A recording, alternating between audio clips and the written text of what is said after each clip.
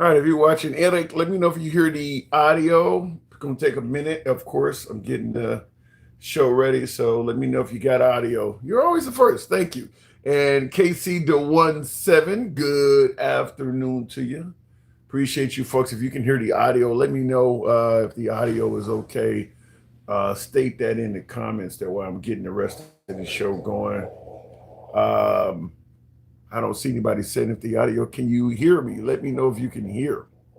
That's what I'm concerned with. Sounds good, says boss.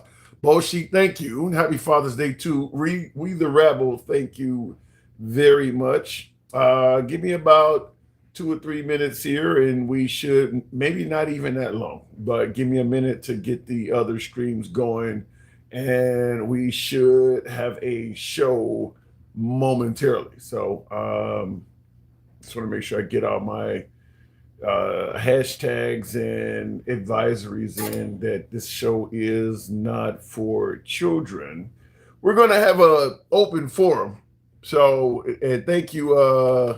You guys are letting me know you can hear me. We're going to have an open forum. So this is where you get to, we're going to discuss the goings on of our nation, but it can go in any direction. So kind of like most shows, but this one, and we do have some, I do have some topics to bring to you. So we're going to be talking about actual topics, but the show, as always, they tend to go in multiple directions. And this probably is not going to be any exception to that rule. I mean, our shows are like that. Lots of different things come up. And in this environment, there are lots of different things going. So we are now live. What up, folks? Once again, it is indeed your boy Tim, the handsome liberal. For the few of you that are here, and I'll probably end up repeating this later on in the show. Well, I am working on a way where we can now run all of the platforms from a single camera, and it should eradicate in the future reverse graphics and things like that. You guys know, it's been an issue with the show since the beginning. That some of the platforms, the data presented behind me is reversed, and unfortunately, I don't know how to fix that on every platform. So I fix platforms I can, and the platforms I don't know how to fix it, or if there is no option to mirror it. If there is no option to mirror it appears reversed on some of my platforms. So once we get to the point where we can do the entire show from one camera across all platforms, hopefully that should go away and everyone will get the same camera angle. The issue is I don't want it to put in jeopardy the comment section. I like to see the comments coming in from all of you folks, and I don't ignore comments. Understand that it doesn't matter if the comment is complimentary or if it's a complaint or an insult. I do read the comments, but the problem is with over half a dozen platforms all live at the same time, you're not going to see every comment. So a lot of folks tend to think, well, you're ignoring my comment, or you can't handle snowflake, you can't handle insults. Now we can handle any damn thing you said, and we'll try to read it if we can. But like I said, there are comments flying all over the place. So we get to what we can see, and of course, anybody who sends a comment with a super chat, it turns the screen a different color. So just about 100%, probably about 95 to 99% of super chats, like on YouTube, they get responded to because it changes the screen colors. But other than that, it's all white lettering on a black background, and we read as many of those as we can. Anyway, looking in the comments right off the bat, I forgot Happy Father's Day, said Eric. Thank you very much, Eric Von Eric. And Happy Father's Day to all of you folks out there as well. I'm obviously not the only one that has offspring. So happy Father's Day to all of you folks. I don't play into the game that the women sometimes play where they state, my child's father's not in my life, so we celebrate Father's Day too. We don't do that here. Mother's Day is your day. Just because dad is not around does not mean you get an additional day to celebrate. So we don't play that because you don't normally see a whole lot of fathers with custody taking credit on Mother's Day. Men don't tend to do that. There's more women doing that, taking credit on Mother's Day. So we don't, or taking credit on Father's Day. So we don't get into that. But happy Father's Day to the males, and we do know what a man is here. Happy Father's Day to the men that are enjoying their day. So fair point. Looking in the comments, somebody says, Toby, good evening, Ricky. Right now, I prefer to go by Kuta Kente. So maybe after a few more lashings, perhaps you'll get me to say Toby. So today is going to be an open forum. As you see, the monitor behind me is asking what's on your mind, but we're going to have an open forum today. But I do got a few things I want to go, I want to run by you because I think they're worthy of discussing. First of all, I just want to know from you folks, and we'll ask some of the callers that come up, and you can even state it in the comments. I'm curious, what does America First mean to you? We've asked it before. It's obviously something that's come into play very strongly under the Trump administration. It's not the first time we've heard the phrase, but under the Trump administration, I'm asking, what does America First mean to you? Because it is what Trump promised to do. And do you believe the Trump agenda, what Trump is currently doing in this country, do you believe he is operating on an America First agenda? Do you believe that is the aim of what he is doing right now? Looks like I got some slow movement, so I don't know what's going on with Clapper, but we'll see if it catches up. But we're talking about America First, but I want you to hear another. I'm going to come to you with receipts. This one here is a story that on given, but I think is worthy of playing this clip because I want to know if you think she's right. This is the former presidential Democratic nominee and former Secretary of State Hillary Clinton. I want you to hear what she had to say in reference to President Biden. The Democratic National and the Democratic Party Committee released an autopsy report on the 2024 election. It satisfied nobody. Not one person did it satisfy except for maybe the Bidens, because it didn't mention Joe Biden's decision to run. When you look back on this episode, it's obviously we don't have the distance of historians, but some time has elapsed. How do you analyze it? I know you had a long political alliance together, complicated relationship, and so on and so forth, but when you look back on his decision to run, did he make a terrible mistake? Now, before she answers this question, I'm going to pose a question to you folks. First of all, when you hear her answer, let me know in the comments if you think she is correct or incorrect. And if you think her comment is respectful of the president, Joe Biden, or throwing him under the bus, or perhaps neither. He made a terrible mistake. He made a terrible mistake for himself, his legacy, and for the country. He had said that he would not run again. And, counterfactual narratives are always a bit tricky. But I believe if he had kept to that plan and said in, say, the late summer of 23 that he wasn't going to run, that he was going to pass, the torch to the next generation, we would have had a real contest. And very sadly, I believe whoever emerged from that contest, whether it was the vice president or a governor or a senator or anybody else, would have beaten Donald Trump. So I think it was a terrible miscalculation on the part of President Biden. But once he didn't move and did not admit that he had said he was going to step aside and then decided not to, and held on for as long as he did, we were in a terrible dilemma. So the question is, do you think Hillary Clinton is getting that one wrong? Right or wrong? State in the comments. Right or wrong? What do you think about Hillary Clinton? Do you believe that she is, speaking of Biden respectfully or throwing him under the bus? But right or wrong, do you think Hillary Clinton's comments about President Biden are right or wrong? I'm looking in the comments. It looks like just about all of the comments coming in are suggesting that she's correct. Wow.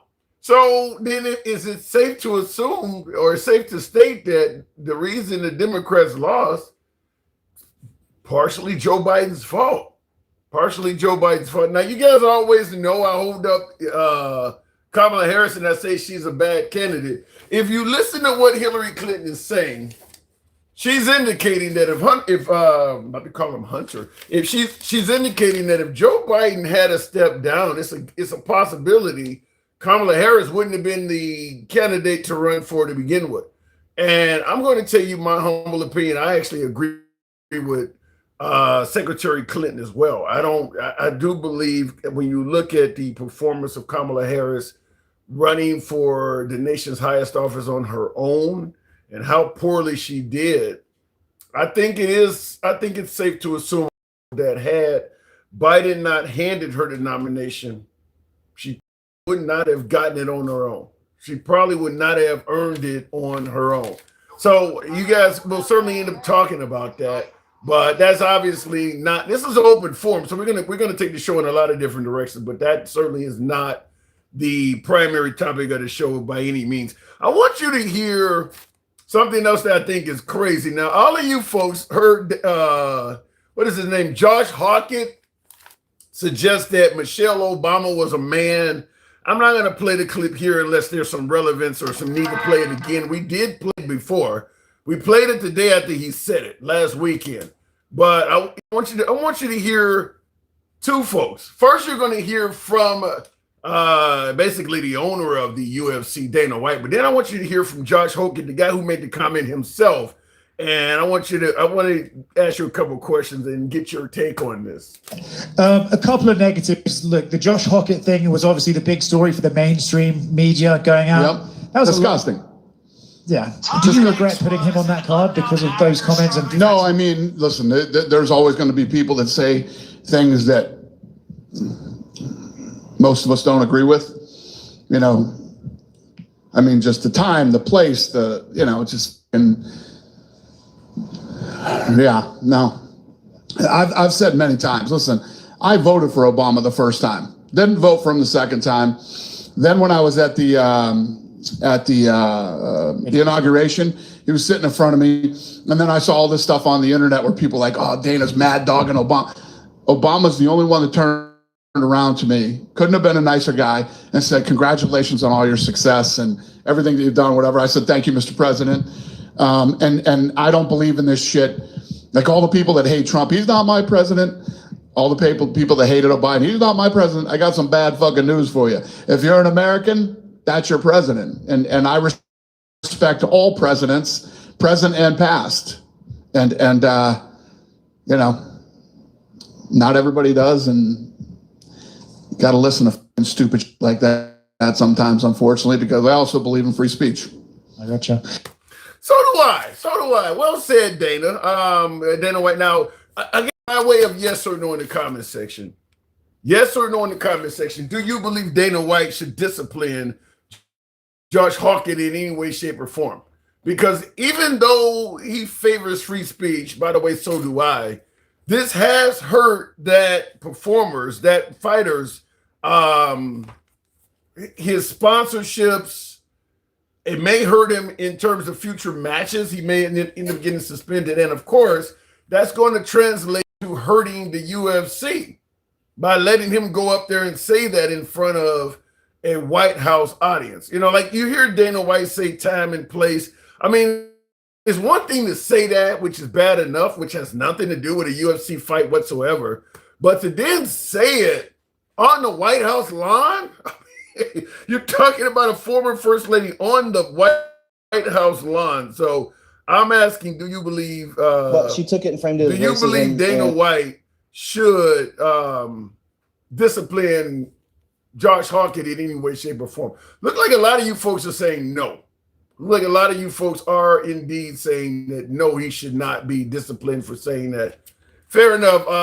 Look, like I said, at the end of the day, Dana White is there for the defense and sake of the UFC. And yeah, I don't believe what the fighter did is for the betterment of his league. Now, If you had done, make no mistake about it, the UFC is probably the only professional sport that you could have done that for and had the owner of the sport come out there like Dana White and say something like that.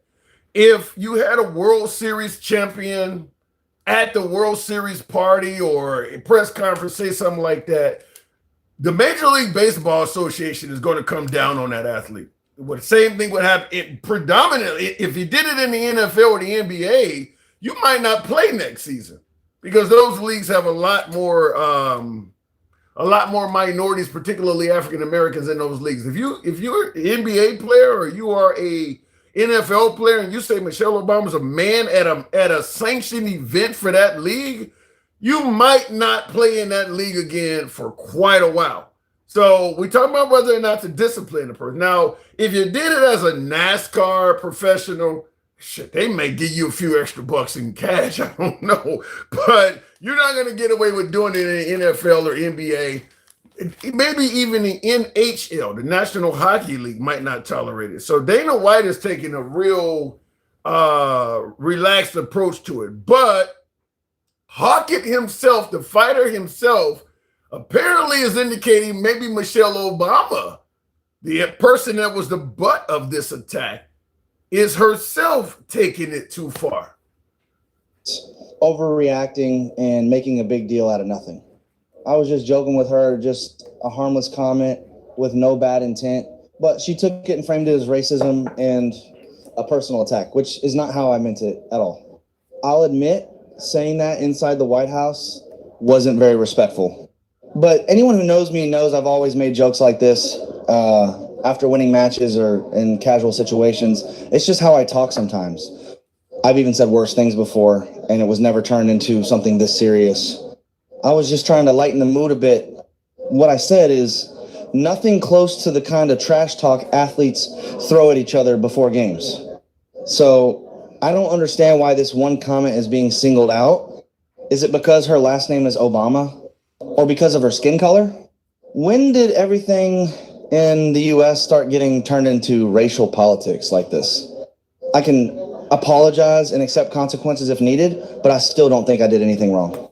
Michelle Obama. Okay, now in the comments, somebody asked a really good question. Melissa says, I thought you said free speech. I'm 100% in favor of free speech, 100%. I don't believe in free speech without consequences, though. I believe you should be able to say the N-word. I believe 100% to that. But I'm not going to pretend like if you go around saying it, there may not be consequences. Do you think if Josh Hockett had said, Melania Trump looks really good naked, great pictorial, in the same spot that she said Michelle Obama's a man, you think MAGA would be talking about how much free speech he's entitled to? You think they would celebrate that? There absolutely is a pictorial of Melania Trump laying there completely 100% nude that you can find on the internet. You think if he had been commenting on how great her body looked, perhaps how great her tits and vagina looked, you think MAGA would be in favor of that? Or do you think they would be on the same side of this issue as the liberals are? Just want to, for you guys to look at this from a more objective point of view. Last but not least, before we start taking callers, we're certainly going to continue talking about the on-again, off-again Iran war, because apparently it's on again. Apparently it's on again. Just yesterday, Iran announced the Strait of Hormuz is closed again. It's closed again because Israel is attacking Lebanon. Here's the issue behind this. Just like anything else, once you say something and go back on it over and over again, it loses value for its current state. If you keep crying wolf, at some point people do not believe you. And the point I'm trying to make here is that for these corporations that are hauling flammable products like crude oil and stuff to go through this strait, with Iran threatening to mine it one day, Trump saying it's no longer mined and open, and at some point they're going to say this is too dangerous to play this game. It's too dangerous to be shipping, hundreds of thousands of dollars of flammable fuel through a strait that has mines, the cost of the shipment we would lose, the cost of ensuring the shipment that it costs to go through this region. At some point, you're going to start having people say, fuck it. You know, we're going to have to basically behave as if it might close at any given moment. So even though it may be open when you leave the port, we got to charge insurance as if it might close somehow, some way on the route, which will translate into higher fuel costs for us all, because those containers have to be insured when they're out in open sea. And if there's a possibility of a nation blowing one to smithereens, killing the crew and all of the product, they got to raise the price up significantly. And it might even lead to some folks saying, we're just not going to take that risk, maybe go all the way around in a different direction or something of that nature. And that too will add to the cost significantly. But Obama is in the news, obviously, with he weighed in on this with the New Deal, somewhat giving best wishes to the New Deal, but also speaking in terms of what we had before this. And this is a cut from Barack Obama. What we know about the deal so far. I am very happy to see a ceasefire, and I'm hopeful that it holds. But in terms of what was the original rationale for this war, which was there was a deal in place in which Iran had agreed not to develop nuclear weapons. This administration, or a prior version of this administration, pulled out of it, which caused then Iran to develop more nuclear capacity. We've now fought a war, spent billions and billions of dollars, put enormous strain on our military. A lot of people have died, and it feels like we're back where we were before we started the war, except maybe a little bit worse off. So he said potentially even worse than we were before the war started. So we'll get into the show. This is an open forum. We're taking comments from all sorts of directions. Do got a couple of clips, but I'm not going to run them by right now for the sake of getting the show on the road. And like I said, this is an open forum, so we're going to be talking about what's on your mind in regards to these topics and more. So looking in the comments, Stevie D, you're charged by age. What you guys are talking amongst each other? What's happening, Tim? Happy Father's Day, CBOG Kush. Same to you if you are a parent. For all of you folks watching, thank you, CBOB Kush. Free confirmed true speech. Do we really have proof, Tim? What do you mean free confirmed? I don't get that one. But I do believe that free speech comes with consequences. You can't, just like you can't yell fire, fire in a crowded theater. If you yell something out, and let me ask you this, folks, because there is a potential for the Obamas, Michelle and her husband Barack, to sue. It's clearly defamation. Saying that she's a man when she's not, it's clearly defamation. How hard would it be for her to prove that she's not a man? I mean, she can find any physician. She could literally tell Josh Hockett, you pick the physician and we'll prove it to him and he can come in open court and testify. I mean, like, he's wide open for a defamation suit at this point. But do you think the Obamas, who don't need the cash, but do you think they should sue this fighter? Tap the screen, get the lights on up to 10,000. We'll go straight to the comments. Democrats don't know what a female is. Apparently, Josh Hockett doesn't either. Apparently, a lot of Republicans don't know what a female is either to make a statement like that. Jeremy, good evening. Welcome to the show. What do you think? Do you think that Michelle Obama should sue that fighter? I don't care at this point. I really don't. It seems like breaded circuses. I don't really care. It seems like what? Breaded circuses. Circus orchestrated by who? Who's the ringleader? No. It's a phrase. It's a phrase that comes from the Roman Empire. The idea of bread and circuses was that when the empire was falling in Rome, in order to distract the public from the bad policies that were being put in by the leadership, they would put on tons of shows at the Colosseum and hand out free bread. So like whenever it was asked, like, how do we distract the public from real important issues? Give them bread and circuses. Do you believe that's what's going on now, that our empire may be falling and our administration is trying to distract us? No, a little bit, but I think that's happened like numerous times. I think we've dipped a little bit as an empire, and I think that if we keep going down, we could fall. But I don't think we're quite there yet. What would you do? What would you do if that was your wife and she got embarrassed like that? Would you, you knew you had the potential to sue if you wanted to, would you just let it go, or would you sue? It depends on how much the actual effects. If it, like, when it comes to, like, if this was like a one-to-one comparison, I just wouldn't care. I would just say, like, first off, there's something called "Don't Feed the Trolls." But Tim, I don't really want to talk about that because I think there's more important issues we could talk about that I think are deeper. So you think it should just be ignored? Yeah, I genuinely do. Unless he did something like he tried to go to like medical doctors and to like the medical boards and try to like change papers on my wife's behalf to like make it so that she gets bad treatment because of his accusation or something like that she's a man. Have you ever seen the ads, like right after a Super Bowl or a World Series, they go and find a star player and they say, "What are you doing? You just won the Super Bowl." And he goes, "I'm going to Disney World." Have you ever seen those type of ads? Yeah, I've seen that. The point I'm trying to make is, he said this in front of an audience of double-digit millions of people. This isn't something he said quietly at a Trump rally or something. He said this in front of a huge audience. Saying this about your wife, you would potentially just let that slide, not knowing that the audience cheered it on. It was on the White House lawn. The president was watching and kind of smirked. You would just kind of let that slide. Yeah, well, Tim, first off, this is open forum, right? Yep. Yes, sir. Yeah, so look, I'll answer your question, but then I kind of want to move on to a deeper topic. Okay. So to answer your question, I think it was very inappropriate what he did, but like there's a difference between what he should have done and what Michelle should do as a response. What should she do? The response, I think she should probably ignore it or so she go. That's right. You would just. So in other words, she should just let it go.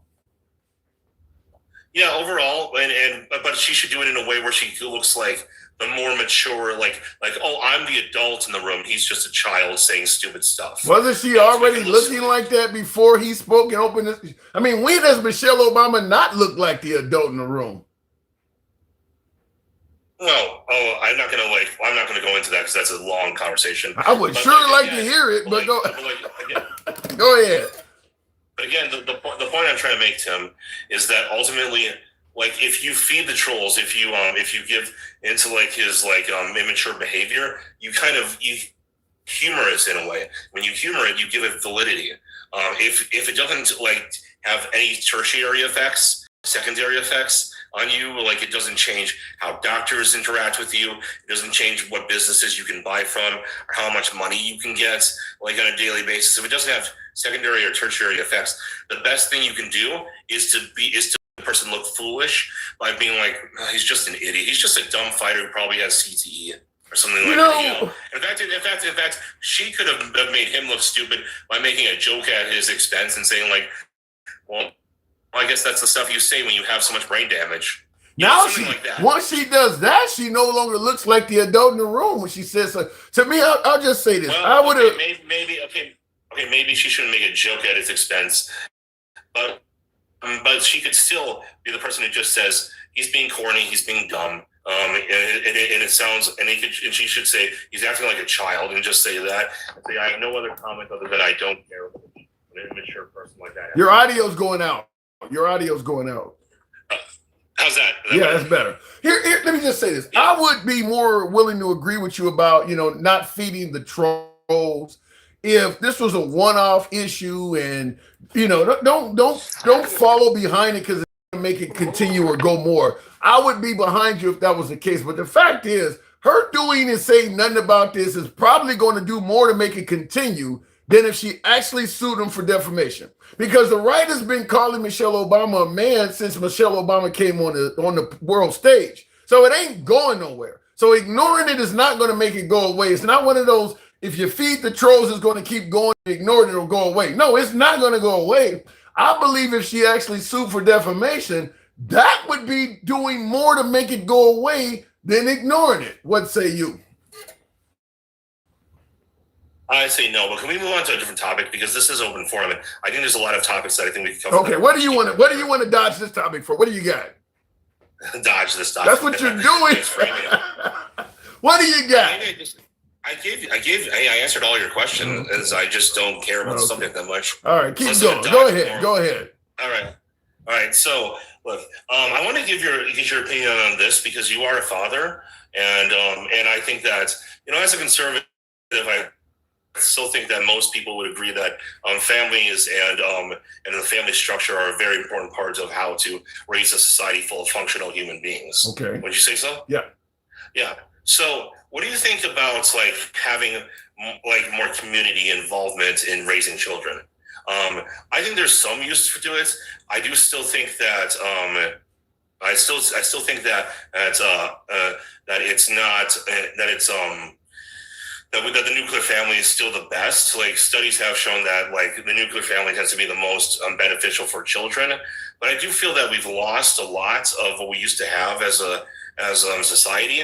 The more we have involved technology and screens and become more atomized. When my dad was growing up, he said that you could leave all the windows and doors in your house open in the middle of the summer and no one would ever break in, because it was a high trust society. Well, because people were home too. I will tell you this is also because people were home. It ain't just. I think one of the things that's broke up the nuclear family is not just the stuff you mentioned, which I'm not disagreeing with. I think capitalism has done it. I think that when during the age that your relative was talking about, dad may have worked and mom stayed home. Dad wasn't required to work on weekends. Everybody worked bangers hours. Most of the businesses are closed. You couldn't buy a color TV at 3 a.m. like you can now. You couldn't go out for a steak dinner at 2 o'clock in the morning. Everything's open because in a capitalist society that we have now, people are trying to make money constantly. You can barely even spend Thanksgiving or a holiday with your family because your boss wants you to come to work that day.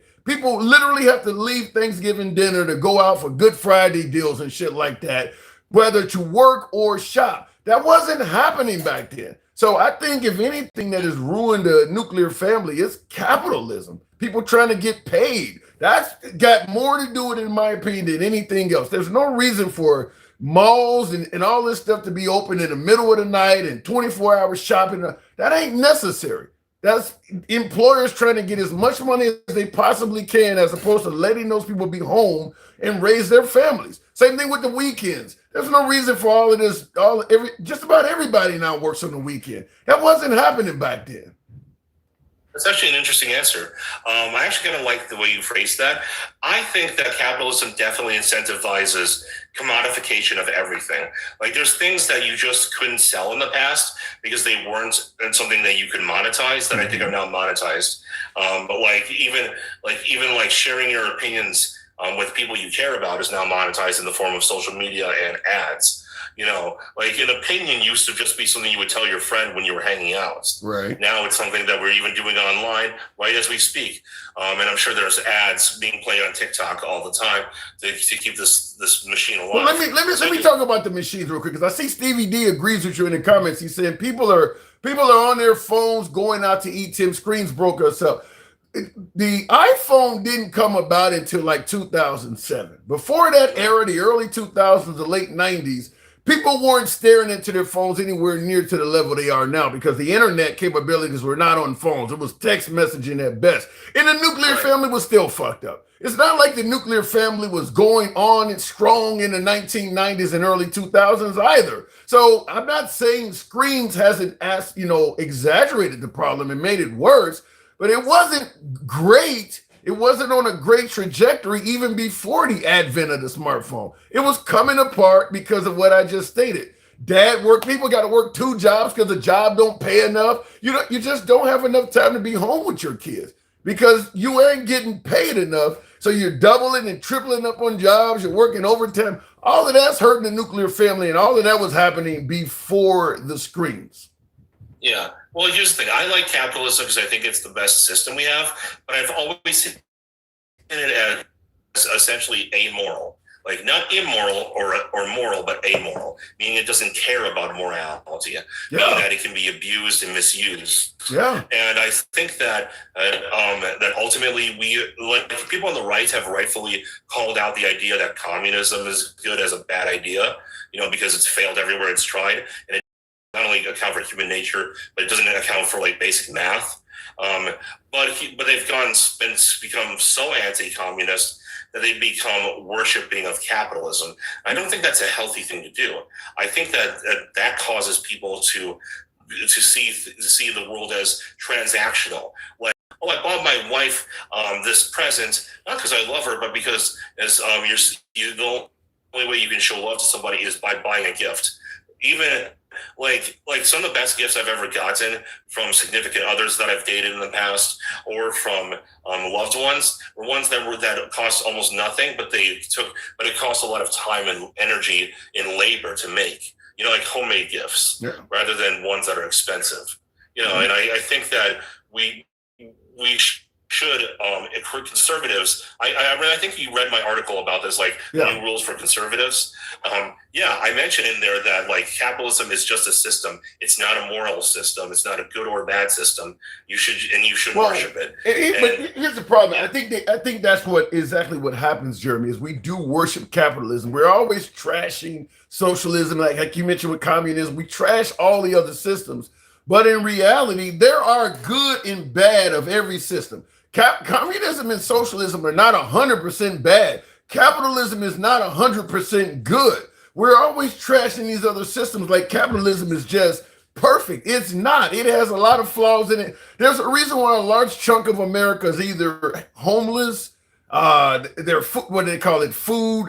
You're none insecure. Yeah, food insecure is what I'm looking for. All of that stuff's happening in they don't have health care. All of that's happening in a system that's bragging about how great it is to be capitalist. So our system is not perfect either. Right, but I don't think there is such thing as a perfect system when it comes to how to distribute goods. But there's good and bad in all of them.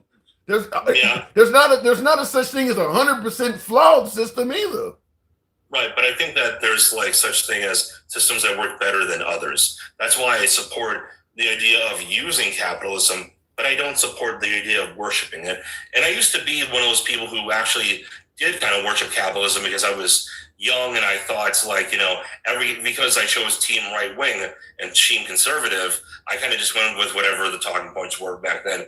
Now I see things a little more clearly where I have more of my own opinions. Yeah. So I think that it sounds like what you're saying, correct me if I'm wrong, but we need a system, we need an economy where the cost of living severely drops so people can afford to not work as much. So people can afford to work enough where the system works and people make enough money, but then they can go home and spend time with their family doing things that they actually want to do and not just working for the sake of working. I think if the goal was simply to tailor the system closer to acknowledging the existence of all people as opposed to the wealthy, and our system favors the wealthy. There's no denying that. Our system favors the wealthy because they can lobby and things like that. If you take that out of it, I think it would become significantly better because if you actually poll the average of all people, stuff like universal healthcare and stuff like that are widely favored, but the wealthy have lopsided amount of input and control so that things that the majority may favor in this country does not actually happen because they have a louder voice because they have more money. So the system is tailored more to them. So the minority to some degree are kind of ruling the system. Well, I don't disagree that the wealthy have the worst, not the worst, but the most influence on us. Yeah. And I will say this, I think the system has capitalism to crony capitalism, which is a form of capitalism that's rigged. It's kind of like a monopoly game. And if everyone obeys the rules, everyone will succeed or fall based on merits. But they kind of like a lot of lobbyists have kind of used the government to rig the system in their favor. I think that that's an unhealthy thing. I believe in a capitalism with rules, and that we all have to follow. I don't believe in laws. And that's where the benefits of socialism come in, because a lot of those rules are what you find in socialist systems. And in this country, we start putting up rules and things like that. People start yelling socialism. But a lot of if to favor the little guy from being, dominated by the big guy or by the wealthy, you got to take the rules you often see that are working in socialist environments. And we don't want that in this country. We want to be capitalists. Well, this is what happens. Last word to you. I do got to move on. Well, I'll finish up by just asking you a question. So back on the family thing, I'm guessing you're probably no longer like a regular father. You're probably like a grandfather, or your kids are all grown, right? I got one that's still a couple of years left. Okay. So, when it comes to community, how much did you allow your extended family to be involved in helping you raise your kid? Because I think that's something that I think has been kind of lost, and I think it could be useful to have a larger family to help give dad and mom a break every once in a while. That doesn't, unfortunately, that doesn't happen as much anymore. Like my kids, a lot of them are distant. They're in different cities and things like that. But once again, like I said, because people are working 2 jobs and a bunch of overtime, they don't even have time to come home and raise their own kids properly. When we were kids, we spent the whole summer with each other and cousins and shit. It just doesn't happen like that now because people are working their asses off. Oh, well, I hope that changes soon. And I think that ultimately capitalism functions on every system of government, every system of economy relies on the people that it rules over. So I think if we all collectively really did try to make sure that people actually had time to do things outside of work, and actually were able to afford living and have a cheaper cost of living, I think we could change the system for the better. What do you think? I think you need to vote Democrat. I gotta go, Jeremy. Appreciate it. All right. Tap the screen, get the lights showing up to 25,000, if you will. Stevie D says capitalism is great. Late stage capitalism is evil. And we are getting closer to the late stage capitalism. I agree with that. But here's the thing, Stevie. Trump was the guy that was going to change all of that. Do you think he succeeded, or do you think he exaggerated it? He was the guy that was going to change all of that shit. Remember, he couldn't be bought because he came with his own money. He's not even going to take a salary. That's how much he can't be bought. He has his own money. He was going to change all of that stuff. In the comments, coming on early isn't going to save you from this. Coming on early is not going to save you from me saying support your local liberal, handsome conservative. I do appreciate that, by the way. Help your boy out with the hat, mustache, TikTok cap goals. I haven't solicited at all, so let's get that started. This is MAGA-friendly programming. We don't block, ban, or censor anyone. Our comments go left of Mom Donnie till I'm having dinner with Q. Thank you, Alter Ego. You can be critical of anybody on this program, including yours truly. We'll take a comment and a compliment occasionally, but we don't have any issues with the complaints and insults. We do read those as well. That's how free speech works. I want a stupid black Trump lover to call in. I like listening to the corny bullshit, says. I don't get a lot of black MAGA. Most of the MAGA I get are not black. I've had a few. Unfortunately, Duke Vader was black MAGA. Used to call in all the time until some folks discovered he had a history of pedophilia, so it's hard to talk to him anymore because his charges are going to come up. 31-year-old guy with a 14-year-old girl. So, but he was black, man. He used to call in all the time. The problem is things need to go back. Internet allows for theft, low pay wages, no time for family, no neighborhood pride. I just think you got to go back to people caring about each other.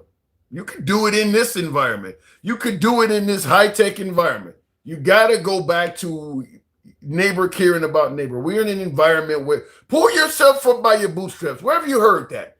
Does that sound like you care about is that a phrase you would say to somebody you care about? Pull yourself up by your bootstraps. We got to go away from that. Doesn't matter what type of environment we're in, whether we're talking 2026 or 1826. Pull yourself up by your bootstraps is pretty much, I got mine, you need to figure out how to get yours. I think we got to get away from that in a country that we all live together and work together and want to prosper together. That sounds more like an individualistic statement. Looking in the comments, capitalism is awesome. So why do you have so many people that are homeless And so many people that are going hungry if capitalism is awesome. Because it's only awesome for the folks that are succeeding. It's not awesome for the people that are not succeeding. And the people that are succeeding often make it harder for those on the bottom to climb their way up. So if somebody's telling you capitalism is awesome, they're probably more closer to somebody that is succeeding at it than otherwise. Tap the screen. What did I say? Get us up to 25,000. We'll take the next caller until we're looking at comments briefly. Racism is treating people differently and unfairly based because of their race, or supporting systems policies that produce unequal outcomes based on race. Sounds legit, Jazzy Smith. Sounds legit. Which is why I don't believe that you can't be racist if you're a minority. I believe all people can be racist. I believe a black person has the capabilities of being racist as well, which I get a lot of flack from my minority audience. Stevie D says, Tim, don't you think people in real life are way nicer to each other? My life experiences are positive. Yes. Yes, I do. Yeah, I actually do think they're nicer to each other in real life, but the powers that be in this country are convinced them to often do otherwise. So the powers that be, the people they vote in, like I'm going to use Trump because he is our current president. There's nothing about Trump that says be nice to your fellow man. There's just zero in him that says be nice to your fellow man.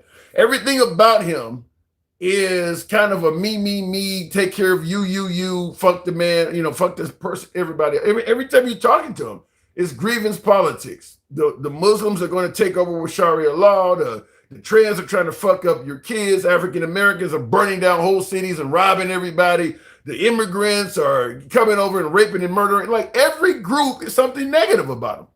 You're not going to unite the country by doing that. Every single group, like with the exception of maybe Caucasians, every other group is, when he's referring to them, it's all negative. So I don't know if we've ever had a president that is that negative. And I'm not saying that other presidents haven't been divisive as well, but I don't know any other president I can think of where I could just roll off the top of my head all the negative aspects he stated about every single individual group like that. With Trump, it's pretty fucking bad. I mean, it's pretty bad. Yeah, I can agree. The TV's goal is to divide. Yeah, TV, politicians, news, a lot of that. I haven't even burned charcoal in over a month. What are you saying there, Debo?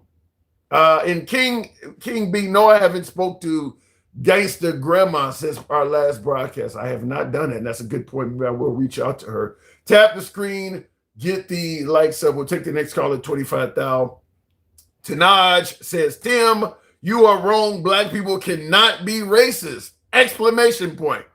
They can be bigoted or prejudiced, but they can't be racist because they don't control the associated economic life of other races. I vehemently disagree. I believe you can, as a black person, control systemic issues and things like that that may affect somebody white. I mean, look, I'm from Chicago. The government of Chicago is black.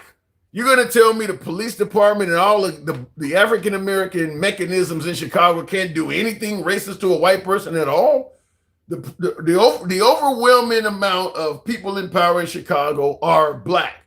They have a lot of systemic control in Chicago. They can't do anything racist to white people. You can't have a cop mistreat a white person and do it in a way that we would absolutely refer to as racist if a white cop did it to us. Give them unnecessary parking tickets, moving violations. They can't do that. Deny them permits. They control just about every facet of Chicago. They can't do that.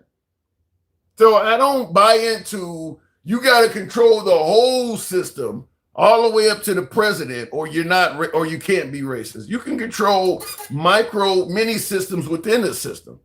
Let's say you work for a factory that is owned by a black family, and you're trying to get everything from time off work to seniority provisions or benefits and raises. And that black family is mistreating you because you're white. They control the systemic issues of that corporation you work at. They don't have to be president of the United States to do that. You can control many systems inside the system where you could be dealing with racism. So I don't buy that. You can't be racist just because you're black or just because you're Hispanic or something. I believe anybody can be racist. Looking in the comments though, love all, trust no one. Trust is earned. I like that. Why are we convoluting this? Anyone not liking any race is racist. Says, yeah, I don't disagree with that. Systemic is bigger than a single corporation. Not if that's what you're going through. I tell you one thing, it wouldn't be that way if it was happening to a black person. We wouldn't entertain where systemic is bigger than if, bullshit. I mean, so when Obama was in control and he started appointing more and more African Americans, what are you saying that all of a sudden now whites can't be racist? I hate having this conversation because I just vehemently disagree with it. I think anybody can be a victim of racism. And I think when you tell one group they cannot, you start losing credibility with that group should you be a victim of it. If something happens to a black person and we claim it's racist and the exact same thing happens to a white person and we all of a sudden say, well, no, that ain't racist when it happens to you. I just can't agree with that. Looking in the comments here real quick. Any of that happened, your response is in a dole. A lot. It's happened to lots of people. Octo, Logic Smith. Going the box. There's a lot of companies that are primarily ran by African Americans that have a few white boys. It happens all over the place. Let me go back to the box and we'll go to someone that was just asked about. Gangsta Grandma, we're checking in on you, of course. Good evening. You know what your ratty raccoon looks You at. sound normal. Oh, we should be racist.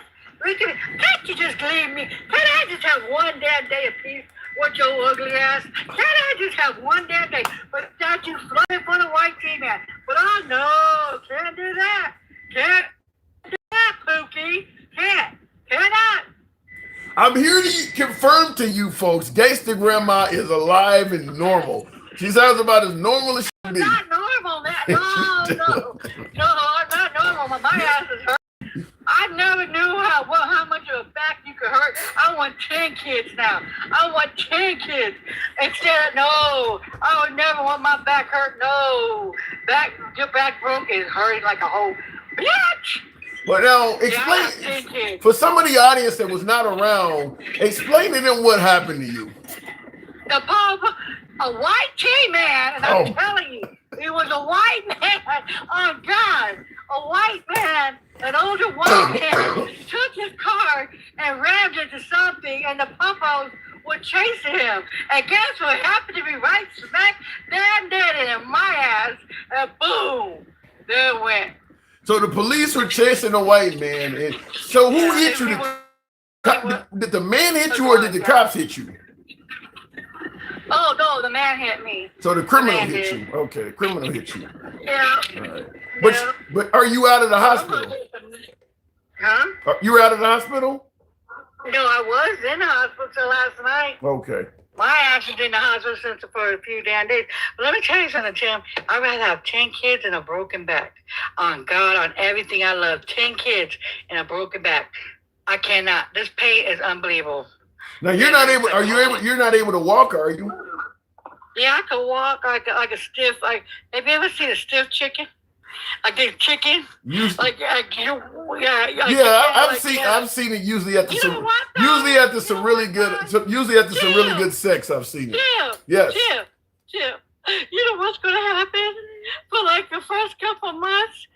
I can't have no more sex for a while. My back is broke. So they can't say that about me. That's so bad, too. Wow. You know what? I broke my back. I can't have no. Oh, well, you know what they say in the hood, what that mouth do? You've heard that before, right? Yeah, thank you guys. And shut the fuck up. I can't even bend over.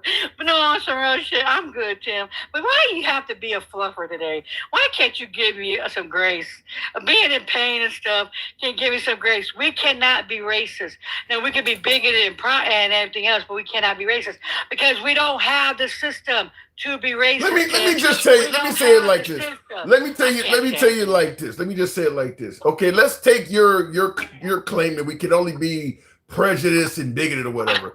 If the effect on the white person is the exact same as it is on a black person, they lost a job or they got a ticket they didn't deserve or got arrested for something they didn't do, then it's the same damn thing. Call it whatever you want. Call it whatever you want.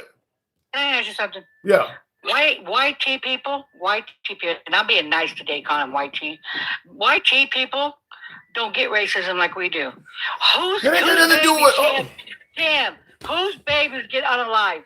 Hold on. Let me tell you something. Let me say this. That ain't what I'm saying. You're gonna tell me if let's say for instance, 3 white supremacists beat up a black dude because they don't like his skin color versus 3 big black dudes beating up a white person. The beating is still the same. Call it whatever the fuck you want.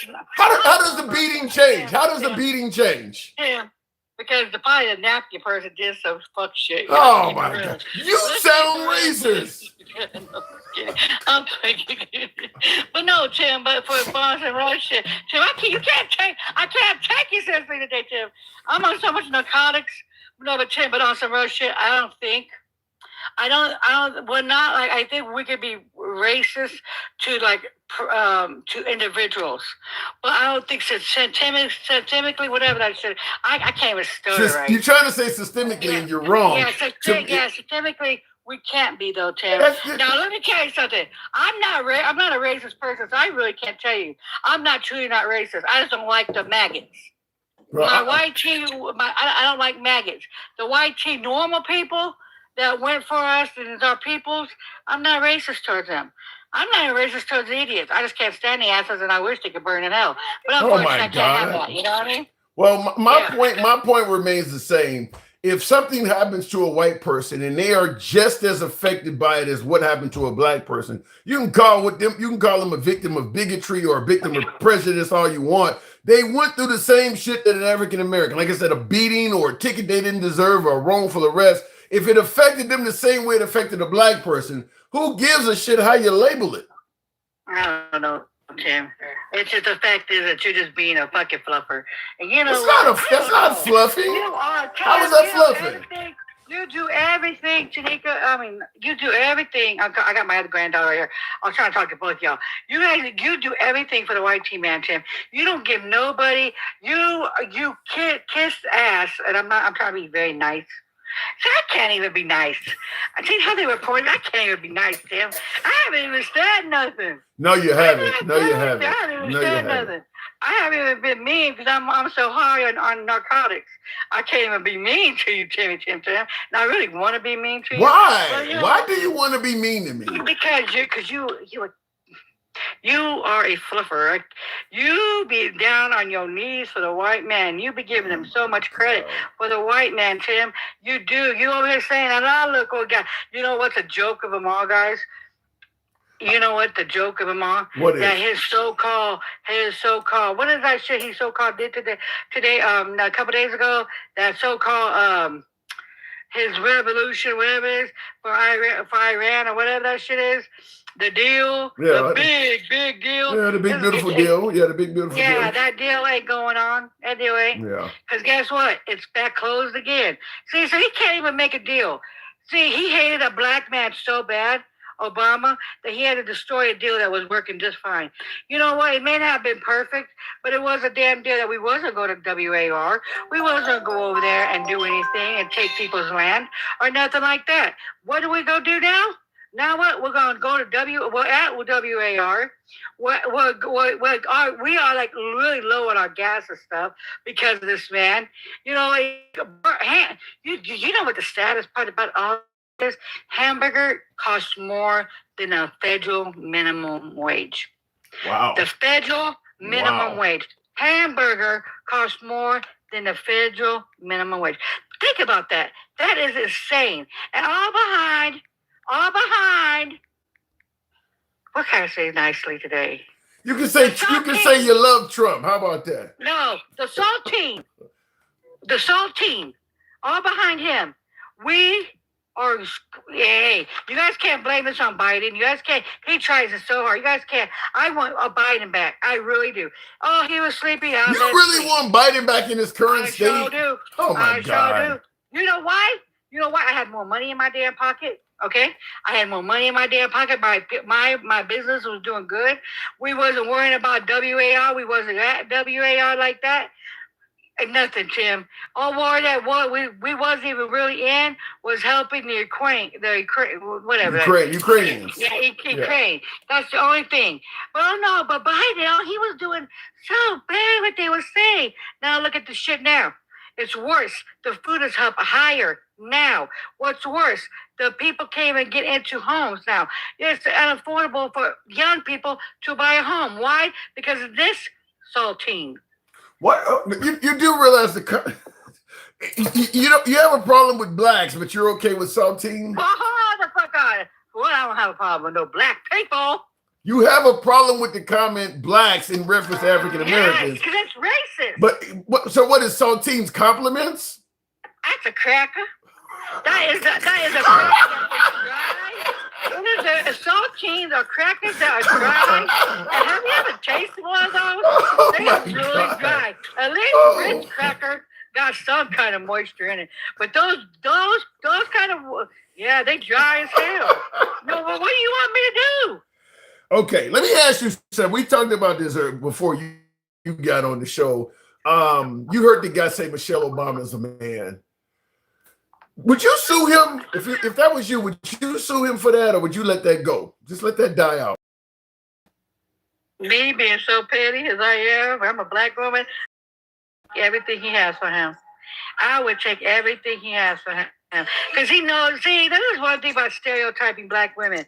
When they always get stereotyped. You know why? Because, well, black women are more masculine and stuff because look what they've done, Tim. They have to carry a lot of shit on their backs. You know what? Even, you know what I mean?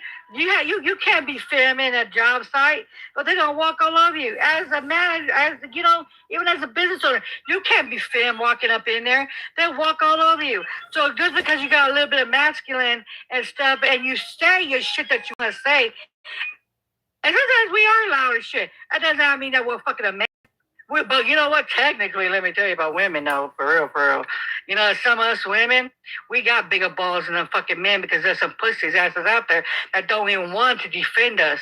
They run if they hear a bullet. But yeah, a woman would take or a man will. So yeah, you know, us women, yeah, we're more of a protector than a man is. It is what it is. All right, fair enough. But I wouldn't call her a man though on some real shit though. Why is she? She's a beautiful black woman. They're just mad because they can't get up a beautiful black woman. Have you ever seen them mutts that they be sleeping with? Dirty ass mutts, smells like a dog. The current first lady is a supermodel though. What current first lady? Melania Trump. The roast beef looking twat that I seen that was like fuck. You know what, Tim? Surgery couldn't replace that twat. Surgery. I could go get me a JJ, whatever that shit is called, and my shit probably looks fire. Her shit looks fucked up, tore up. No, wait a minute. Wait, hold on. Gangster. You don't normally have people going and getting surgery on their genitalia because they're not expecting people to look at how their pussy looks. So you're indicating her vagina doesn't look right. Yeah, she is not a supermodel. She was as a mail order bride. Epstein found her for him.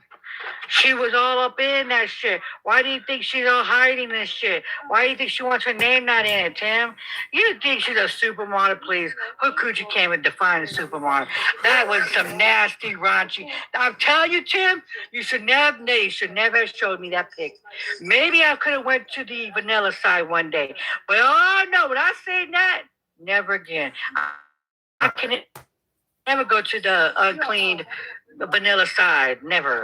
Well, before I move it on from you, I want you to hear this clip we played at the beginning. I want to get your opinion on this because this is why I often hold up that photo.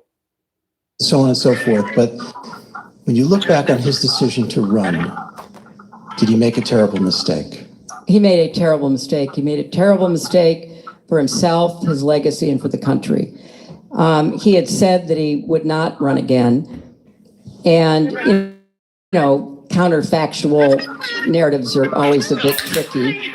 But I believe if he had kept to that plan and said in, say, the late summer of 23 that he wasn't going to run, that he was going to pass, the torch. You got a lot going on in the background, but do you agree with Hillary Clinton? About who? Who is that for? This is for Joe Biden. She's saying that Joe Biden made a terrible mistake. And I think she should shut her fucking mouth. That's what she should do. You know what? Joe Biden did it, though. Joe Biden kicked ass. So let's not do. You're not going to tear apart Joe Biden. I know you're with your ratty raccoon looking ass. You want to tear him up. But you know what? He did more than Obama did for us. And Obama tried his damnedest. Oh, yes, he did. If you look at the things, he pulled more out than any other president. He did. And you guys don't want to give that man no credit because he's a white man, but he's done a lot. He's done it, though. He went across to the Republicans. You believe that Biden done more for blacks than for black people than I do say blacks. You heard the correction, goddammit, get off of it. If are you suggesting that Joe Biden did more for African Americans than Obama? About Obama, he did try, but they made it hard for him. They made it hard. They said he wasn't going to do nothing. They did it, though. They did it. The white T man did it. They didn't want him to do shit. But Biden came up in there. Biden said, hold the fuck up. Let's get it going. So you really think the black community benefited more from Biden than Obama? Hell yeah, we sure did. I got my 2 businesses open without all the red tape and stuff. He did a lot. He sure did. Now Obama, the medical stuff, yeah, was it the best? No, but it's better than what the fuck we got now, though. Don't you think? Well, you know Trump has spoke on this before, though, gangster. Oh, fuck Trump, man. Fuck that saltine, bitter ass bitch. You know what I'm saying? You know, Tim, I'm so sick of your ugly ass. You're always trying to get this man some kind of grace and mercy. You know what? I'm sick of his ass. I wish you'd go to the other side and rot in hell, but, I every day we're waiting for that thing to say, is he still breathing? They say he woke up. Damn.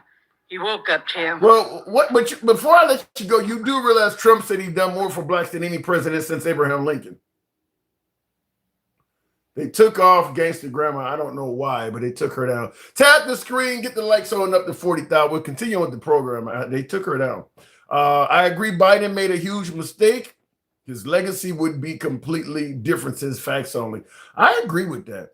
I think if Biden had served a single term and endorsed, along with Hillary Clinton and Obama and Nancy Pelosi, the top Democrats, and endorsed whoever the leading candidate was going into 2024, I do believe his legacy would be much stronger. I do agree with that. In the comments, we do have a poll going on right now. Help your boy out with the hat, mustache, TikTok, cap, go support the program. You guys know I got to ask that. Show the program some love. I got a poll going on right now on YouTube. Can black people be racist? And I actually typed it wrong. Can black people be racist? Can black people be racist? Right now, we got nearly 100 respondents, 80 or 90, I think it says. 71% says yes. 29% say no. So less than 30% of the respondents so far would agree that blacks cannot be racist. I think it's a crazy question to even ask, but so many people seem to believe it, mostly African American, of course, but I think it's a crazy thing to even pose. But we'll see how it goes throughout the show. I voted yes 10 times on your question on YouTube. What are you, a Democratic voter, handsome conservative? Vote more than once? What are you? You living out in California all of a sudden?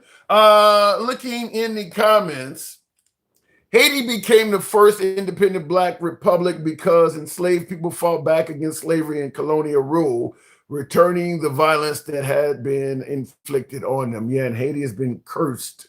Haiti has been cursed by the white countries ever since. Haiti has been cursed. I mean, what we've done to Haiti, it's just been cursed. Bama Landscaper says, I wish you could post more than a few words at a time. You can on YouTube, if you will. So go to the Handsome Liberal on YouTube. You can type a lot more. How could the United States love Donald Trump after he made us look so awful in a war that he said he was winning and now he has to pay to stop it? Asked Carlos.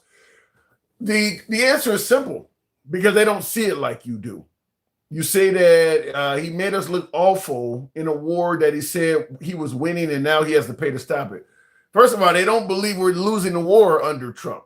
They believe that Trump destroyed their conventional military, the navies under the sea. So they believe that Trump is winning the war, destroyed all of the leadership in Iran at the top level.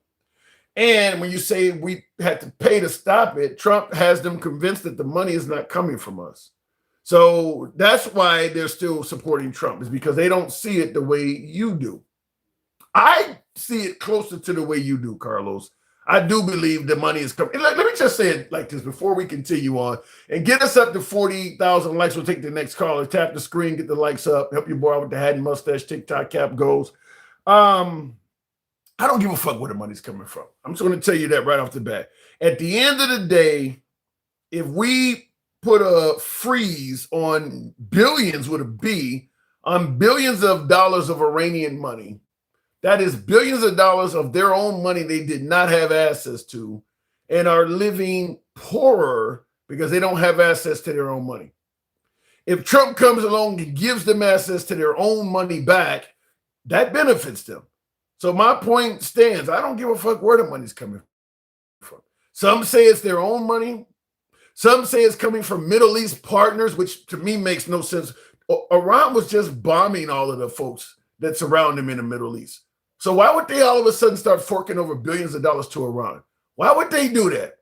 That's coming from the Trump administration and Trump supporters as well, is that it ain't, the money's not coming from the United States, it's coming from other Middle Eastern allies. Why?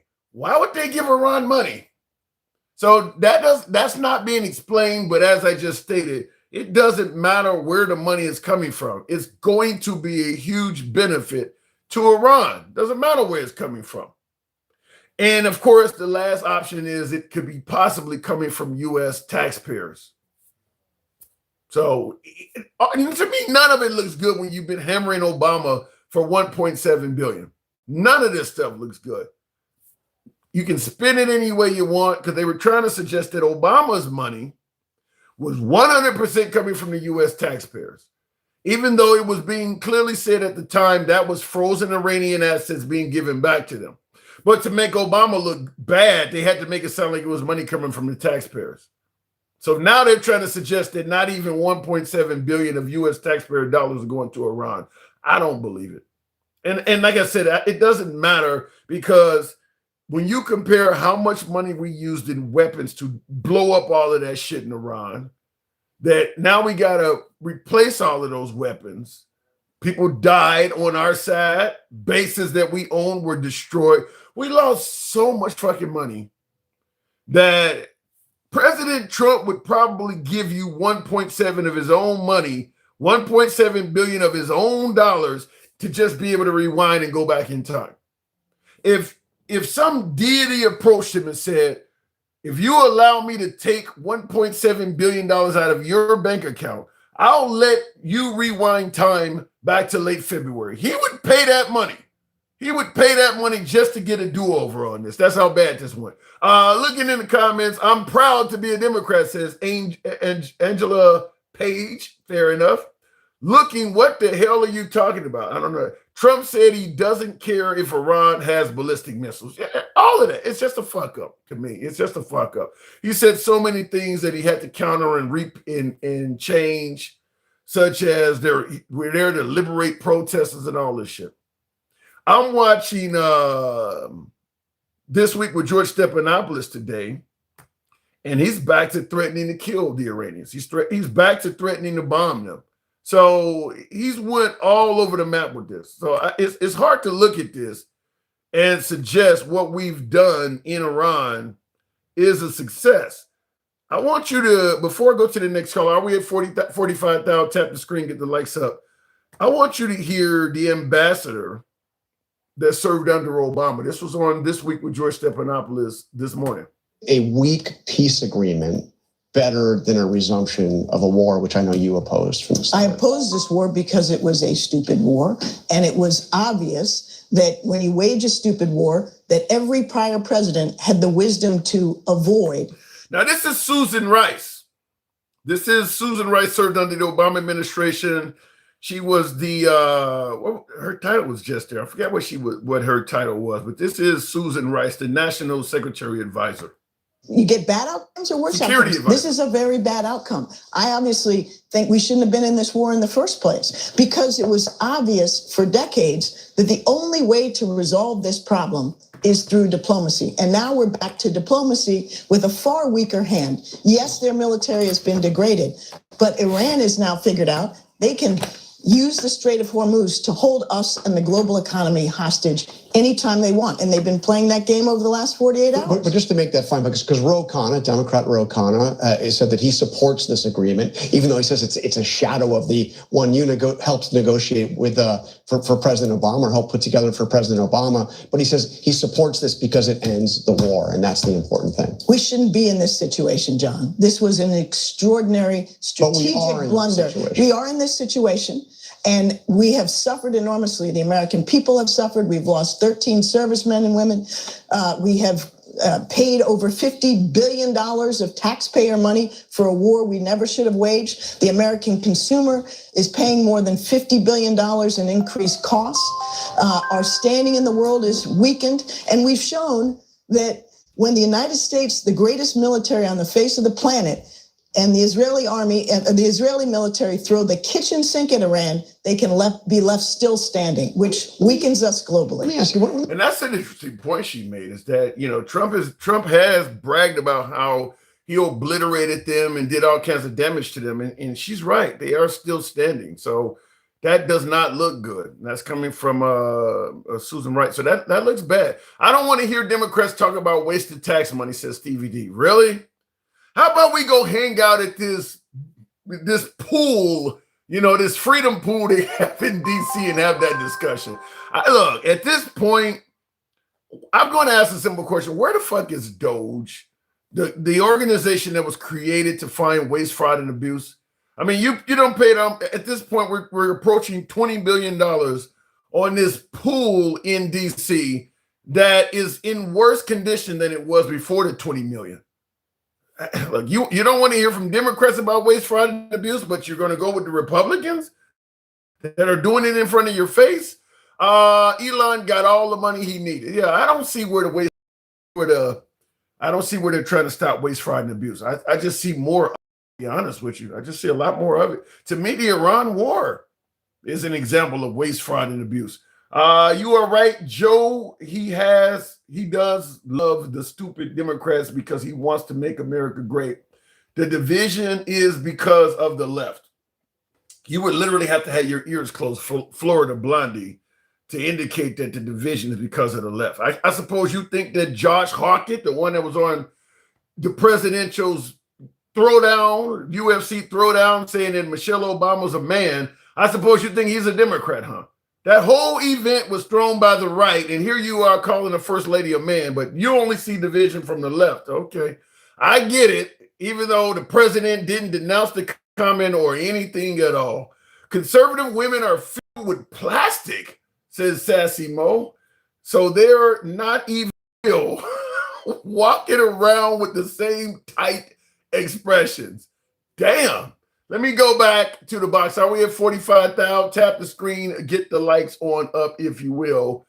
Stick the ruler. Help your boy out the hat and mustache, TikTok cap goes, folks. The Gulf of Mexico, yes, it is. I just traveled to South America and looking up the Gulf of America, it never showed up. It kept saying Gulf of America. And that will change once Trump is gone. I think even in America, the Gulf of America, that saying will go away with Trump. Stick, good evening. Hey, good evening, Tim. Happy Father's Day. Same, thank you. Appreciate that.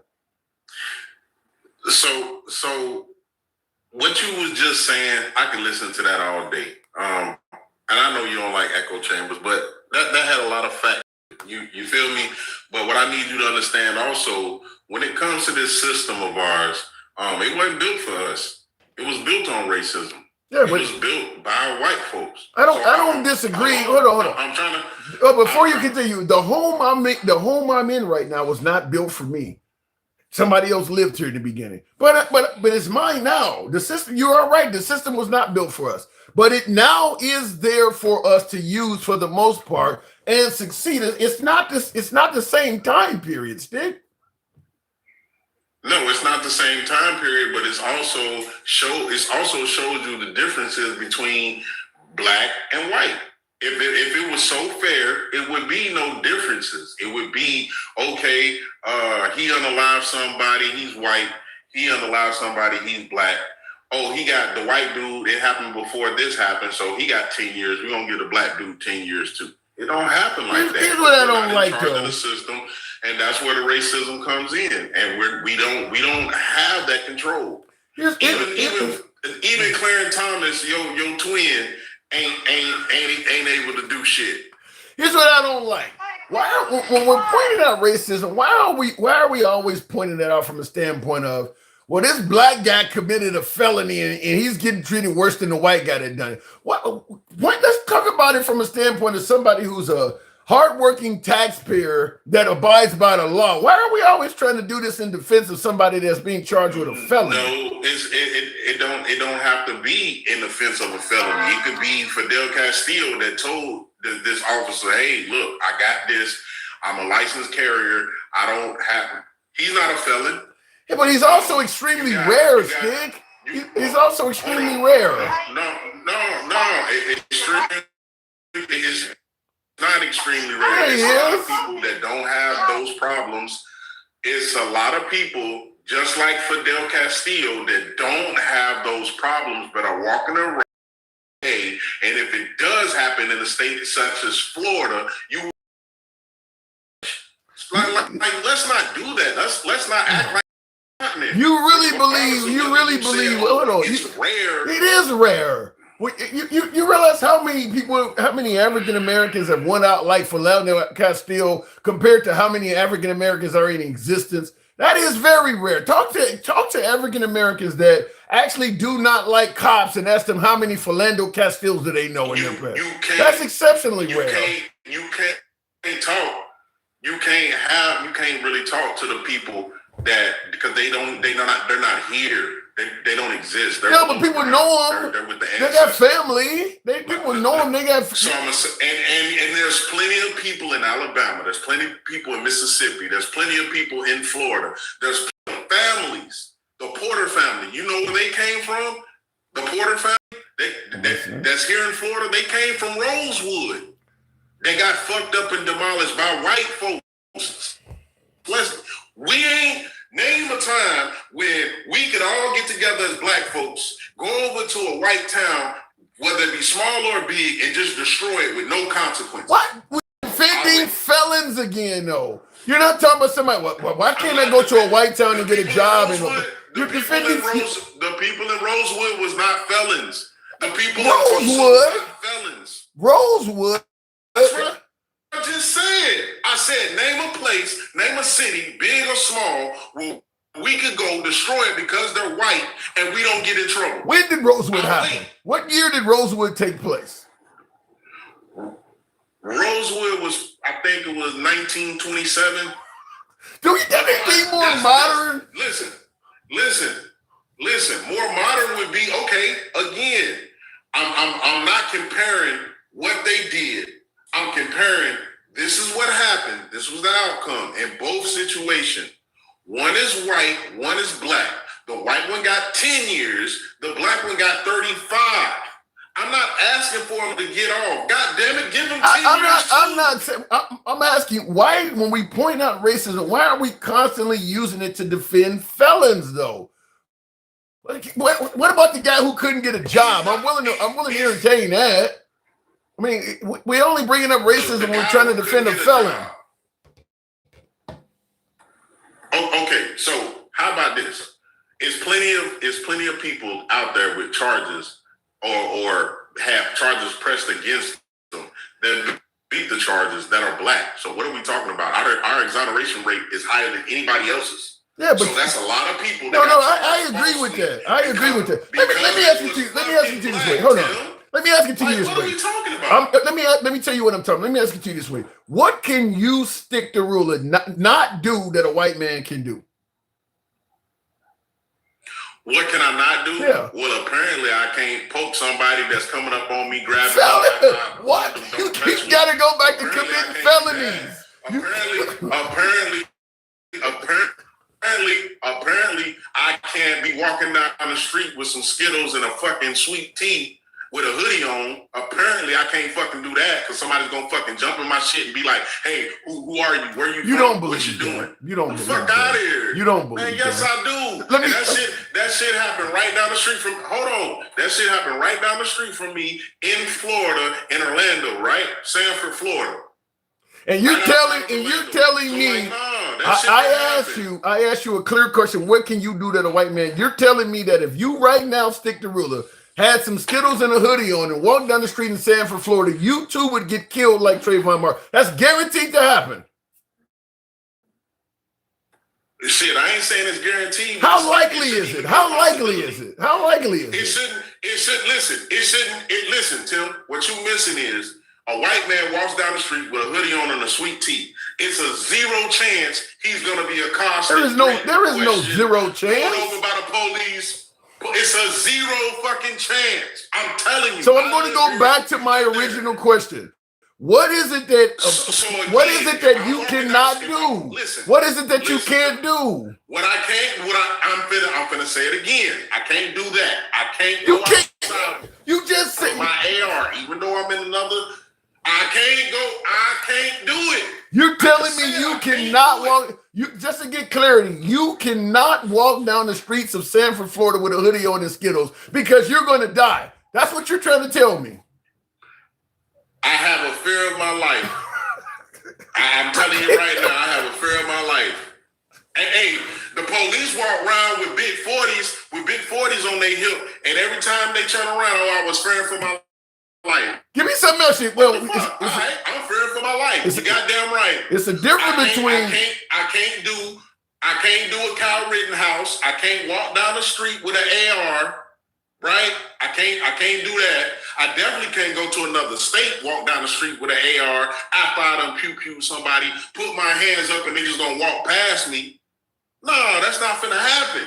I can't go in a church. I can't go in a church, unalive some people, injure some people, come out to the church, and they take me to. Do you want to be? Let me ask you.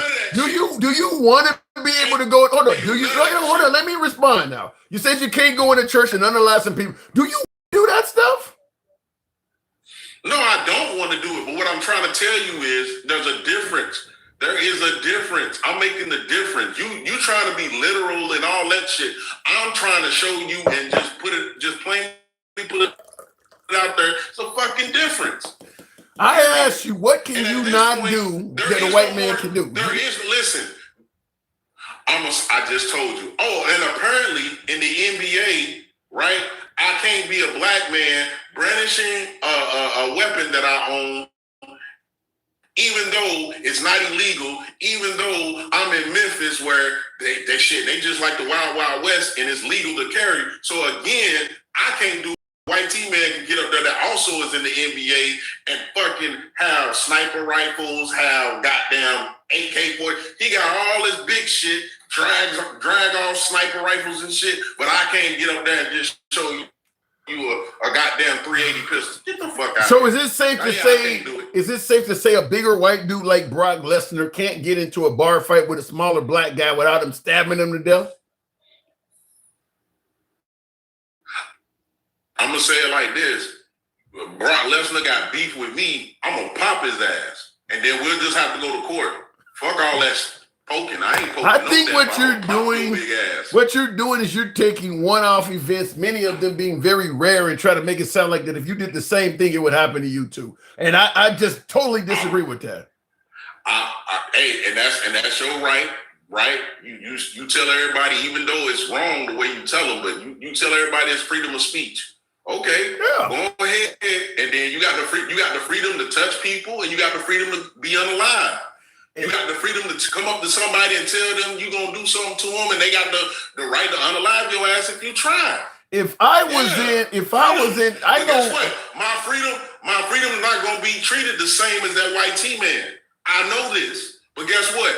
I'd rather go through what I'm gonna have to go through to be up under the ground like he is, or whoever it is. If I was in Florida, I would walk down the streets of Sanford, Florida at 2 a.m. with a pack of Skittles and a hoodie on and film it just to prove to you you're wrong. I'm absolutely certain that if you've done that 99 times out of 100, you would be fine. What happened to Trayvon Martin? Hold on. Let me finish. You can tell me how I sound. But I'm going to say what happened to Trayvon Martin is a clear-cut case of racism. Fact is, George Zimmerman should be under the prison. He got away with some shit. But to make it sound like if that same event happened again, the same results would happen, I think it's crazy. I just totally disagree with that. And you sound like 6'9" on O Block when ain't nobody out there. That's what you sound like. Fuck out of here with that shit, Tim. Hey, so check it. Go ahead. What I'm trying to tell you is there's a goddamn difference. Like all that other shit, we and the proof is in all the damn cases we got. Whether the black person was guilty or not guilty, the exonerations, like we got. So what do you? That racism is a problem. So what do you? Okay, we can't fight back the same way. You're taking into consideration the people that killed somebody that should have been jailed and they got away with it. So what do you say about the people that killed somebody and they actually? I mean, there are white people that committed a felony against a black person and they're in prison. What do you do with those cases? You just ignore those? What I would say is look at the state where they did it at. That's number one. Every state has at least one person. Listen, Tim. It's stuff that you can just without a doubt prove, right? That's why they go to Facebook posts. That's why they go to your Instagram. They look at the TikToks. That's why right now they're talking about the father of the Metcalf boy, how he was fucking on a gag order so he wouldn't say shit that would incriminate and show that these fucking violent ass, big ass, Neanderthal ass twins was walking around knowing judo and shit like that can fuck with people. I'm just trying to figure out. That out. I'm just simply saying if a Caucasian person victimizes a black person and they're held accountable when they go to prison, do you just ignore that case? Do you only focus on it if he gets off? No, I don't focus on it. Listen, again, it's not about him getting off. It's about him being treated fairly. If you're gonna have a case where none of this shit in the sense of what one did, he's more standing his ground, protecting himself, versus the other one say, "Hey, come in here real quick," and then poke everybody that he told to come in there and unalive them. But he only get 10 for 2, and you get 35 for 1. It's just always felons. When we're trying to point out, it's always somebody that is involved with the cops. Everything you're mentioning is why did this white guy get off and why did the black guy get punished? It's all felonies. Everything you're mentioning is felonies.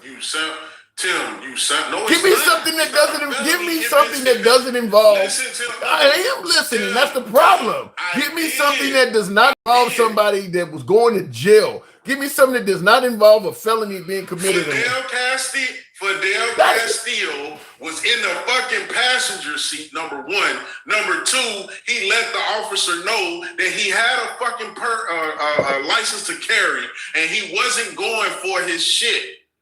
And so what you're saying, going to jail. So what you're saying is, hold on. So what you're saying, you're just talking, you're not hearing. So what you're saying is if an African American that is legally carrying a firearm with his wife and kid in the car get pulled over, and the African American tells the cops I have a gun, they're guaranteed to get shot like Fidel or like Philandro. That's guaranteed to happen. Shit, if that cop don't grab your ass and tell you get out the car right away, it's a fucking possibility, and I'm telling you that's the difference. There is a zero fucking chance. Here in Florida, there's a zero chance of a white T-man getting unalive because he told the officer he has a weapon. There's a whole lot of that officer. I don't give a damn what the nationality is. He's going to treat that white T-man different than a licensed carrying black man. It doesn't fucking there's matter. a whole lot of legal carrying African Americans. Give me some more cases other than Philandro. It should be happening a lot. There's a lot I carry.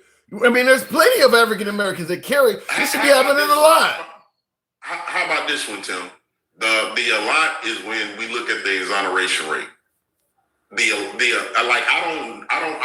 I shouldn't have to really tell you. You should already know this as a black man. I get it. I do know it. I do know it. So my whole point. So my whole point of it is, if you know it, why are you giving so much? Because you're taking something. No. Like you do about Biden. No, like you do about when MAGA reacts, say some shit. Well, I do. Trump did say no.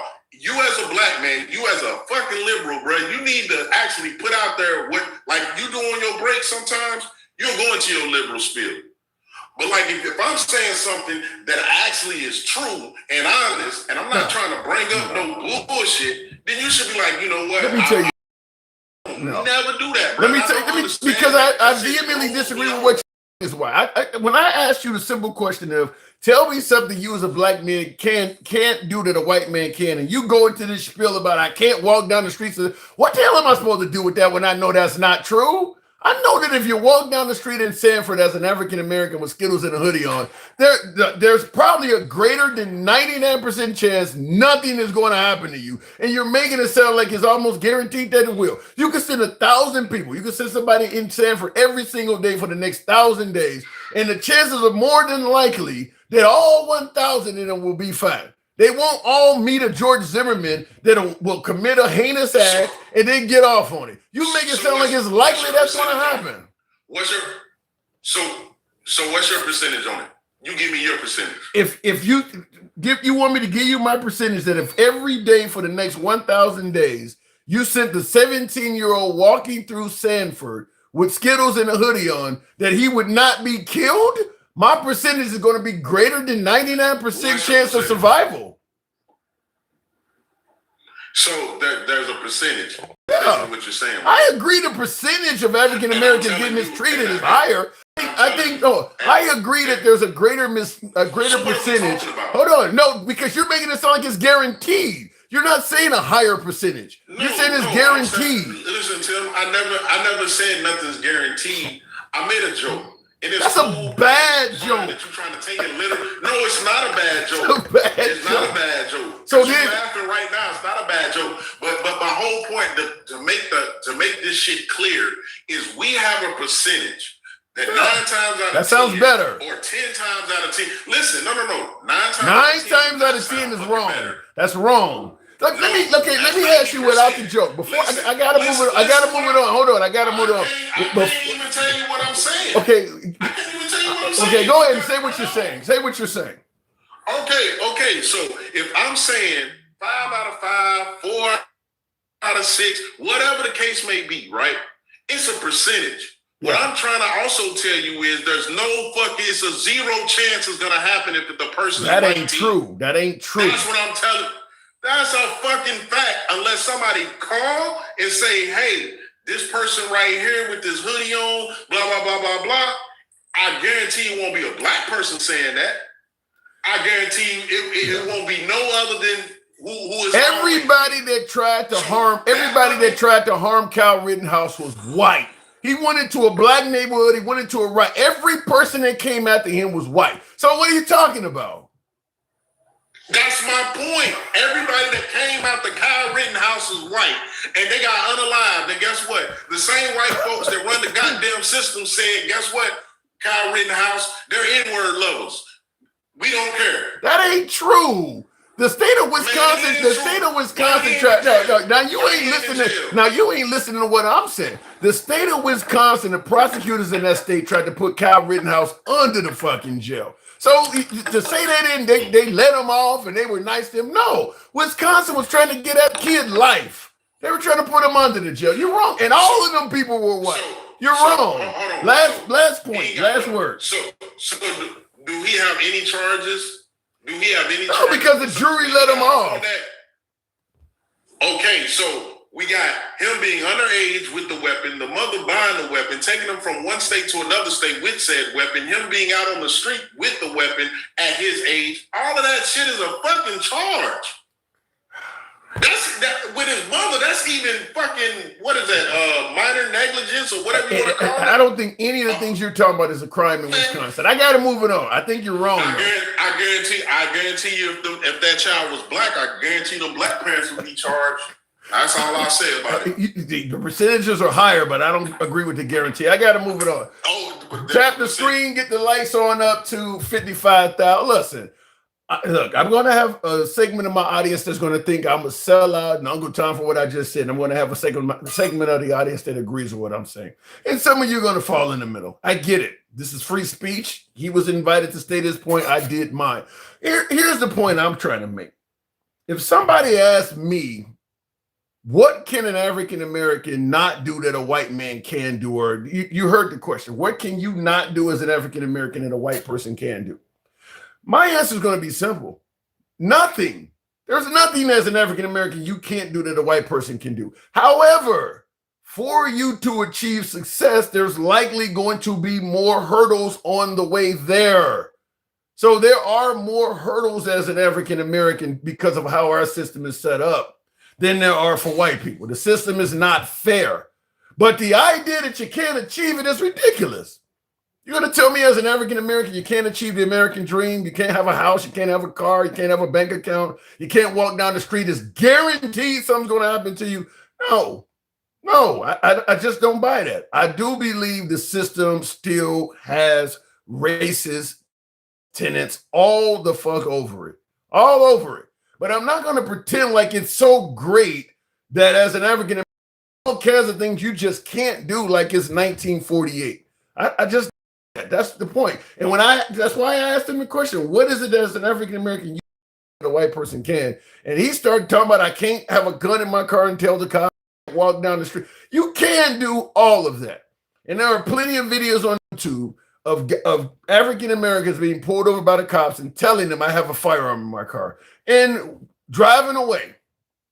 Now, is there a greater statistical probability that something may go wrong than it would with a white person carrying it? I agree with that.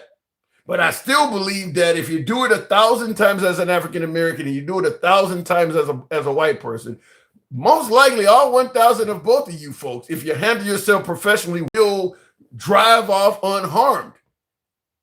But if it's going to happen, though, it's probably going to happen to a black person. If it's going to happen, it's probably going to happen more to a black person because the system still has plenty of residual racism in it. But it's nowhere near as bad as my last caller was trying to make it. That's the point. I don't believe it's anywhere near that bad. Tap the screen, get the lights on up, if you will. I know I ain't going to get no love after what the fuck I just said, but I'm going to ask anyway. Help your boy out with the hat, mustache, TikTok cap goes very low today because I know you're not liking what I'm saying. Tap the screen in the comments on YouTube. Can black people be racist? That's the poll we're having right now. This was not going to be a live about racism. I swear to you, it was not. But it is a passionate topic. It's going to be about the war, et cetera, et cetera. Smokey, thank you for the TikTok cap. And was that Bama Landscaper, I think? Oh, no, Blue One Bangs. Shout out to you. Thank you. Thank you. Somebody's showing you boys some love. Can black people be racist? 290 respondents. 290 respondents so far. Almost 300 people. 71% say yes, blacks can be racist. 29% say no. 29% say no, they cannot. So that's almost a third. I'm surprised it's that high. Let me go to the box. We'll continue on with the one and only Smokey. Good evening. They can be for sure, says Cedric. I think anybody can, but you heard with my audience, some of folks. Smokey, good evening. Or afternoon. Smokey. Good afternoon. Happy Father's Day to yourself. Same to you as well. Same to you as well. What am I getting wrong? What brought you up today? Well, I don't disagree with what people are saying, but I try to take a step back to look at the actual issue because I hear all the suffering and what people deal with. So if we ask a better question, like if police are trained at post, which stands police officer standards training, what are police? If police are an arresting force, why do they approach a citizen with their hand on an unaliving device and have a secondary as non-lethal? Because they're trained. First point of contact. They're trained as an us against them fashion. That's what they do. Right. Yeah, I agree with that. So that's a training issue. Yeah. So that's a training issue. But that doesn't happen. That doesn't just happen to African Americans, though. Correct. I'm not making this about one group or another. I'm making it about the system, which is flawed. Okay. And yes, it can be skewed incorrectly, but the system is flawed. So you have to look at the system solution.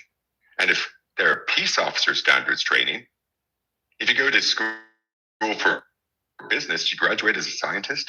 So what are police? If they're an arresting force, why do they approach us with their hand on an unaliving device? That could be classed as two or more people, the force conspiring to deprive a person of their constitutional rights and intimidate them under color of law, which is 18 U.S.C. 241. The police fall under that category. Systems. I don't have an answer. Why are we allowing them to be a deadly force and not an arresting force? Yeah. The training. Yeah, I don't have an answer for that. I agree with you in regards to the training. I don't have any answer for that other than that. The training, the training of law enforcement in this country teaches them that everybody you pull over could kill you, and you need to be prepared for that. So it leads them sometimes to be unnecessarily hostile to anybody they encounter because they have this in their mindset that this person might be trying to kill me. Correct, but military police who are dealing with trained unalivers, they still have a non-lethal as first point of contact. Why? Well, why are citizens I can tell you, lack of accountability as well. I believe military police are held to a higher level of accountability than your city cop. I mean, lack of accountability has a lot to do with it too. So we go to systems. So then maybe Congress can put in additional courts. Then maybe they could put in oversight courts for the police. Maybe they could put in, we've got police chasing us and FBI chasing us. Who oversees them? So a systems question. Well, let me ask you this. What goes on. In the comments, Florida Blondie says, if a cop pulls you over, just shut up and listen. That's it. You'll be fine. How do you respond to that? Because that comes up often. Oh, and I will say this more than likely from a privileged perspective of being white and usually in a nice car when I'm pulled over. So I go 4, 5, 6, 7, 8, 9, and 14. Here's my license, insurance, and registration. I'll take the ticket. And I roll the window back up. Yeah. I'm going to say even comes from a privileged perspective.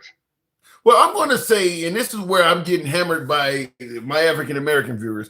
I'm going to suggest, even from a standpoint of being an African American, 9 times, not even 9 times out of 10, I'm going to say probably 999 times out of 1,000. If you do what she said, just maintain your level of professionalism and don't goof off, you probably will be fine. And that's not to say that, like I said, if it's going to happen, it's going to happen to a black person. But in most cases, say that again. I'm going to give a tiny bit of pushback on that. Sure. Because the police officer's job is to try setting you up. I smell something, I do this, I do that, and their job is to try to violate your rights to catch you in a different crime than they originally pulled you over for. Okay. So complying with them with a skewed agenda already is a problem. We need to start holding them accountable and not allowing them just to run wild. If they don't know 4, 5, 6, 7, 8, 9, and 14, they probably shouldn't be on the force. You should be asking for a supervisor. Yeah, that's where the problem is that a lot of officers do not like you invoking your rights. That's where you get the problem, and it shouldn't be. That's where the bad training is at. If a person says, the law says I don't have to talk to you, for instance, or I don't have to let you search my car without a warrant.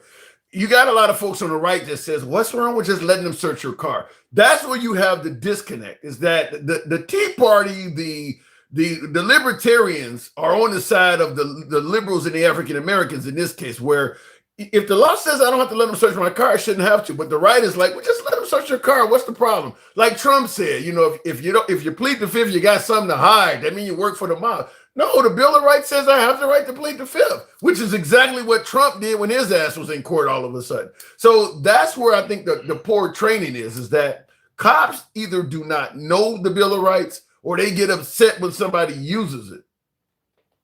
Correct. They do not know the Bill of Rights. And it's not the right to remain silent. That's Miranda. You have the right to not self-incriminate. It's the Fifth Amendment. Yeah, so same even thing, teach though. people, well, the Fifth Amendment is wrong because in the Miranda, it's different. So you have to invoke it. And even then, the reason that a search, can I search your vehicle? If you want to do that, you have to say, what are you searching for? What's your objective? Yeah. If they can't define it, what you've done is you've given them an open-ended search where they'll try to find a seed or a packet left over from. Yeah.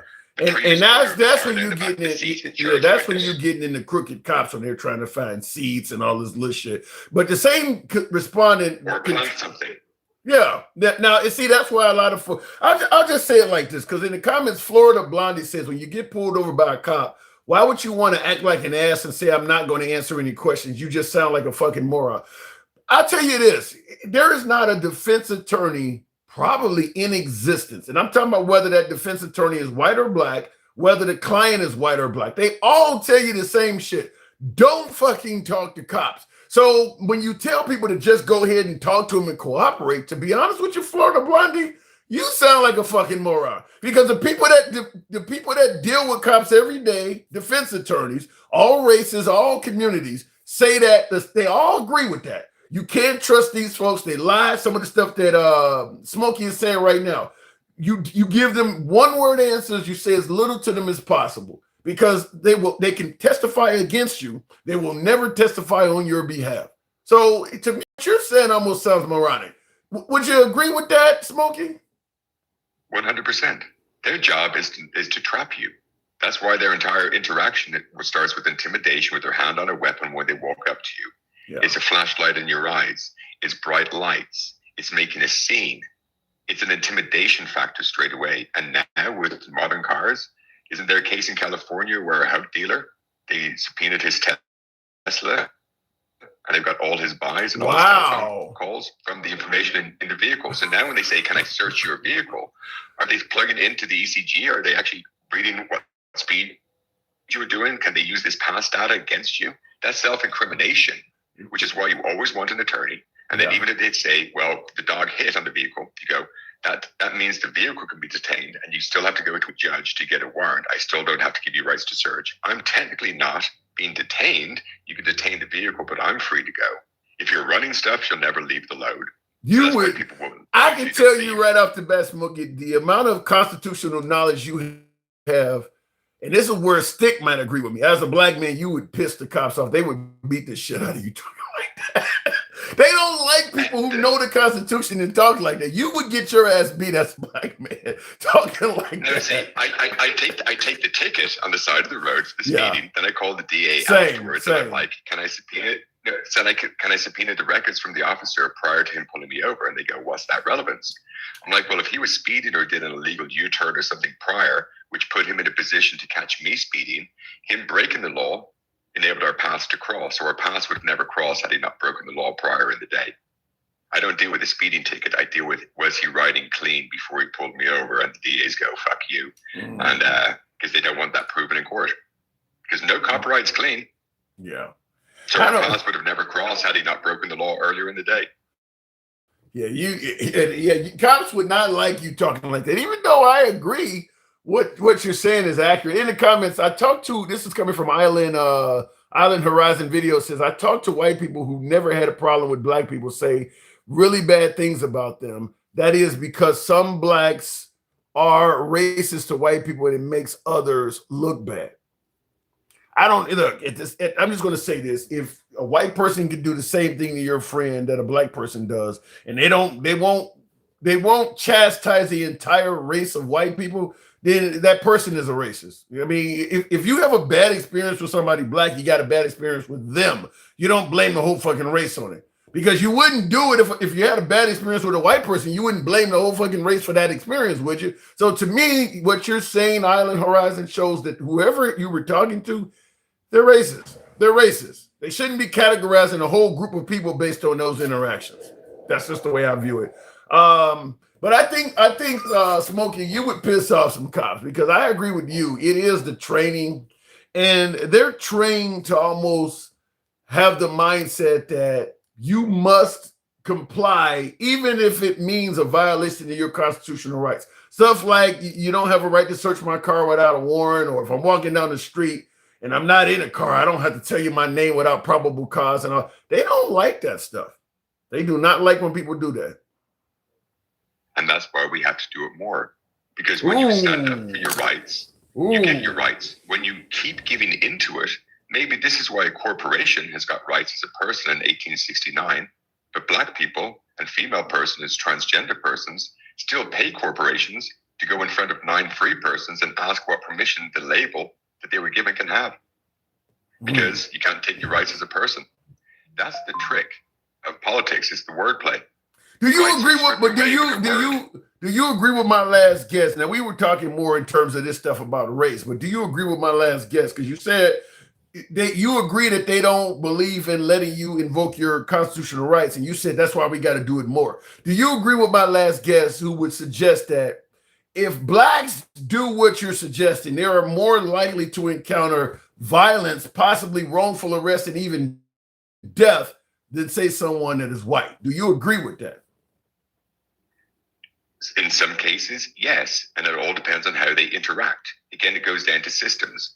Imagine if somebody created an app where when you're pulled over, you could start recording, and maybe it had AI attached to it, and it would actually analyze what's the cop saying and even give potential interactions. That ain't out. You sure something like that ain't out already? You sure? So what I'm saying is, you see, there's a way to interact in a smart way, and then if they are going to arrest you, take the arrest.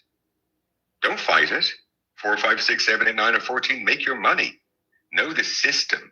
And so, unfortunately, even when I said more people have to do it, I didn't mean necessarily other groups. White people have to know this, and they don't know it. We've got too many politicians who don't know this.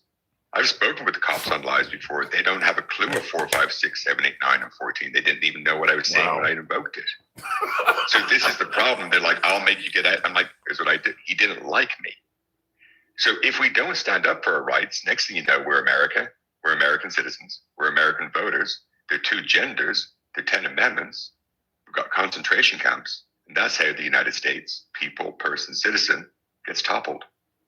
You're not saying we're anywhere near having concentration camps right now, are you? What you think the Lincoln Riley Act did for ICE? What you think jails are? After the 13th Amendment, when the 14th Amendment technically nullified the 13th, but no one wants to talk about that, because when the 13th was written, it's written for the party, and a black person couldn't be a citizen or the people. The moment the 14th was written, you got all your constitutional rights, so the 14th nullified the 13th. You're saying right now in America, as we speak, we have concentration camps or something like that right now. Do we have U.S. citizens? And in America, yes, because the United States is, again, like you keep proving, has been toppled because no one wants the United States. Everyone wants America. And you've got a for-profit prison and slave system. You've got the slave chasers that became the sheriffs, who now chase people in their jurisdictions, who then bring them to the judge, who's in a club, black instead of white, who then sends them to a plantation, a concentration camp, to then get pieced out for government contracts or private corporations to work and profit for somebody else. Even though the U.S. will not allow anything imported into the United States made by prison labor, yet all government furniture, paints, AT&T, the list goes on of what they make in prison. So the 13th Amendment was nullified by the 14th, but no one wants to discuss it because a corporation is a person. According to Dred Scott, a person who's not a citizen can't be the people. Well, in 1906, Hale versus Hinkle, corporations got a 4th Amendment right. In 2010, they got a 1st Amendment right. So corporations got a person and people right. And then in Delaware, a small municipality there a week and a half ago, they were given structural rights to vote as a corporation. Corporations can legally vote. They have the rights as a people and person, and citizens argue for labels of color and gender and think that Trump's the problem, when Congress is the problem in the system. Trump's just a cog in the wheel. I asked you the question of, do we have concentration camps in this country right now? And I'm just being honest. In my opinion, I thought I was asking you a ridiculous question that I would have thought anybody who answered yes would have been being equally ridiculous. But the way you answered it, I actually think we have concentration camps in this country now. Your answer was so brilliant. I don't have anything else to say other than I'm a changed man on that one, because I would have thought anybody claiming we have concentration camps in this country was going way too far, saying something that was crazy ridiculous. But the way you defined it and structured it, yeah, it's like you said, the people are profiting off of the labor and all of that. I mean, it's crazy to think that. It's crazy to think that because we picture people as well. Huh? Just proving I'm not AI to people, because people always think that with my voice. Yeah. No, your answer, AI. You would be, and I talked to AI. You would be some of the best AI I've ever talked to. I mean, but no, I don't think you're AI. But it's crazy because when we think of, we thinking of Buchenwald, Auschwitz, places like that. But you can have a concentration camp that doesn't, like we had with the Japanese internment camps. That was a concentration camp. The people eventually got let out. The goal was not to kill them. So when we hear concentration camp, we think of it in the worst form, which is what they were doing in Nazi Germany. But yeah, you could have concentration camps that are at the level of U.S. penal institutions. And the way you stated it, man, you're good at this, dude. I gotta say, because I thought that was crazy. Well, let's look at Angola, Louisiana State Penitentiary. Do you know about that place? I've heard of it. And thank you, Fuzzer. I don't know if you're trying to come up or not, but Fuzzer, thank you for the galaxy. Go ahead. So with Angola, that was a plantation. After the 13th Amendment, the owner said, hey, why don't I just turn this into a prison? And that's how it became the state prison. That's where there's still people picking cotton, getting paid 3 to 7 cents an hour with people on horsebacks and shotguns. It's still a plantation. Yeah. Why is all U.S. government furniture made by prisoners? Why do we make 30% of the paint? Why do they answer for AT&T and Verizon? Why do they work for private corporations? Why are we allowing this? Because the ruling class is making money off of it. That's why. And because the people that are in there, a lot of the voting public don't care about those people. I mean, let's face it, a lot of our penal institutions are the folks that are in there are African Americans. And there are people who probably are not going to vote even if they were free. And people, so it's like a disenfranchised community. There are people that just don't care about what's happening to them. But see, that's because we've categorized them as an African American. What they are is they're a U.S. citizen who's a person with the same rights as me. And we're going to stop this compartmentalization within the system. Because if we prove that the 14th Amendment overturned the 13th, now everyone who's been put into that system gets to sue. If we put in a 28th Amendment, we give a pass to the hatred. So I'm all about systems reparations, essentially, by showing that the structure is wrong and people get financial settlements. That's how I try doing it differently, use their system against them. All right, now Fuzzer wanted to come up. Fuzzer, you wanted to add something to this or ask a question? Yeah, I want to tell Smokey that the 32th, 37th, and the 42nd Amendment contradicts everything you say. Oh, well, I'll give you the 98th Amendment then as well. I'm 47. What's up? This shit is going way. That's just sarcastic. He was being a MAGA on that one. Yeah. I've known Smokey for a long time. Back before he was Smokey, he was Jingles. And I'll vouch that if he's AI, he smokes more weed than any AI that I've ever met. So, and I can vouch that he is not AI. Yeah, I already knew it. 420 IQ. Yeah. He's good for a guy that is not born and raised in America. You're more American than any of us, goddammit, out here. I'm telling you, it's amazing that what you know about the systems in this country. Well, the problem is habeas corpus is, with all of his knowledge and his accent, they're going to get rid of habeas corpus and he'll be deported back to Ireland before you know it. And he knows that is a possibility because of Steve Miller. Well, here's the difference, though. I never was naturalized. I'm a natural-born citizen now. I'm actually qualified. And I've been a resident for more than 14 years, so I could actually run. I thought you were...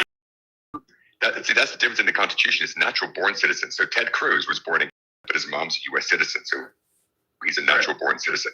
I'm the same. I thought you were naturalized. I didn't realize that. Nope.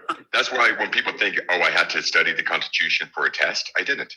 I studied the Constitution to annoy MAGA while I was trying to defend people's rights, but I couldn't argue emotionally when they bring up the Constitution. So I learned the Constitution to debunk MAGA, and then I tried to teach Democrats the Constitution so we could save the United States. And they all said, fuck that, we want America and gender rights. So the only time I see you now, what are you doing on this app? Yeah. Nothing. I took a huge step away from it. That's why you very rarely see me, because show what either side is doing. America, 250 years old, that's treason to the United States, where the United States marched forward 1789. We've categorized citizens into subcategories, but people, persons, citizens of rights. We have to ask for permissions, but corporations be given all the structure of the Constitution. The White House has been turned into a joke and has been rented out to private corporations. An act can't amend the Constitution, but yet we're at war. It's a violation of the Constitution because the War Power Act is unconstitutional. District voting is from an 1842 Apportionment Act because you can't change the structure of Article 1, Section 2 with an act. So we vote by state. The list goes on, but no one cared on supposedly the Democrat side. And for all the attorneys I spoke with, none of them ever will push this or ever file a piece of paper. So it sounds like you're saying the Democrats went too far with the gender shit. 100%, because persons have rights. Just like the corporation. See, National Organization of Women is a legal person, isn't it? They can legally donate as people. And then they tell citizens they need to pay them, and they'll go in front of 9 free persons, the Supreme Court, and ask what permissions the label society gave the citizen. I'm curious, how do you normally trans rights? Now you're holding both parties accountable. I'm curious, how do you normally vote? Are you normally voting for some Republicans and some Democrats? Are you voting normally for Republicans? I vote for Democrats because their intent is better. Their wordplay is terrible. Republicans are honest with their hate. They want the first 10 amendments. White America, they love the slave system, the police system, and they don't care. I can't support that. Democrats have got good intent, but their actions are horrendous. So if I can help change the words, it changes the actions, which changes the outcome. So Republicans are honest and Democrats are not. So Republicans are honest and Democrats are not. They're honest with their hate. Democrats are decent with their intent, but their use of the Constitution to actually achieve that is failed, which is why persons have rights. But yet, every politician says you have to pay them to get your permission from the Supreme Court based upon the label that they gave you. And who paid them to put that word out? Oh, the National Organization of Women, or ACLU, paid the politicians with the right of the people, which goes against Dred Scott versus Sanford. Because why can a corporation suddenly be the people, but a black person couldn't? So why does the Supreme Court skew it in favor of corporations? So I'm showing that the system is flawed, and everything that we talk about is 4th, 5th, 6th level, but our foundation's cracked and our building's about to tumble. We have to do the foundational work. Well, so this isn't about left or right. I don't care. I agree with you. I totally agree with you. I totally agree with you. It's certainly when it comes to police, it's the training. Gentlemen, I do got to move it on for time's sake, but Smokey, you are always a breath of fresh air and knowledge. I don't have anything else to say. What are you saying there, Fuzzer? I'm just gonna say Smokey is the reason why I've learned and taken the time to. Like he said, he only really started getting into this as MAGA started developing, and that shows you how short of time. And so I've started to really learn the Constitution. I wouldn't have been able to reel off the amendments like I can now. Someone told me there was a 34th Amendment. I'd be like, what is it? Right. Yeah. I used to know that I can somewhat recite most of the top 10 in the Bill of Rights, but once you get beyond that, there's no way I'm gonna recite all of those. So yeah, that's I can get pretty much through all of them now because Smokey encouraged me. Yeah, and remember, don't just learn the Bill of Rights. That's what they want you to learn. Learn the 14th Amendment, because then it made it the Bill of Rights. The 14th Amendment is the Bill of Rights. You inspire me. Maybe I'm going to start looking into that a little bit more, because it ain't that hard to learn them, it's really just memory. I knew them before. I mean, you got to pass the Constitution test in Illinois to get out of 8th grade. We had to know all of this stuff. It's just it ain't something you keep using in your everyday life. I mean, you don't have people challenging them all the time and have to bring them up. So, but I used to know them. But you kind of made me want to open up a book. But gentlemen, I got to move it on. I thank you both for coming through. Thank you. Good seeing you, Smokey. I'll talk to you later. You too also, Buzzard. All right. Appreciate it. Tap the screen. Get the lights on up. Excellent call there. Excellent call.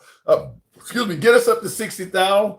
Looking in the comment section, if you will. Yeah, I remember that Pizzagate. That guy went up into the pizzeria and started shooting everybody and looking for the innocent kids in the basement. It's interesting, those same folks, Carlos, they don't seem to care about the Epstein stuff at all.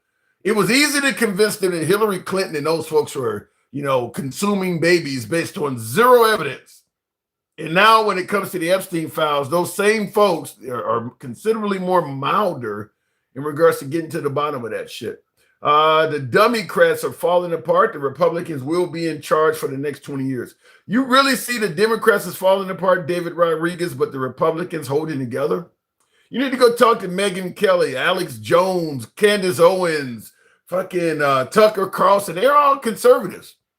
Chris Christie, I just played. You need to talk to some of them. I don't think the Republican Party is a beacon of strength while the Democrats are falling apart. I'll tell you this also, and get us up to 65,000. We'll take the next caller. I'll tell you this also. When you look at the state of our nation, economically, the fact that we're at war and the cost of goods and services and shit like that, and the fact that the Republicans are in charge, how the hell is the Republican Party united and the Democrat Party falling apart when it's the conservative party that is leading the country in a manner that if we had a Democrat in office right now, the conservatives will say this country is falling apart?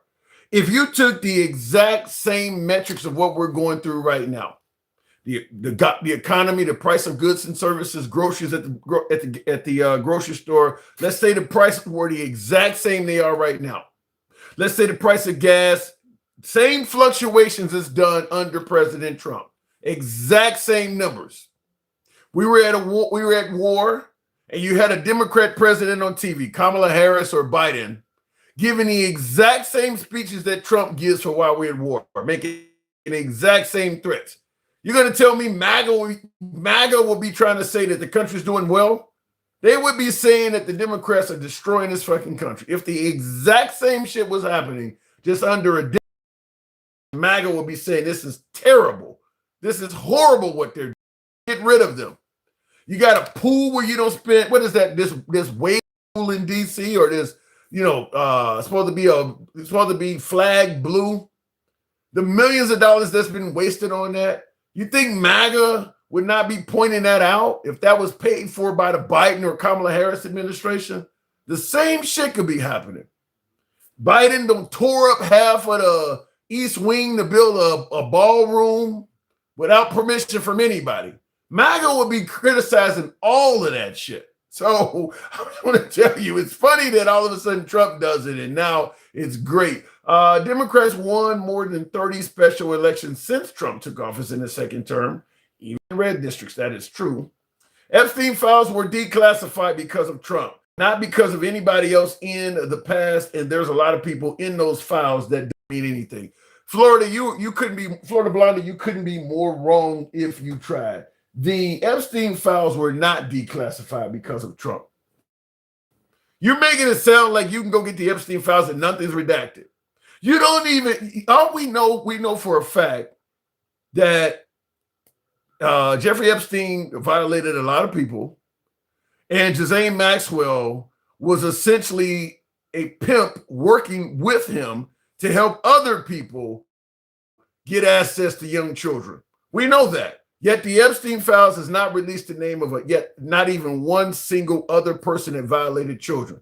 But you want to come on here and say he declassified it? We know there are names of pedos in the Epstein files. We know there are names of those folks. How do we know? Because Marjorie Taylor Greene told Trump told Marjorie Taylor Greene, if you listen to her, that if we declassify this stuff, some of my friends will get hurt. Who are those people? So, no, he hasn't declassified shit. Marjorie Taylor Greene made it clear he was trying to keep the stuff hidden. You got that one wrong. Let me go back to the box. We'll make it happen with Mike, the boss. Good evening, Mike. Welcome to the program. What would make somebody say that Trump has declassified the Epstein files, Mike? First of all, happy Father's Day, brother. Thank you. Appreciate that. Same to you.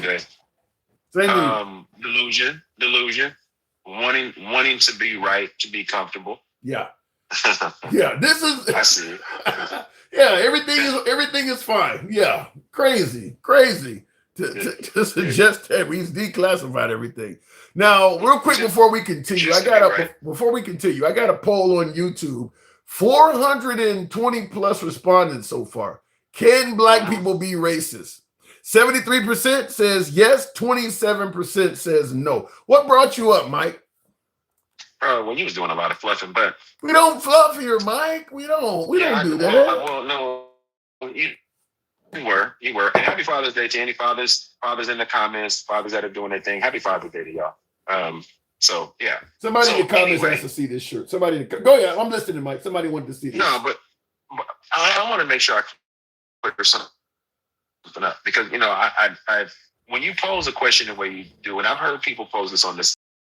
What can white people do that black people can't do? Or what can I do that you can't do? Mm-hmm. And it's not about what action I can take, it's how I can take that action and the outcome of said action. Give me an example. For example, we can both drive down the street, we can both get pulled over, right?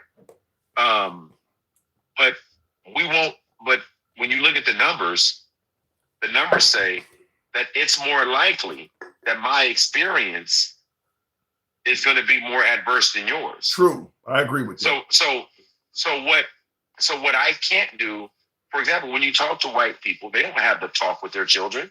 True. So if they don't have to have the talk, then what that means is what they don't have to do is they don't have to be governed by having the talk. They don't have to go through certain things in this nation to prepare themselves for the world. They don't have the same level of obstacles. Now, you can't dismiss that. So when they say, well, you can do what I do, it's like, yeah, but my path to get there. And that's exactly what I said. Is that you can do. There, my preparation is different. That's exactly what I said. You can do anything a white person can do. There just may be more hurdles to success. In the comments, Stevie D says, okay, I'm out. Got to listen to a successful black man talk about how racist America is. Later, Timmy, saying you're successful. Yeah, here you are talking about how racist the country is while you are African American. And again, my success doesn't mean the obstacles weren't present. True. See, here's the problem with their ideology when they see black people be successful, and they always go to Michael Jordan and LeBron and Oprah, and they go to but they don't understand there. I dealt with obstacles that my counterparts didn't have to go through. My counterparts weren't coming out to the parking lot with bananas and pictures of monkeys on their windshield. They weren't dealing with that. Yeah. They weren't dealing with that shit. They weren't dealing with getting phone calls from a certain executive about using the executive bathroom, asking me, well, did I use a certain bathroom? They weren't dealing with that shit.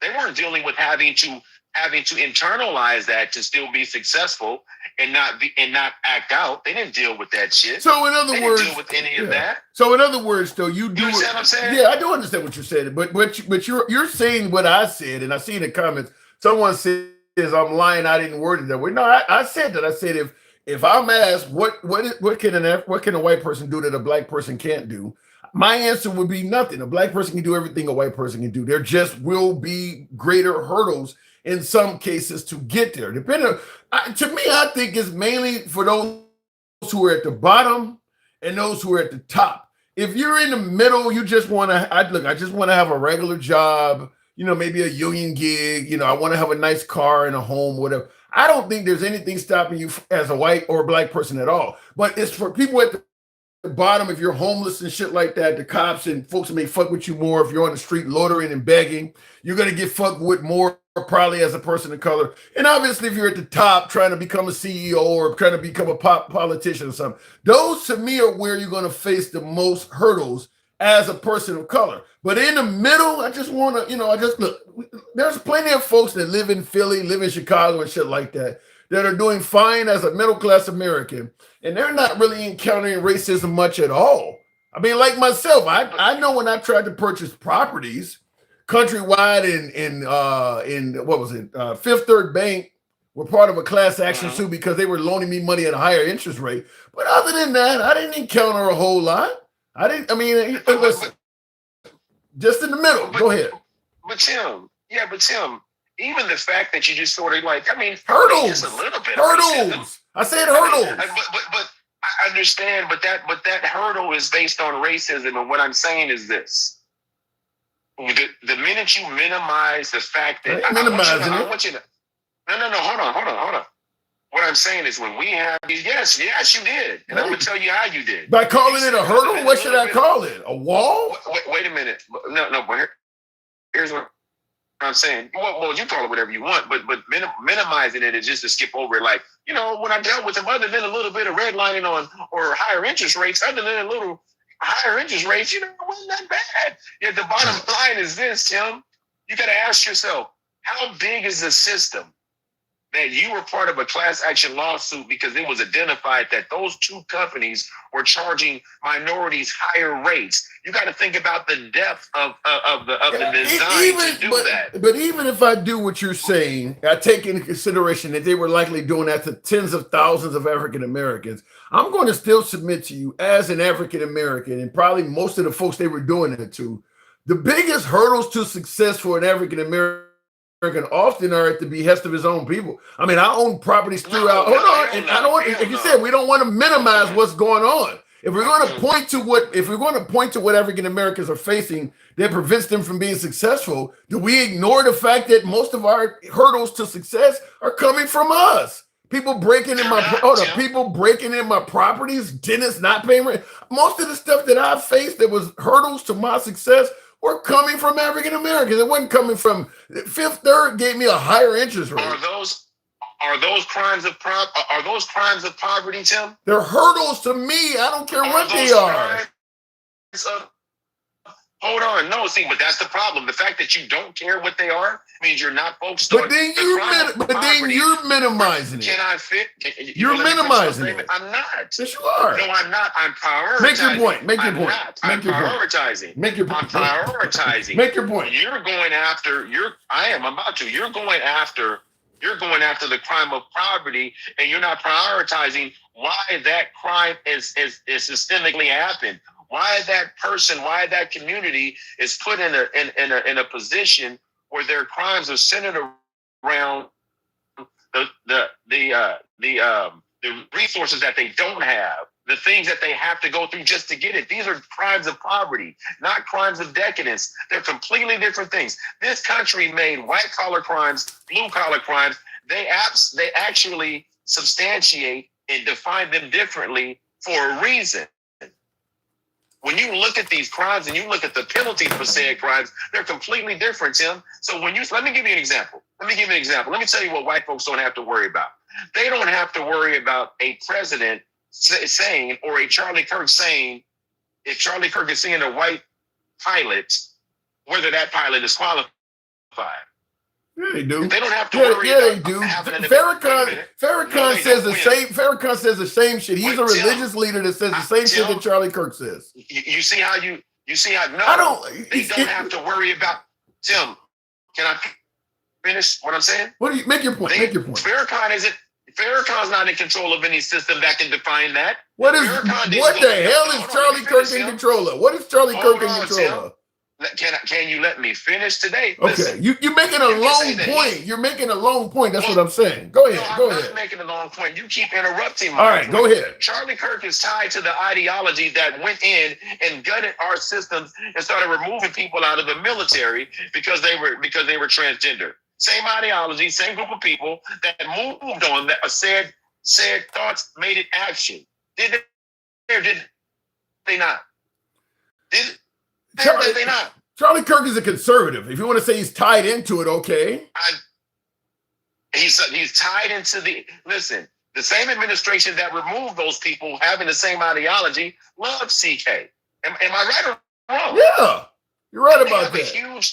Didn't they have a huge memorial for a social media influencer in Arizona? Yeah. So clearly they're tied to his ideology. Clearly they love what he speaks to, and what he speaks to is the marginalizing of other communities. Yes. Yeah. Let me know when you're done, because I got a million responses. Let me know when you're done with this point.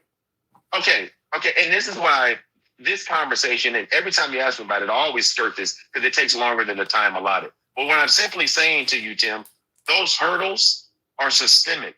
Those hurdles aren't going anywhere. They're trying to create more hurdles. Right now, as we sit here, this administration is trying to create more hurdles to make it harder for us to do the same thing they want to do. Yes or no? Yeah, in many ways, yes. In many ways? Yeah. Are you done with the point? Because I got a bunch of responses to this stuff. Okay, first of all, you're talking about Charlie Kirk and he's tied to the same ideology. Half of the inmate population likes Farrakhan. So what? He's tied to that criminal ideology. Does he get blamed for that? So I don't go with Charlie Kirk is tied. Let me make my point now. Let me make my point now. I don't agree that you're going to say, well, because Charlie Kirk is tied to the conservatives or people believe the same shit as him, that somehow he gets blamed for it. I'm holding Charlie Kirk responsible for some of the statements I think he's made personally that I think are racist. I'm not going to say what he's tied into. I'm going to blame him for what he's done. But I'm going to tell you that Farrakhan makes anti-white statements very similar to what Charlie Kirk has made about African Americans, up to and including calling them blue-eyed devils and all kinds of shit, which is just racist. And you view him in a different light than Charlie Kirk because you're saying Charlie Kirk is tied to something. Farrakhan is tied to a segment of our population, and some of that segment is not favorable. In regards to this crimes of poverty, I told you that while I admit there are hurdles to African Americans achieving success, more numerous than white Americans, I'll agree with that. But I'm simply saying that if you're an African American and you're trying to achieve success, you're going to encounter far more hurdles on your path to success as an African American from other African Americans than you are from white people. Your response is, well, you got to take in consideration why they're committing the crimes, and many of them are crimes of poverty. I'm going to submit to you that there are a lot of drug dealers in the hood that have more money than just about everybody living in that neighborhood, and they're still committing crimes every day. That ain't crime of poverty. That's a crime of greed. There's plenty of people in the hood that are doing it. They got tons of money, shit stored all in their fucking walls and shit, and they still out there popping people, still out there orchestrating all kinds of crimes. That ain't a crime of poverty. That's a crime of greed. That's a crime of greed. Tim, first of all, let's be clear. The example you just gave about and it's weird. It's weird when you do this shit. It's really weird. Is it false? Is it false? Well, it is false. Yes, it is false. And I'm going to tell you why. The average person that is getting it at that level in the hood is not in the fucking hood anymore. That's number one. Let's be crystal clear about that. That ain't true. Tim, the people that are getting it the way you just said, when you talking about storing money in the walls, they not in the hood no more. Ain't nobody in the hood. You telling me ain't nobody in the hood dealing drugs that make more money than most people on the block? Once on the block, they just leave. All of them are gone. I didn't say all of them. See, you're going to the absolute. Most of them. Tim, let me finish.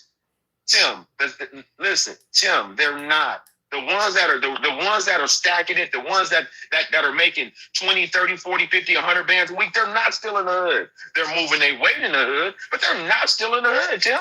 Stop. Mike, you don't need to make 20 bands a week. You don't need to make 20K a week to be balling, to be beating your neighborhood. You could be making 1,500K a week, and you're making more than most of your neighbors. And there are plenty of them folks still living in the hood that are doing better. Example you gave.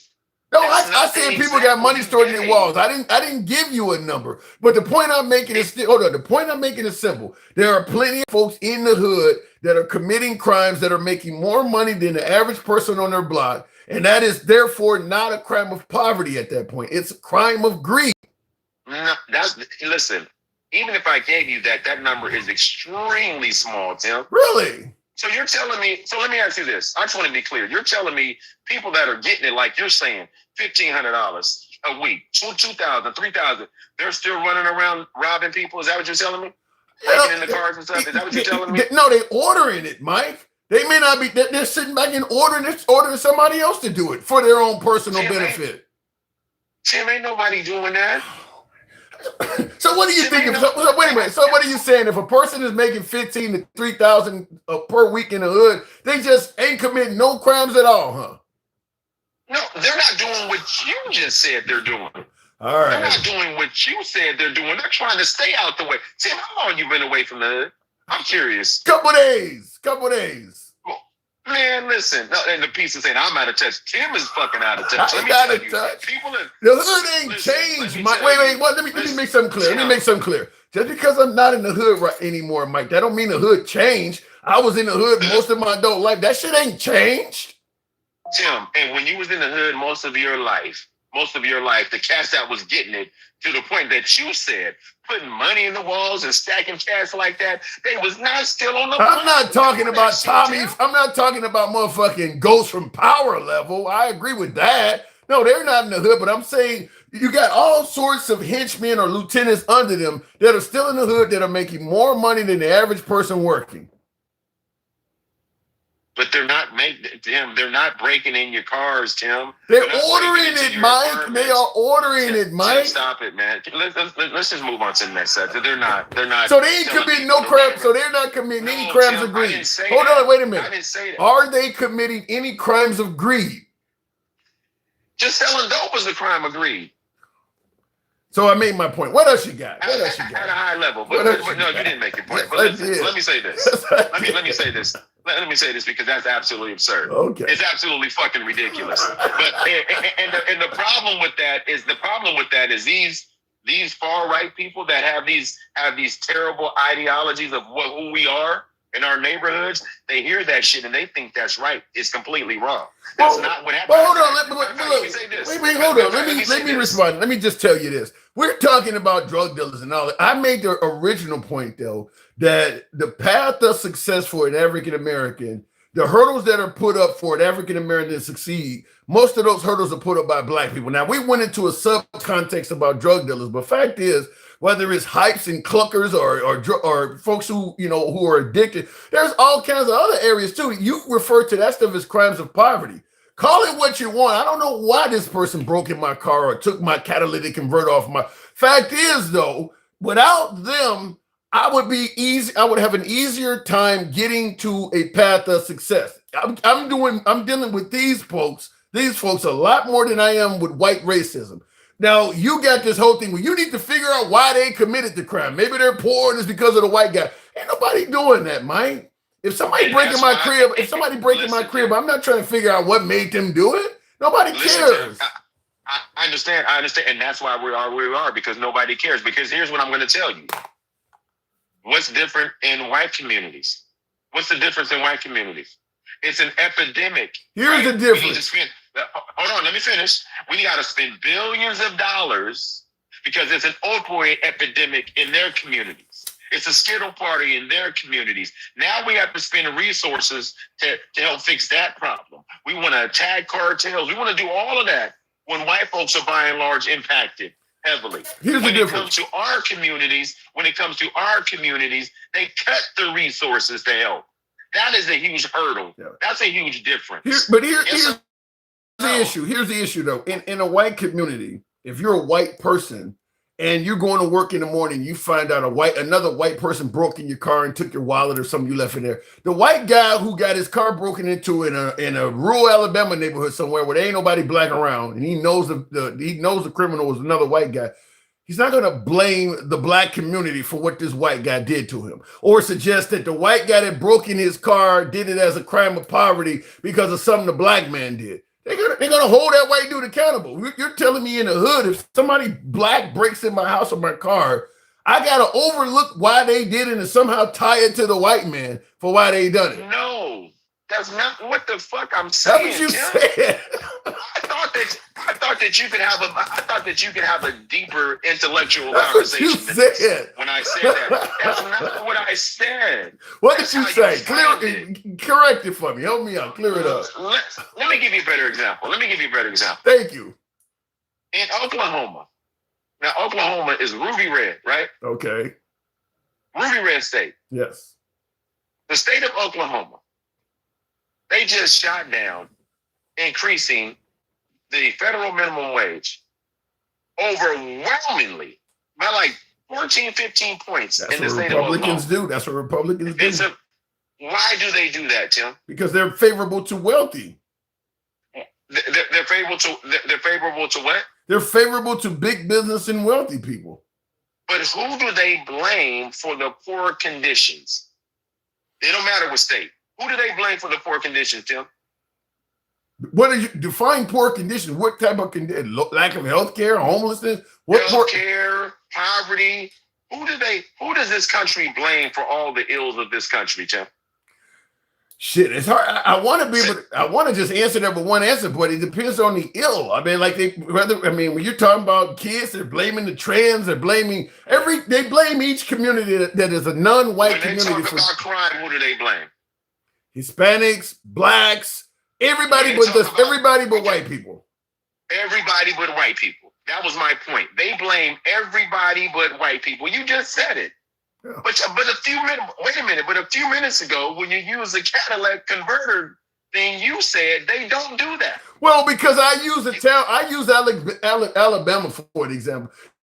If I'm talking about an all-white area, and let's say, for instance, you live in, Helena, Montana somewhere, or some town that is overwhelmingly white. If you in that town, they ain't blaming blacks for all of the crime in that town. There, you can't blame them for it. Listen, Tim, I know that's what you're saying, but you also just said that they blame those statistics on minorities. That's federally, though. Mexicans out because Mexicans are ruining the economy. That's federally, though. That's not state by state. Even at the federal, they use the federal will be the scapegoat. That's why they don't like the quote unquote government, right? It's the scapegoat. But here's what I'm saying. You just said it. The ills of this country, the country going backwards, make America great again. The reason it needs to be made great again is because those people have made it to not be great. Yeah. They don't ever point at themselves. That is true. They always have. Matter of fact, I'm going to give you a perfect example. You guys were talking about the unalignment rates with police officers and how we're handled when we get pulled over. If we're 13% of the population, why do we have the highest unalignment rate when it comes to police officer interaction? Wait, if we're 13% of the population, well, because of racism, the police perceive you more as being a danger. But I will also say a lot from what I've seen, and this is only going by what I've seen because we know white people have cameras too. I don't know why it's not filmed, but it does appear if you go by the media that black people are more apt to talk shit to cops than white people are. Probably because of the history of the way cops treated us, but that is also stuff that can lead to drama. There's a lot more interaction between the African-American community and white people because we're over-policed, and then you get in it, then you throw in the fact that you're talking shit, and the outcome's not going to be good. So I'm gonna walk through this real quick because I got to move it on. We have a hurdle. So when you say, I understand, Tim, and I'm gonna let you go because this time I stay away from this because it needs more time than what we're giving it. But I want to pivot real quick to one other topic. Everything that we're talking about is a hurdle that this country has put on minorities, women, black, brown, LB. It's a hurdle. Their entire campaign was built on hurdles. Their entire campaign. It's the trans in bathrooms. It's the Hispanics. It's immigration. It's the blue cities. It's the inner city crime. Everything is a hurdle from a system that built this racism and bigotry on purpose, not by accident, on purpose. And then they turn around and say, "You can do everything I can do." Yeah, but you tried to straddle me with hurdles, and then you want to tell me I'm a victim. And then when I do finish, like Stevie D said, I don't want to hear this from somebody that's been successful. Where the fuck are we supposed to be in this country? Where the fuck are we supposed to be? When we succeed, shut the fuck up. Right? They want us to be quiet and be still. But I want to pivot real quick. Mike, I got to move on. I'll give you 60 seconds. Just real quick. Just, I know. 60 seconds. Right now, when we're dealing with this MOU agreement, the strait is closed again. Yeah, oil went up again. The bottom line is this deal is never going to work because you got a deal with two people, but there's 4 countries involved. So Never going to work. Iran, Israel. What's the fourth country? What's the fourth country? Countries. Is Lebanon? Are you saying Lebanon is one of those countries? Yeah. Well, and I didn't mean countries. I meant actors. You got Lebanon. You got Hezbollah. Okay. All right. And Israel. You know what I mean? You have them involved. They didn't sign no agreement. They're not bound by anything. Yeah. Israel didn't sign shit. But it's all being played, and that guy on the screen. Oh, last thing. Mike, I gotta go. I got other callers. We'll make it happen on the next show. I do gotta move it on. Tap the screen, because normally we do 15 minutes. I'm giving them 10 extra minutes. I don't like to hang up on Mike, but I do gotta move on. Tap the screen, get the likes up to 70,000, if you will. Mike, we'll certainly finish that on another call. In the comments, Godspeed, President Trump. Where we go, when we go all. What did I say? Is except Sergeant. Somebody, you said, oh, you're a sergeant in the Air Force. The best is yet to come. That ain't what he promised. Look, if you're saying the best is yet to come, here's my point. At what point do you actually hold him accountable for not delivering on his promises? What are we going to end up with Trump in 2028 saying, well, if we had have elected him for a third term, he actually could have delivered. At what point do you hold him accountable for not delivering? That man said he was going to lower grocery prices on day one. Here we are, day 700, damn near. Well, it's the best is yet to come. That ain't what he promised. The Ukraine-Russian war was going to end in 24 hours. Best is yet to come. He's not even remotely close to delivering on this shit. And you're still hanging on like you're part of Simply Red. I keep holding on. I mean, like the 80s song Simply Red. Like, at what point do you hold him accountable for the fact that he ain't delivering on his campaign promises? He is not delivering. That man promised to do shit, good shit, fast. He said he's going to lower the prices of rents. He said he's going to cut your energy bills in half within 12 months if you elected him. There's so many promises that man made that has not come true. The idea that the best is yet to come. Shit. So what are we dealing with now? The worst? Tap the screen, get us up to 65,000. I'll take the next caller. That's crazy, though. I really do. That was just why I stated earlier that if you had a liberal in office doing the exact same stuff as Trump, to the letter, every tweet, every post, everything Trump has done, the right would be saying that is a terrible commander-in-chief. Made all the same campaign promises and got us as far as Trump has gotten us. The right would be saying this is a terrible president. In the comments, here's what white people have to worry about: victimhood from the Democrat Party. Says, as a conservative, I don't know if you realize it or not, but playing victim is not just a Democrat or African American thing. You guys talk about, African Americans are always crying racism. The Muslims, Sharia law. African Americans burning cities down, robbing and looting, killing folks. Hispanics, rapists and murderers. The transgender, they're going to affect our kids. You guys cry victim a lot.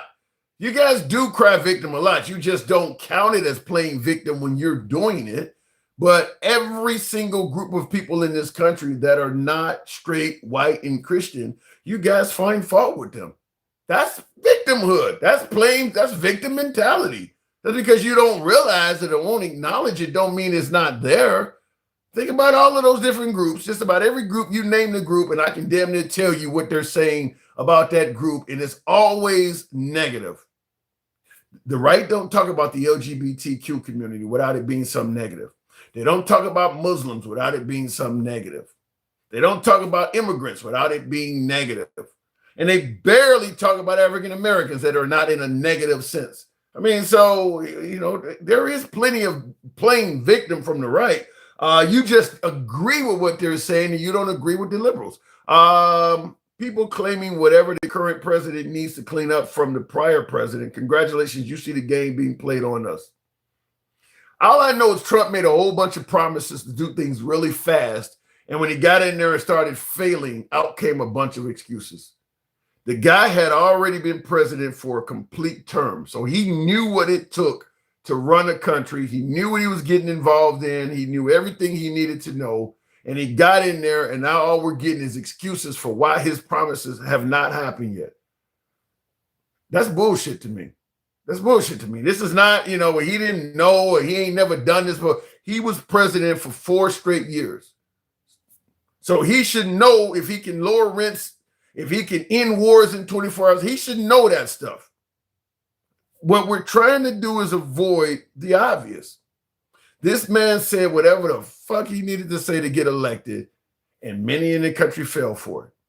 And now that he's not delivering, and it's pretty obvious he made all that shit up, to avoid embarrassment, we got to pretend like there was some other reason for why this happened and that it will likely happen in the future. And once the future arrives, you'll be making an excuse at that point for why it ain't happened then.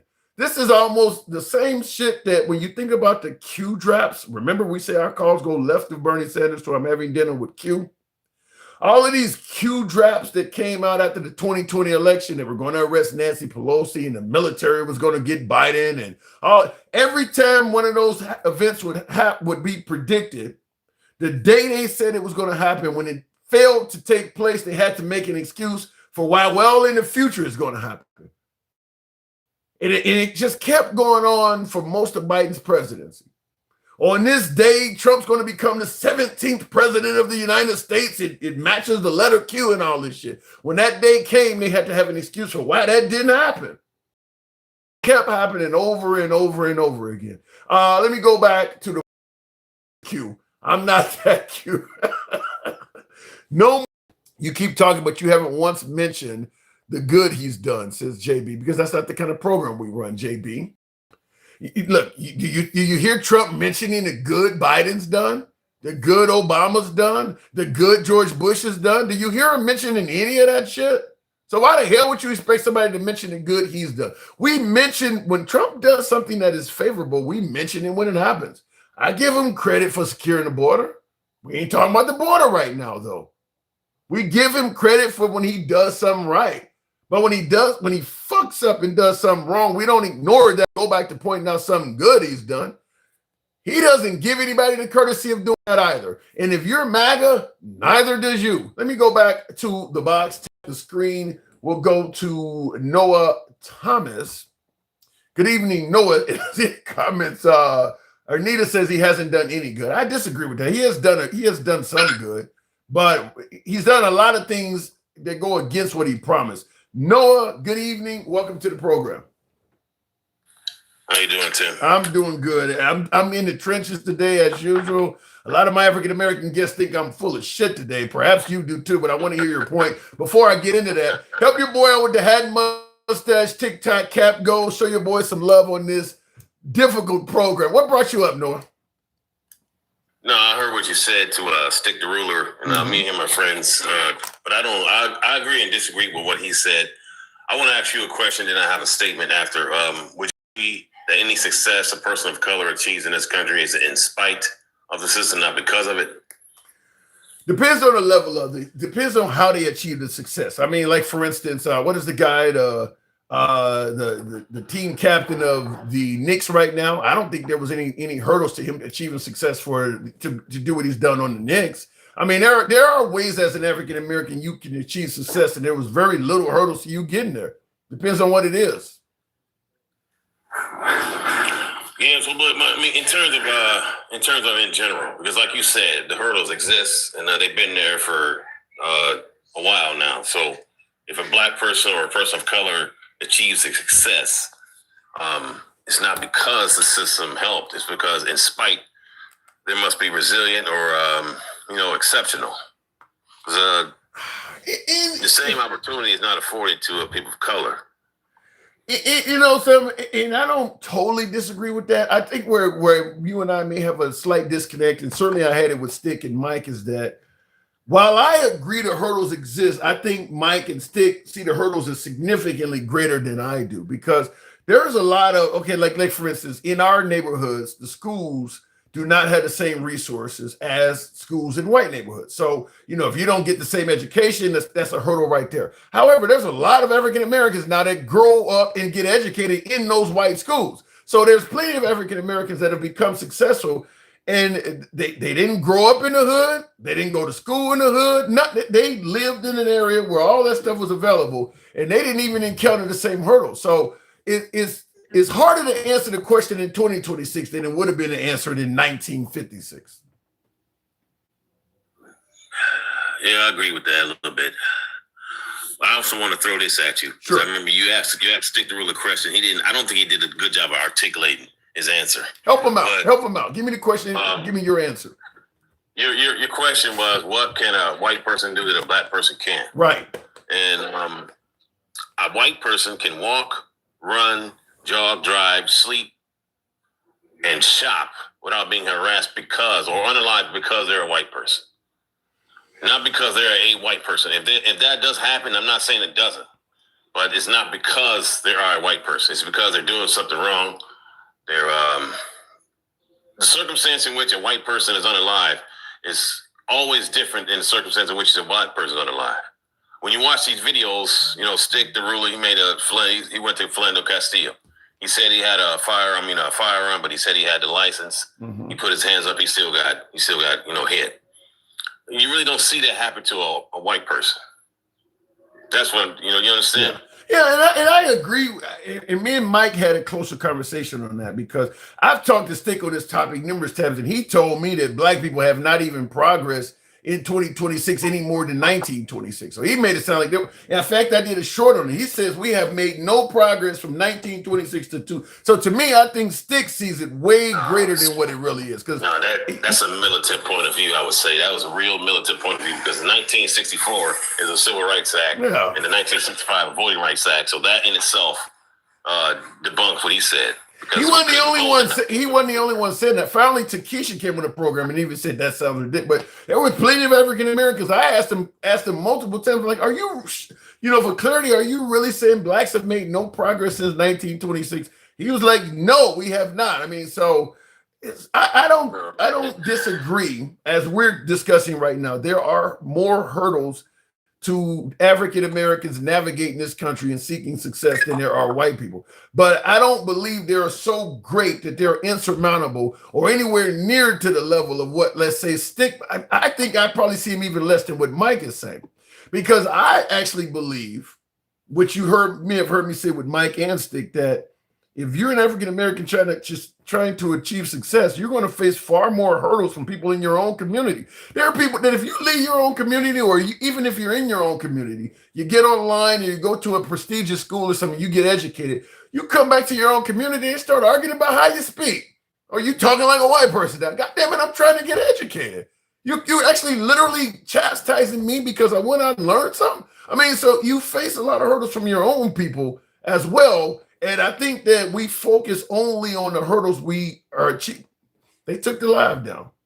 Why the hell they do that? TikTok did not like what we were talking about, so I will have to end up appealing it. But that does happen. Let me see if here they claim it was most likely someone is reporting the live. I'll still continue on with the other platforms, but I'm trying to see. I'm appealing it while we're doing it here. My guess is somebody was reporting it.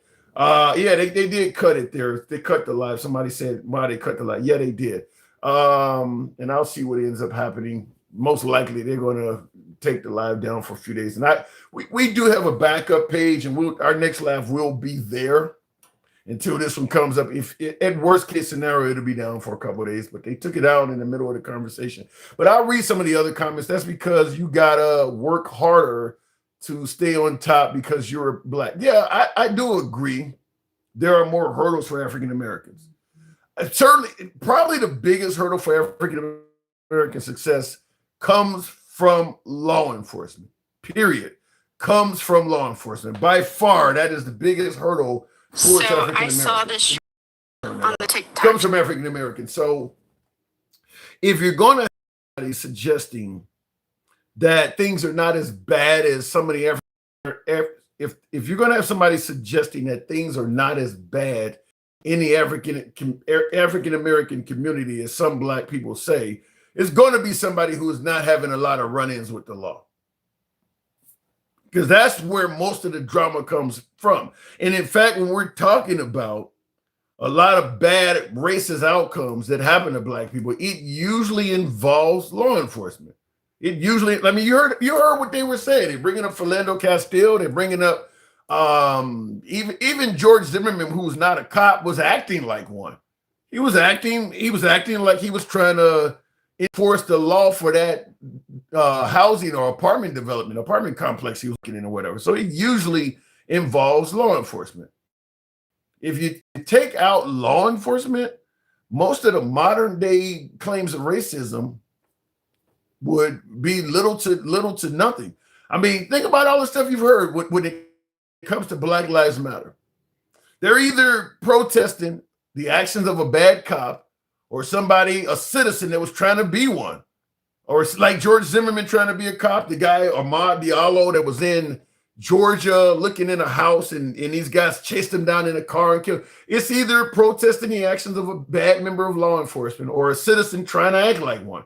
Karens, most of the Karens are like law enforcement. You can't be in this neighborhood. You can't play ball over here. It's mostly that stuff. It's mostly that stuff. Looking in the comments, Katie Craig let Damien see his baby. I don't know what that is all about.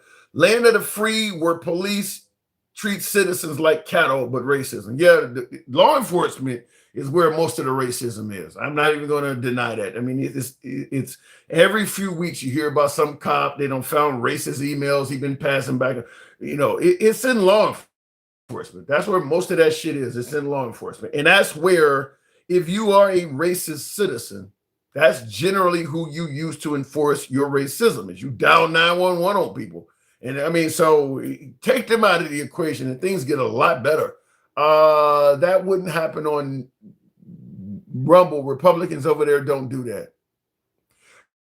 I don't know if I agree with that, handsome conservative, because I think if I had people like Mike and Stick the Ruler on Rumble, the Republicans, the MAGA, would have a major problem with it. They're not doing it on Rumble because they don't have people like that on Rumble. You're not going to normally find somebody that talks like Mike or Stick the Ruler using Rumble. But my program would bring them there, and I guarantee MAGA would act differently than they do with a lot of the other podcasters on there. So I get plenty of liberals that get blocked and reported on this program. So the idea that only Democrats are involved in cancel culture and stuff like that, to me, just Trump going after Jimmy Kimmel and going after liberal colleges and shit, it shows that Trump himself is prone to cancel culture. Trump himself is deeply sensitive to insults and stuff. Cancel culture, which is why I asked you guys in the beginning of the program, if that UFC fighter, what was his name, Josh Holkett, instead of saying Michelle Obama is a man, if that dude had got up there and said that new pictorial of Melania Trump is awesome, I guarantee MAGA would not have. Well, it's just a joke. No, they would have been jonesing for that guy's hide. If he had got up there, because there is a pictorial of Melania Trump completely naked. You can find it online, 100%. You can find it online. If he had got up there and said that new pictorial of Melania Trump is beautiful, I've never seen a woman's body look that good, MAGA would have considered that to be completely disrespectful to comment on the nudity of the president's wife, and they would not have been talking about how much is just a joke. So some of the judgment is biased. So I'm not going to pretend like it's not. Tim, how smart are you? Do you know the percentage difference between whites killed by cops versus blacks killed by cops? No, I don't really take any accurate information to that. And once President Trump got elected, he actually threw out the database that was even keeping track of corrupt cops. So when you ask how smart am I, nobody's that smart. They don't want that information to even get out. I don't think anybody really knows that information. Found yourself scrolling again. Let's be clear. There's just far more white Americans than there are black Americans. So just based on the sheer numbers, there should be more whites getting shot by cops than there are black people. But percentage-wise, it's going to be significantly higher for black people. Just like the incarceration rate for black people is significantly higher. The 13% of the population, 50% of the inmate shit is what I'm talking about. If most inmates were incarcerated for, drugs and not drugs. If most inmates were incarcerated for stuff like, and by the way, the live is back up on TikTok, so the appeal must have went through. So having said that, with the appeal going right through right away, it means somebody reported the live. And I appealed it. TikTok looked into it, and they've already said, there was nothing there. So we're back live on TikTok. So that just shows you that was a report. But anyway, in regards to the 1350 thing, because Charlie Kirk mentioned this as well, I would agree that the 13% of the population, 50% of the criminals, had validity to it if most of the folks that are incarcerated were there for like rapes and murders and acts of violence and things like that. But they're not. They're there for drug use, drug abuse, drug dealing. And every study there is shows that white people use and abuse drugs at the same rate as everybody else. At the same rate as everybody else. It ain't like white people are not getting high. It's not like if you go to an all-white town, I always use places like Idaho or North Dakota somewhere, that there's no drugs there. There's no African Americans in this town, yet people are getting high. They have no problem getting high. And they're doing it. So the point I'm making is, if whites are using drugs at the same rate as African Americans, why are most of the people that are in jail for drug use African Americans? The 1350 don't hold up. Like I said, if it was only in regards to murders and rapes and shit like that, we could have a conversation. But most of them are in jail for drugs. So if they're both using drugs, you can find plenty of studies that show you whites use drugs at the same rate as blacks. You can't find any study that show you that they get the same punishment, though. White people do get more lenient punishments for drug use, drug abuse, drug dealing than blacks do. They just do. I'll give you an example like of Robert Downey Jr., the well-known actor, Iron Man, all the movies he's played in. That dude was caught with enough smack that it should have been enough to get him a distribution charge. He was caught with more than you need for personal use. He's still out making movies and shit. He got charged. He got a very mild charge. I don't think he did a day in jail for that. I don't think he did a day in jail. Plenty of folks who've been caught with one crack rock has done significantly more time, been punished significantly more than Robert Downey Jr. did. So yeah, there's absolutely a difference in it in regards to that. So the guy with the one crack rock, he's part of the 1350 number, and Downey is out free. So the 1350 number is not something I would take with any validity to it. Tim Allen got caught with a kilo. Did he get caught with that fucking much? Home Improvement, Tim Allen? Really?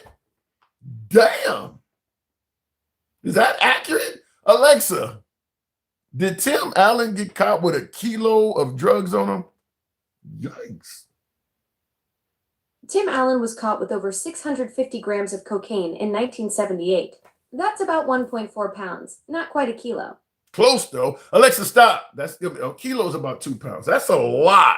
Now it's in the 1970s, but still, yeah, that's what I'm saying. He should be part. By the way, that amount of narcotics, the average black man would probably still have a significant criminal history in 2026 from that 1978 charge. 1350. I'm just saying that 1350 is based on some skewed information. We had that shit for 4 years. Schumer admits the Democrats have embezzled 25 million illegitimate voters in you. I ain't heard nothing about that. I don't believe that's accurate. Who said that? You're gonna tell me Chuck Schumer would make a statement like that? That is not accurate. This is Google Sucks says that Chuck Schumer admitted the Democrats have embedded 25 million illegitimate. There's no way in hell he said anything like that. If he had said, you wouldn't be the first place we're hearing it from. Why would he say? Let's say it was true, and I don't even believe it's true. Let's say that is absolutely true. You still wouldn't get him to say it. You think if Trump found out Republicans were cheating in the election, he would come out and admit it? You're not going to admit your own party is doing something that horrible? Yeah, that's a lie. I want reparations for 1,000 years ago, and the Slavic people that were captured, and then go to the country and tell them. That didn't happen here, Joe Box. If you want reparations from 1,000 years ago, go to the country that was happening and tell them you want. Why are you discussing that here in the United States? We ain't got nothing to do with that. Money, Tim, he has money, not to mention who he hangs out with. Fine. But then let's go with the money aspect. In this country, most of the wealth is not in the Black community. So if money is going to assist in you getting out or getting out of a jam, then obviously one community is going to be more favorable to that than other communities. But to me, yeah, the 1350 argument is based on, a skewed system. In the comments, help your boy out the hat, mustache, TikTok cap goes, if you will, because we were blocked back in the day for making generational wealth 300 years. Y'all need to do some research. That's true too. I mean, look, I'm Gen X, grew up in the 70s and 80s. There was no generational wealth in the Black community at all in the 70s and 80s. I mean, think about the people in this country that have generational wealth now. The Oprah Winfreys, the Jordans, like the Michael Jordan family, or, folks like Jay-Z and Beyonce. All of that shit's new. All that stuff's in our, Quincy Jones might be the best we can come up with. But all of that stuff happened in our lifetime. If you're Gen X, you didn't grow up with any generational wealth in the Black community before our time. There's not a lot of, I don't think there's anybody from the silent generation that's African American that had generational wealth. I don't think there was one person from that generation. Even the baby boomer generation, you were starting to get a few in the baby boomer generation. But most of them that developed that wealth, they just done it post the Civil Rights Act. But you go back before the 1960s, there was none of it. So when we came up, I'm trying to think who would have been really, really wealthy as a Black man when I was a kid. I mean, I assume Bill Cosby had money, but like Trump type wealth, I don't think of anybody. I can't think of anybody that was, owned all the properties and all of the shit that Trump had going on, even in I said George Jefferson. Even George Jefferson with his supposed 7 cleaners that he owned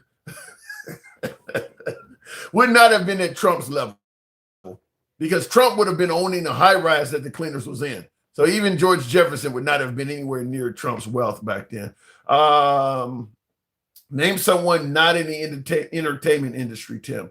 You can't, because that was the only way for African Americans to achieve back then. You cannot name anybody that is out. Entertainment is something that there was no way, and it wasn't that they didn't try it, but there was no way to use discrimination to keep Blacks out of the entertainment industry, because they were just too good at it.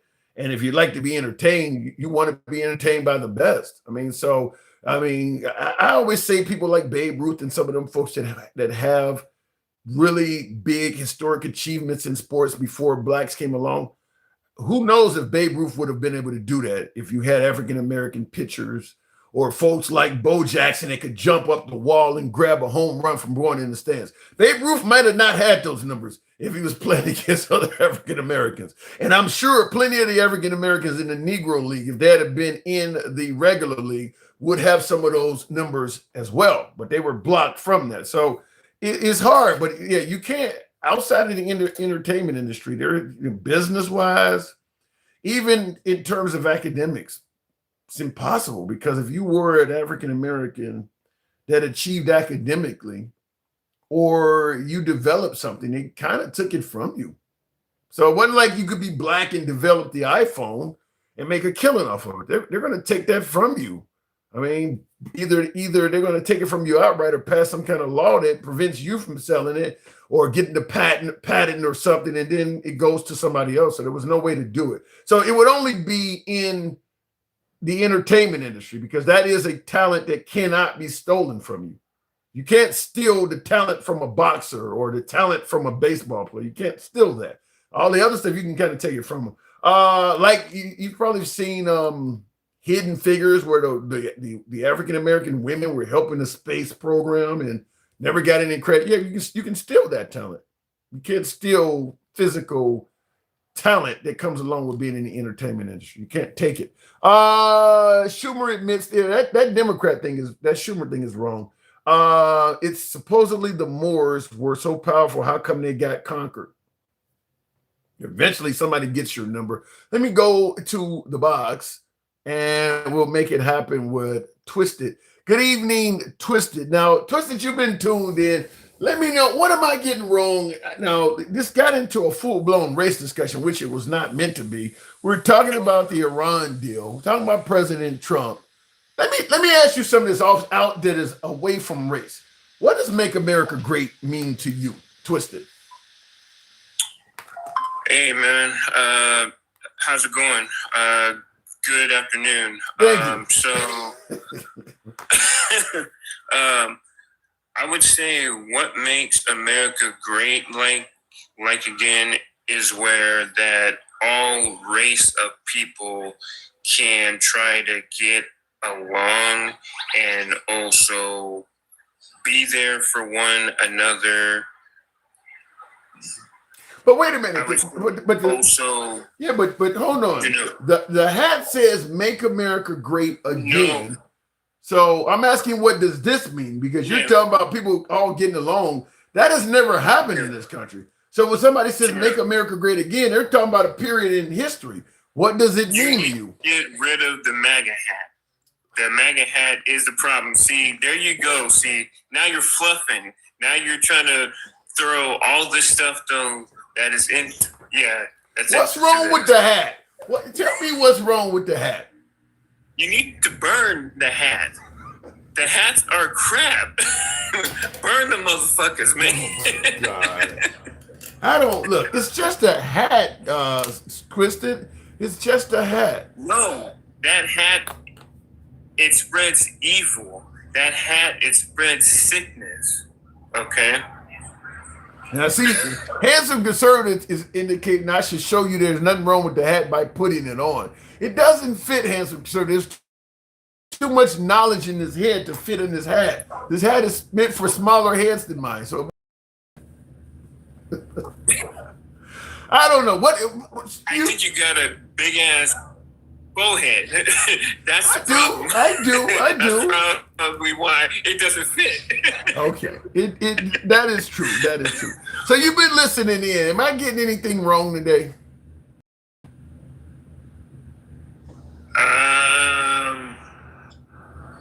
I have to be where Mike is.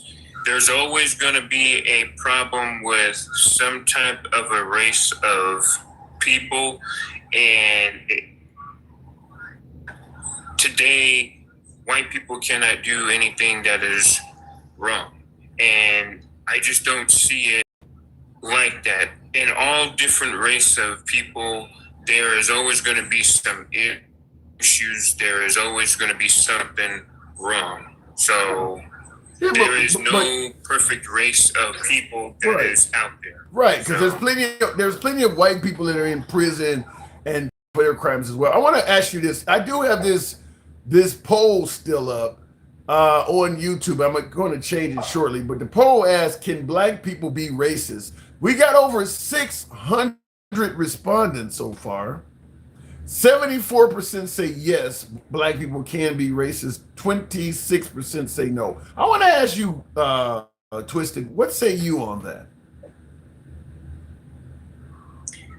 I would say if you're put in a predicament where you have to come out as being racist, or you have to come out as in defending yourself or your community,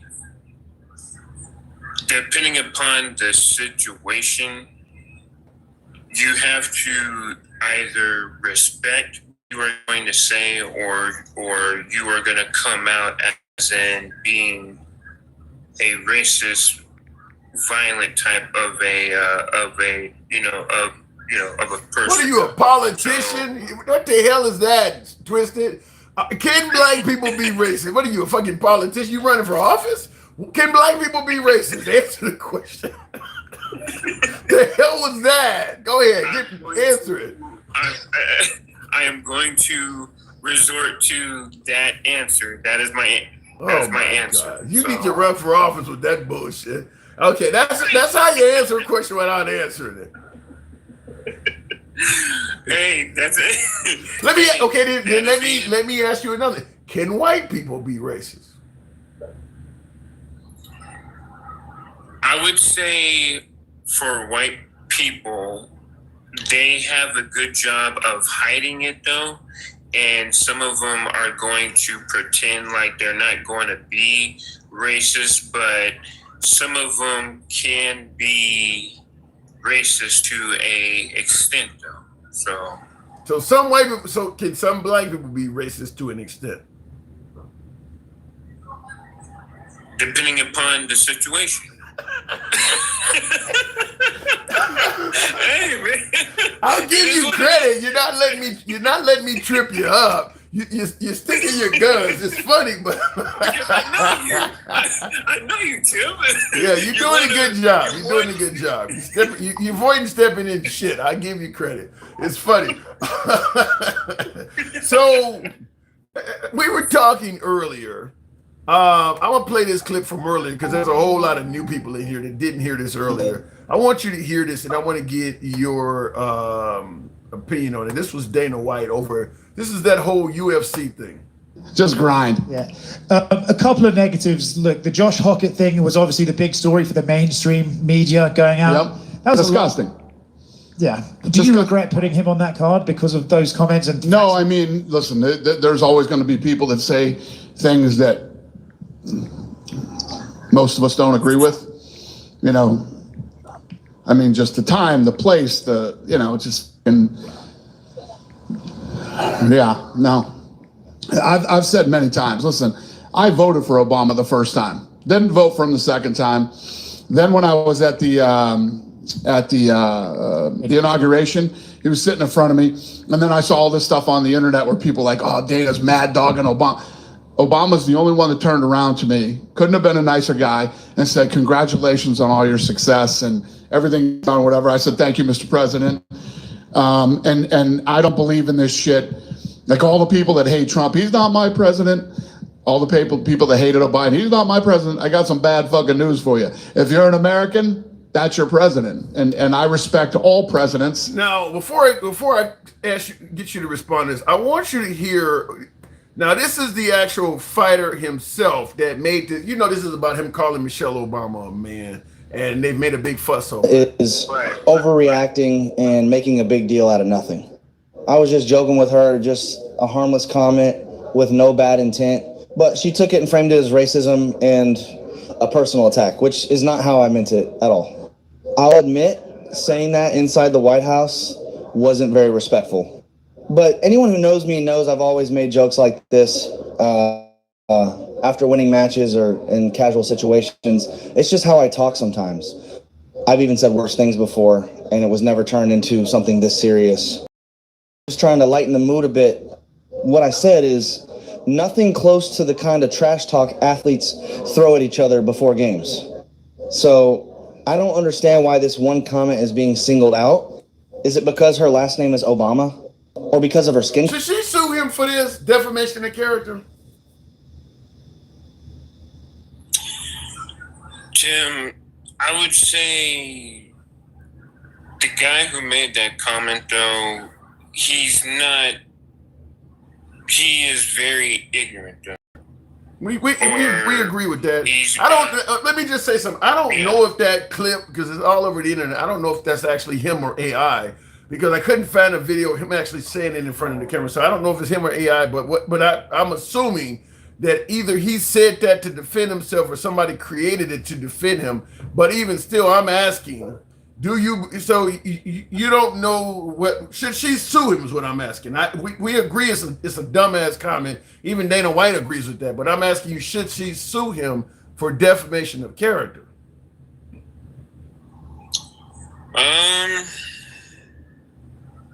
I don't know the law. I would say in like some regards, maybe he could lose some pay for, you know, for what he was doing, but not for like, you know, not for suing. There was no actual bodily like. What if it was your wife? What if it was your wife, and this was said about her on a national stage with tens of millions of people watching this? Would you advise your wife to do anything about it, or just let it go? If she could sue, if she could sue for that, get some money, get an apology, who knows what else? Would you advise her to sue, or would you advise her to just let it go? Well, there's two ways of doing this. So one would be you got some answers, man. Hold on, man. So there are two ways of doing this. One. That's what you're gonna tell your wife? There's two ways of doing this? Yes, because I have to respect what my wife is going to do and give me your two ways. Give me your two ways. The one, we would have a discussion. Okay, hey, yeah, it was a very racist type of a comment. Yeah, there was no harm that was being done. Also, it was very low intelligence. Person is stupid. What does that got to do with suing them? This discussion is. Are you going to advise your wife? I don't get what the discussion is about. Hold on. And now we would also be talking like it is about. We can go after the UFC. We can file a lawsuit in that way. Or we can, you know, go the route that you are basically saying, you know, sue for defamation. No, but I would personally will go after the UFC though and file a lawsuit in that way though. Not going directly after him, but going after, you know, it's the. Well, he's going. If you go into the UFC, he's going to be a party to the lawsuit. In the comments, Alter Ego says she should wait. Let her see the response he gets from the UFC fans. The fans like what he did. I mean, you saw the response he got. Yeah, they cheered it on. So you don't need to wait for that, Alter Ego. It was pretty clear the fans enjoyed it. I mean, have you seen anything on UFC bulletin boards from the fans saying that he should get punished? No, they were okay with it. Now, the other thing is this too. Now, if it was somebody that was, you know, African like American, and then they said, "Oh, well, Melania is a, you know, she's a hoe and she sleeps with everybody," and you know, so what do they? You know, that wouldn't be as popular. That wouldn't be as popular. Yeah, so it's so there's certain ways that you gotta really, you know, look at this stuff. So fair enough. Look, in my case, I'm looking at it like they're not going to stop calling this woman a man if she just ignores it, turns the other cheek.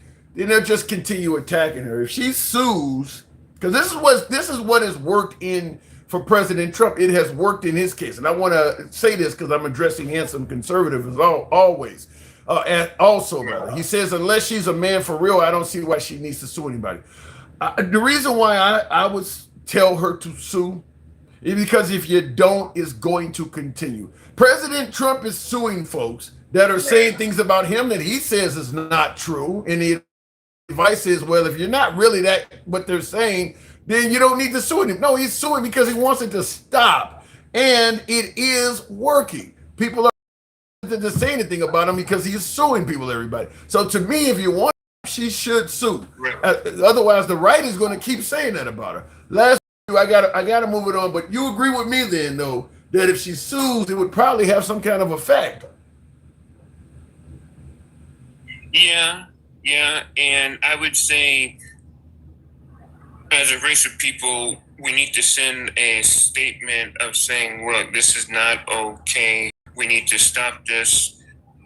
It is, to some extent, we need to try to not like fight back, but we need to show that we just mean business, though. Like, I would say it has to stop at some point, though. So good luck with that without a lawsuit. Twisted, appreciate you coming on. Good talk. Thank you. And real quick in the comments, following up with Hanson Conservative, he says, you don't believe her suing is going to stop people from saying that, then you don't know people. You know, I do. I'll say it this way. Maybe in forums like this, people will continue saying she's a man, but they're not going to tell it to Jesse Waters on Fox News because Fox is not going to air it. If you start suing people, it's going to be said in much smaller forums. You're not going to say it in the middle of NASCAR or some shit like that, because those companies have something to lose. They're not going to put you on TV saying nothing like that. That's what I'm saying. It would be a difference. It would absolutely be a difference. So, and I see in the comments, you say freedom of speech. Freedom of speech is something I certainly favor, but it's not without consequences. Freedom of speech doesn't come without consequences. If you're saying something to defame somebody, they can sue you for defamation. You're saying somebody is a man, and they're not. She can sue you for that. You have the right to say it. There's no law that's ever going to tell you it's illegal to call her a man. Just like when Trump was saying all kinds of negative stuff about E. Jean Carroll, she didn't sue him for rape. She sued him for defamation. She put out a book indicating that Trump raped her and did all kinds of shit. Trump said the book was hogwash and was a piece of shit. She sued him for defamation because he was trying to say her documentary was a piece of shit. So she sued him for defamation, and that's why she had to go in court and convince them that what was in her book was more likely accurate than not. And she was able to do that. She won $5 million from Trump. After Trump lost the $5 million, he got out of court and continued saying negative things about her. She sued him for defamation again, and this time she won like $80-some million. But she didn't sue him for rape. She sued him for saying shit about her that was not true. So nobody said Trump was going to go to jail for what he was saying. He had freedom of speech, but it came with consequences. Consequences being those lawsuits. Look at it in the comments. And you're wrong, Hanson Conservative, when you say freedom of speech means that you have the right to say what you want without consequences. That's not accurate. That is absolutely not accurate. In the comments, freedom of speech and defamation of character are two different things. I hope she sues the shit out of all of them. True. Freedom of speech can lead to you being sued for defamation of character. You could say all kinds of shit, but there are consequences to it. People get pulled over by the cops all the time and say shit that ends up having consequences behind it. I mean, it is what it is. And he hasn't paid her nothing but $5,000. Yeah, he's fighting it. I don't think he's going to win that fight, though. I mean, I think what Trump is going to end up doing is leaving that debt onto his heirs. He's going to delay, but I don't think there's a case. I don't think Trump has a case to get that defamation stuff thrown out. Now without really turning the way our court system works upside down, he's not going to ultimately win with the E. Jean Carroll thing. I think the goal is just to keep in mind, it's more of a pride and being petty thing with Trump than it is in terms of victory, because he is paying tons of money in legal fees to keep delaying this shit. By the time all is said and done, he probably will have paid at least 25% of the cost of the suit in legal fees. He's just delayed. He don't care about the money. He cares about the pride of not having to pay her. So if it costs him more money in legal fees than he has to pay her, he's okay with that. So it's more about being petty. Defamation of character is a freedom of speech because right or wrong, whatever you say has consequences. Yeah, I mean, isn't that what he's trying to get Stephen Colbert and all them taken up? Well, he had them taken off TV. That's what he's doing. He's going after them for their speech. They have a right to say what they're saying. He's going after all of the late night programs that lean left. He's not going after Greg Gutfeld. Greg Gutfeld says all kinds of negative shit on Fox about liberals. He's fine with that dude. He's only going after the liberal hosts that say things negative about him. Juice came and went. I don't know what happened to my last guest. Maybe it's time we wrap it up. Tap the screen. Get the likes on up to 10,000.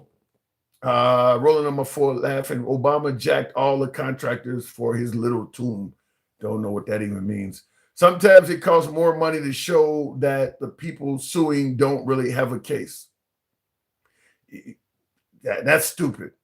That's stupid. I mean, look, if you sue me for $10,000 and I think you don't have a case, at some point, I'm not going to just keep blowing money to show you. I'm not going to spend $100,000 trying to show people that your $10,000 case was bullshit. That's stupid. I mean, that makes no sense at all. I mean, if that's the case, why didn't he just keep fighting Stormy Daniels?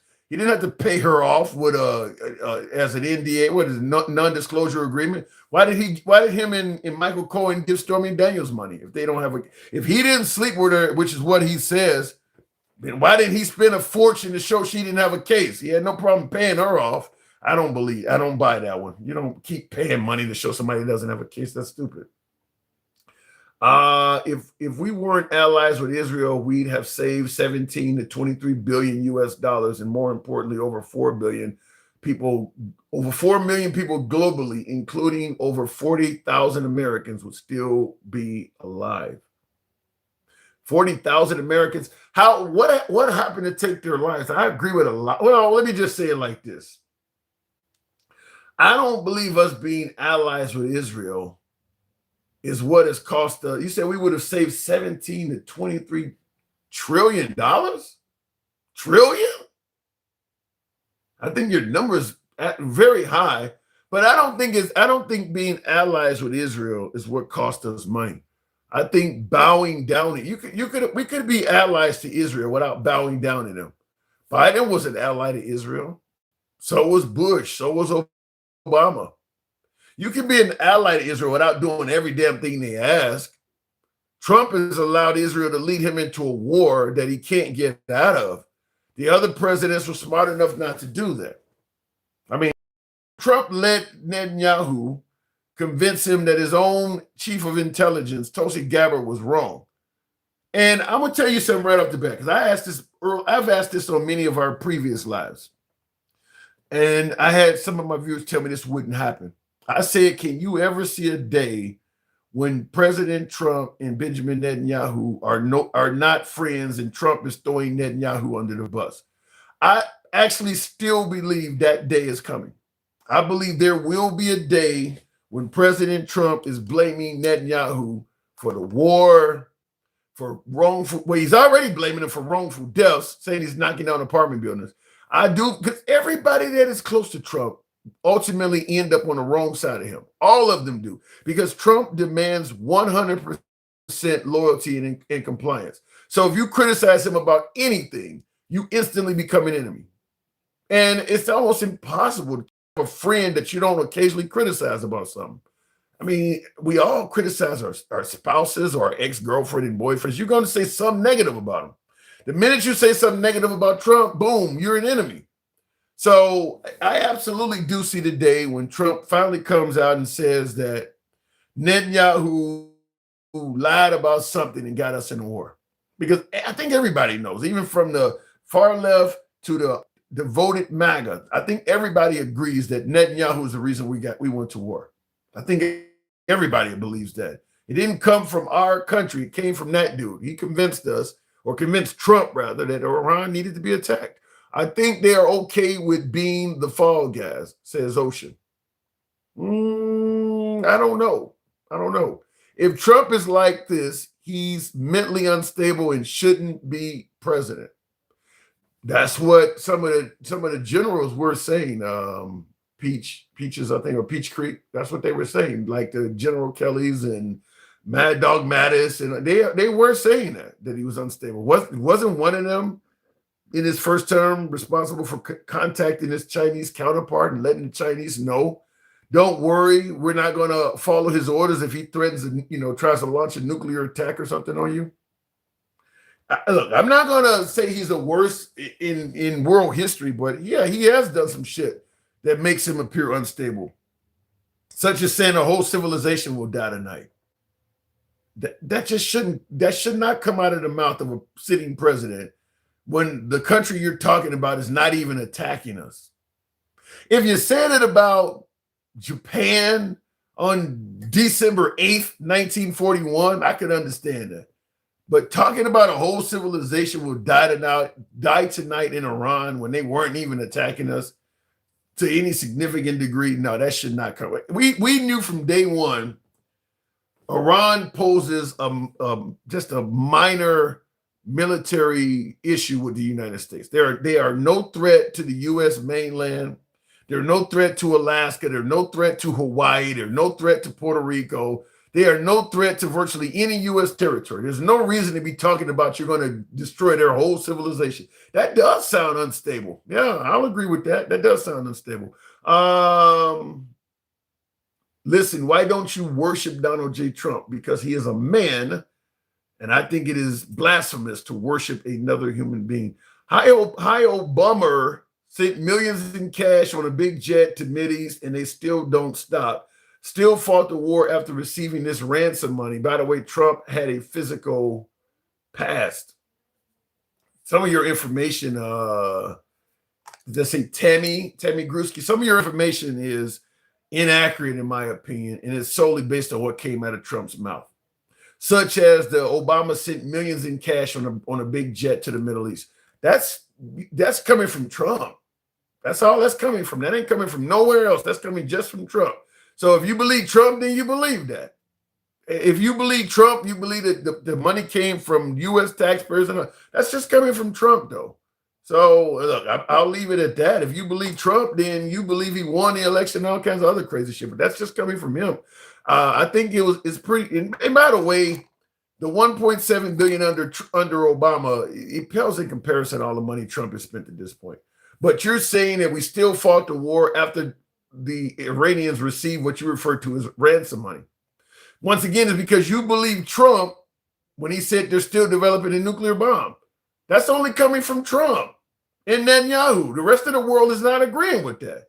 So you're deep into the Trump train, and you're taking his information as fact, and you're making your opinions based on what he is saying.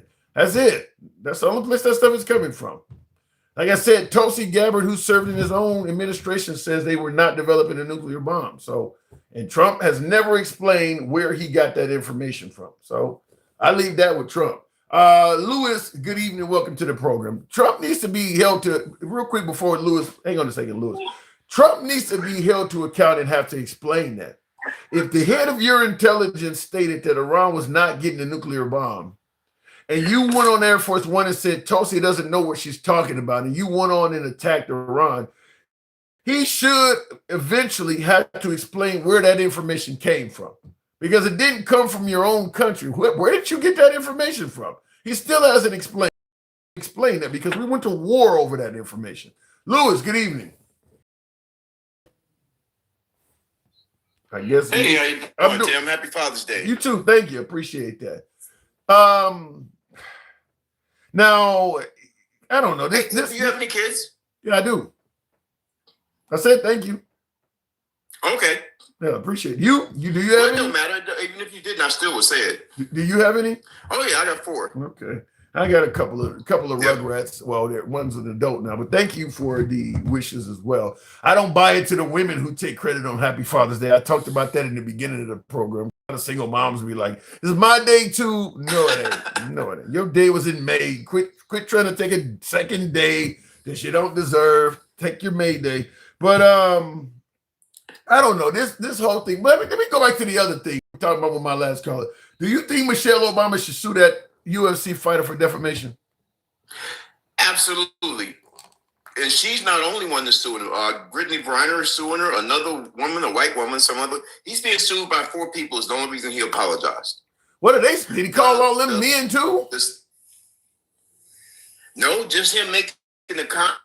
comment like that still was kind of like detrimental because Brittany Griner was being considered a man all the time because she's a lesbian, because she's a way she was, and the other woman is like she looks like she's a lesbian or transgender or something or whatever. They all suing her.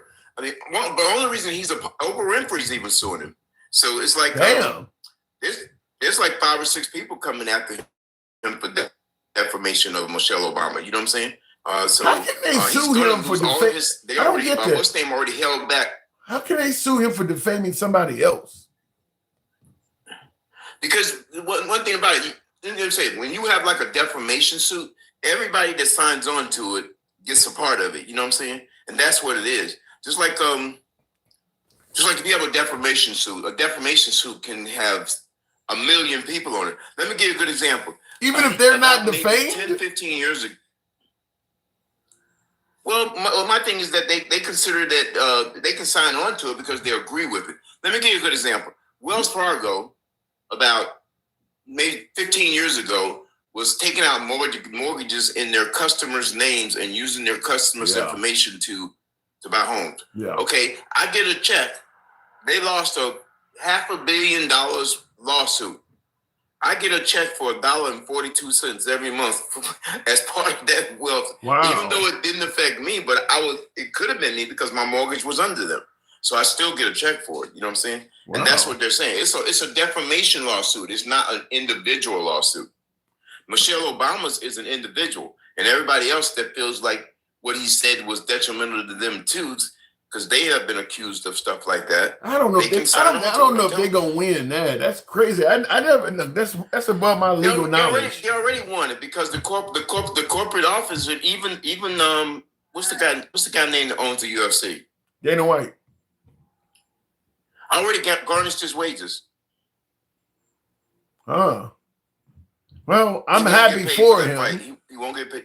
I didn't know that, but I'm happy for him. I didn't know you could sue for defamation of somebody else, but if that is the case, I'm happy for him because look, he claims it was just a joke and he always talks like that. Like, this ain't got shit to do with this fight. Why are you up here defaming? Well, so what? If you're boasting to another athlete, it has nothing to do with the ex-first lady. Right. That has nothing to do with that. He was kowtowing to Donald Trump. Let's just be for real. That's what he was doing. Yep. Well, maybe Donald Trump will pay. Maybe Donald Trump will pay his lawsuit. Statement, and that's what he did. Yeah, maybe Trump will pay his lawsuit. Yeah, I agree with you 100%. Yeah, he was doing it to please Donald Trump. Yeah, that's 100%. Wow.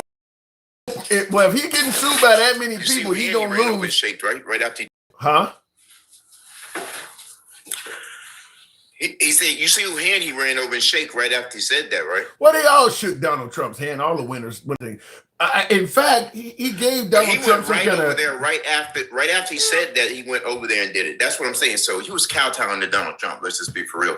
And it doesn't matter. I just think it's inappropriate. And no matter how you look at it, it was just not the scene to do that in front of a million people and keep it going. Because that is old news. It's already been done. He gets what he deserves. I think he deserves it, and I think she should sue him. Yeah. And real quick on Clapper, Hanson Conservative says, how is he supposed to know whether or not she's transgender woman? Operations are pretty good. Well, the point is, it doesn't matter. It's irrelevant to what's going on. Why are you bringing up her sexuality? Even, let's say she was trans. What does that got to do with a UFC fight? It's irrelevant. It shouldn't be coming up. Why are you talking about the first lady who is not at the fight at all? This fight has nothing to do about her. Why is her name even coming up at all? So, yeah, to me, and I agree with you, Louis, 100%. He was doing that to get on the good side of Trump. And look, if he's getting sued by all of those folks, my response is it couldn't happen to a better man. He deserves it. He deserves to lose some contracts. I definitely think that he could say it's a joke all he wants to, but the laugh's going to be on him because he's definitely going to lose. Yeah, it's a joke at her. Yeah, if he's saying that she shouldn't sue him and it's a joke and she shouldn't make it about racism, what you shouldn't have made it about her. Okay, if you think she's going overboard, you went overboard too. Why would you turn a UFC fight into an insult against a former first lady? You went overboard. So if she's going overboard, then you guys are doing it together. Hey, just like Michelle's going to say this right here. I'll accept your apology, but you're still going to have to pay for it. Simple as that. Yeah, I don't know. When you do stuff like that. Don't get me wrong. Free speech thinks free speech has nothing to do with you as an individual. Free speech is against the government. It has nothing to do with if you say something to me that I can't prosecute you for what you say to me. That's what all the lawyers, all the big time people are saying, is that if you do something that's definitely to me because of your free speech, I can sue you. Simple as that. And you can't use the free speech. You can't use free speech. Free speech says you have free speech against the government, not against individuals. But do you even have free speech against the government without consequences? I mean, if you say, the FBI, absolutely. I mean, you can definitely call the president an asshole, and ain't nothing can happen to you. But if you say the president is on the Epstein list, or the president abused a kid, if he sue you, I don't think you're guaranteed to win that. I don't think he's guaranteed to win, but he can do it. No, I'm saying I don't think the citizen is guaranteed to win either. I think if you had somebody like Stephen Colbert go on his show that he used to have and say that I'm sure that Trump abused a child, that's why he's keeping Epstein list secret, I believe Trump could sue him and probably win. They would never say that. They would never. People like those guys are smart enough not to say something. I agree, like they won't. No, but that ain't the point. I agree 100%. They won't say it. What I'm saying though is they don't have that level of free speech without consequence. You can't just criticize the government because it's the government and get away with saying something that's completely wrong. I mean, you can be held accountable for that. You can't figure that. But Donald Trump is not the government. Donald Trump is not the government. Donald Trump is not the government. Donald Trump works for us. We don't work for him. He works for us. The whole government works for us. Right, but that's the government, the office, not the individual. Donald Trump is an individual still. He doesn't lose his individuality just because he's the president. He still is an individual. Oh, I mean, I don't if you get sued by Donald Trump, you're not getting sued by the presidency. You're getting sued by Donald Trump. So how is the government protected then? If I say the IRS is taking Americans' money and using it to sponsor concentration camps in Congo or something like that, I believe ain't nothing nobody can do to you. I don't agree with that. I just think they don't do anything to you. I'm telling you now. I actually, let's say for instance, let's say I make that exact statement, that the IRS is taking U.S. taxpayer money and they're funding pedos in Cambodia or something like that. So some person gets outraged and goes to an IRS office and blows it up because he believes, like Pizzagate, they believe what I'm saying. You're saying the IRS can take no action against me at all? No, none whatsoever. I don't know if I believe that. Well, the guy that did do Pizzagate, because it did happen. That's actually a true story. Right. So what happened to the people who were saying that that's what it was? Did anything happen to them? No, but that don't mean nothing couldn't happen to him. Just like Michelle Obama is probably not going to take action against this guy. That don't mean she can't do it though. Oh, she filed a lawsuit. It's already been filed, bro. I haven't heard that. I don't think that's true. Ask Alexa. Alexa, did Michelle Obama file a lawsuit against the UFC fighter that called her a man? I don't think it's true. No, Michelle Obama hasn't filed a lawsuit against the UFC fighter. The rumors about a lawsuit are false and have been debunked. Yeah. Alexa, stop. Yeah, I looked it up when I heard that myself. I saw it on the internet. That ain't true. But like I said, she could do it. She has a legitimate case. I think I heard it too, and I didn't really verify, and I apologize to you for saying that. But I heard that she did file a lawsuit. I heard that Oprah. Actually, if anybody has filed a lawsuit against. What is his name? Josh. What is his name? Josh. Hockett. Alexa, has anyone filed a lawsuit against UFC fighter Josh Hockett for calling Michelle Obama a man? No lawsuits have been reported against Josh Hockett for his comments about Michelle Obama. The UFC CEO called the comments disgusting, but no legal action has been mentioned. So everything you heard sounds like it's inaccurate. Alexa, stop.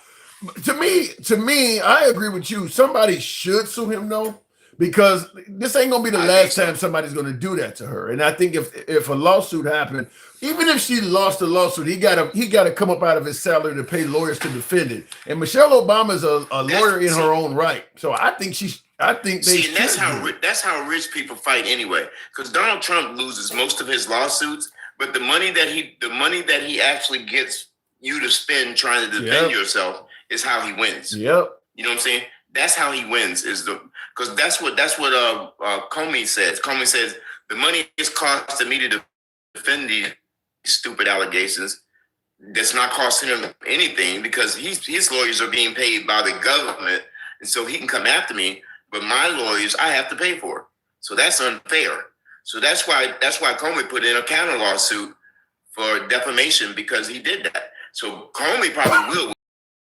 You know, he's at least gonna get his lawyer fees paid. Yeah, I actually think Michelle Obama would definitely. Me and you gonna pay it. Yeah, unfortunately, I think Michelle Obama would get a good. I think she could win. Yeah, she would get a good. I think she would get a good victory against Josh. I mean, it was embarrassing to stand on a huge stage like that. I mean, obviously, his defense has nothing other than it was a joke. They can't try to say well it's actually accurate. First thing I would do is make him get on the stage and say, you know, like Fox News had to admit Tucker Carlson was entertainment or what. Make him admit I don't have any evidence to suggest this woman is a man. I was wrong for saying it, whatever the case may be. Put him on TV, but I would make him pay some money. He can go to BLM or something. Make it go to Black Lives Matter or something. But I would absolutely sue him. Yeah. Yeah, I'd make it go to somewhere that he really don't want it to go to, something like BLM or something like that. You know what I'm saying? Some cause that he's against. Brittany Griner Foundation or something. But Tim, I just want, just Grindr. Maybe the pay for Grindr when they broke down Grindr. Oh, that's different. That's different. I say Brittany Griner, not Grindr. Brittany Griner, the WNBA player they don't like. I said Grindr. I know what you said. I know what you said. Grindr too, on the GOP side. Yep. All right. But Tim, I'm gonna say this to you right here. I definitely do think that they're making this so easy for the Democrats. How? The Democrats I think they should just keep their mouths closed. Just play their own cards and stop looking over into the other person's hand and play their own cards. The Democrats have bad messaging. Just like you say Kamala Harris was a bad candidate. I don't think Kamala Harris was a bad candidate. I think the Democratic Party had a bad message, and she didn't know how to deliver that message. The things that people say Kamala Harris screwed up on, when they'd asked me, if I'd have been Kamala Harris, and they'd asked me, is there anything that the sitting president, and I'm the vice president, would I do different? You know what I'd have said? Right. I'm going to do everything different. I'm going to do things my way. That's all she had to say was something simple like that. I would just say I got plans to do things. It was a bad rehearsal. Yeah, it was real bad. It was real bad. By the way, help your boy out the hat, mustache, TikTok cap goes, if you will. Yeah, to me, I think that I disagree with your comment that the Democrats need to just keep their mouths shut or whatever. I might agree with that if they were running against some lesser candidates other than Trump, but because Trump is so good at messaging and controlling the narrative. But they're not running against Trump. They're not running against Trump. That ain't bullshit. That's what everybody is. I'm not talking about the senators. I'm not talking about November. I'm talking about the ones that are planning to run in 2028. They need to just focus on that. That's what I'm saying. What happens in November is, what happens in November is going to have a big part to do with what happens in 2028. You got to focus on 2026 before you're thinking about 2028. Because if you win in November, a lot of your victors are going to help you out in 2028. If the Republicans maintain the House and Senate, they're going to do a lot of things that'll help out whoever runs for the Republicans in 2028. And vice versa for the Democrats. There is nobody in office right now that's going to be running for president that even have a chance. What? Only one I see that's in office right now, holding down an office in any part of our government that has a chance to win is Ossoff. Maybe Ossoff might give it a good run. Marco Rubio has a huge chance. What are you talking about? I don't give a shit what Mark. I'm not talking about those guys. I'm talking about on my side. I don't give a shit about none of those guys on that side. You don't think Gavin Newsom has a chance? Yeah, absolutely. But he's not in office anymore. Gavin Newsom's not running again for governor. Well, he's governor right now, though, ain't he? Yeah, but so he just should support whoever's running now. Who's trying to run? He's not campaigning for governor for himself. Yeah. And he right now says he's gonna wait for the people to decide who's gonna be the electee for governor for the Democratic side, and he's gonna support him. Simply, he's got to support that person. You know what I'm saying? So but he don't have to get out and talk about the governorship of California anymore. He's done with that. So nobody, his job is done. Nobody in office has a chance, huh? Not on the Democratic side. Wow. I don't know. I mean, maybe, and if I say this, if I say Ossoff, I'll say Ossoff might have a chance. What about the mayor? What about the governor of Maryland? That black guy. What is his name? Westmore. I'm Tim. I'm so pro-black, but I'm gonna tell you right now, this country is not ready for a black man or a woman of any race. You know what I'm saying? 100%. It's just not. Let's just stop fooling ourselves. Let's just stop playing that old stupid game right now. You need to get a Democrat in there. We don't even need a black man to be his running mate. We need a black man in there. We need two white men. Gavin Newsom would be perfect. You know who I think has a chance on the Democrat side? You're not giving credit to Senator John Kelly of Arizona. Absolutely. He's No in question office. about it. He definitely has a chance. He's in office. Yeah, but he's not going to rerun for senator when he leaves there either. Yeah, I absolutely think he has a chance. What about Tim Walz is leaving office? Tim Walz of Minnesota. He could run, but he don't have a chance. No, not now. He don't. I think, and that's what I'm saying. Trump has done. I think this is me personally. I think Kamala Harris should run, and the reason I think she should run, because if she runs in a primary, that will say whether she would have won in a primary before. You know, I was about to say you're crazy, but I like that idea because I actually think if Kamala Harris run, and I don't expect her to win, I don't expect her to come close, but I do expect her to take a lot of the abuse off of somebody who might win. She might be a good diversion. You know, she's a good decoy. So she's a good decoy. Yeah, she would be a good decoy. She's an excellent decoy. Not only that, she'll make them other guys pick up their A game. If one of them beat her, they deserve it. I'm sorry. If they beat her, they deserve it. I like that idea. I like that. I actually do agree with you. I think she would be a great decoy. She's not going to win. It's like, you know, she would be like Cha for throwing out flares. I'm not even going to call her a decoy. I'm saying I think she'd be a great adversary.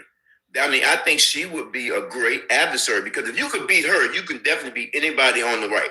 It's just that simple. I really do believe. Who you think got a good chance on the right? Rubio. Marco Rubio. I think JD Vance. Because I think whatever it takes, it's going to take Trump endorsement. And I don't think he's going to overlook JD Vance. Depends on how much money you give him. I got to move it on, no, Lewis. But I think it depends on where the money coming from. I think Trump is probably one of the most viable politicians we've ever had. And if Rubio can get the right person behind him that tells Trump, if you endorse Rubio, we'll look out. I think Rubio will be. I just think Trump can be bought. I just think if I'm Rubio, I start courting Elon Musk and Jeff.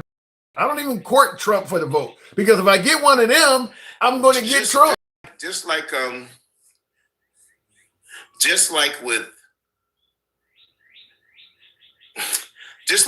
feel like a black person or a female can't win on the right. I don't think a Cuban can win on the left. I mean, on the right. Ted Cruz I don't think a Cuban guy is going to win the nomination. Ted Cruz almost proved you wrong. I got to move it on, Lewis. I don't totally disagree. I'll explain why on the other side. But Lewis, appreciate you coming on. I'll tell you this. I kind of agree with him, and I kind of disagree because Ted Cruz did fairly well running for president in certain states. I think he was ahead of Trump for a while. You can tell when you're ahead of Trump because that's who he attacks the most. It's attacking Ted Cruz's wife and shit like that.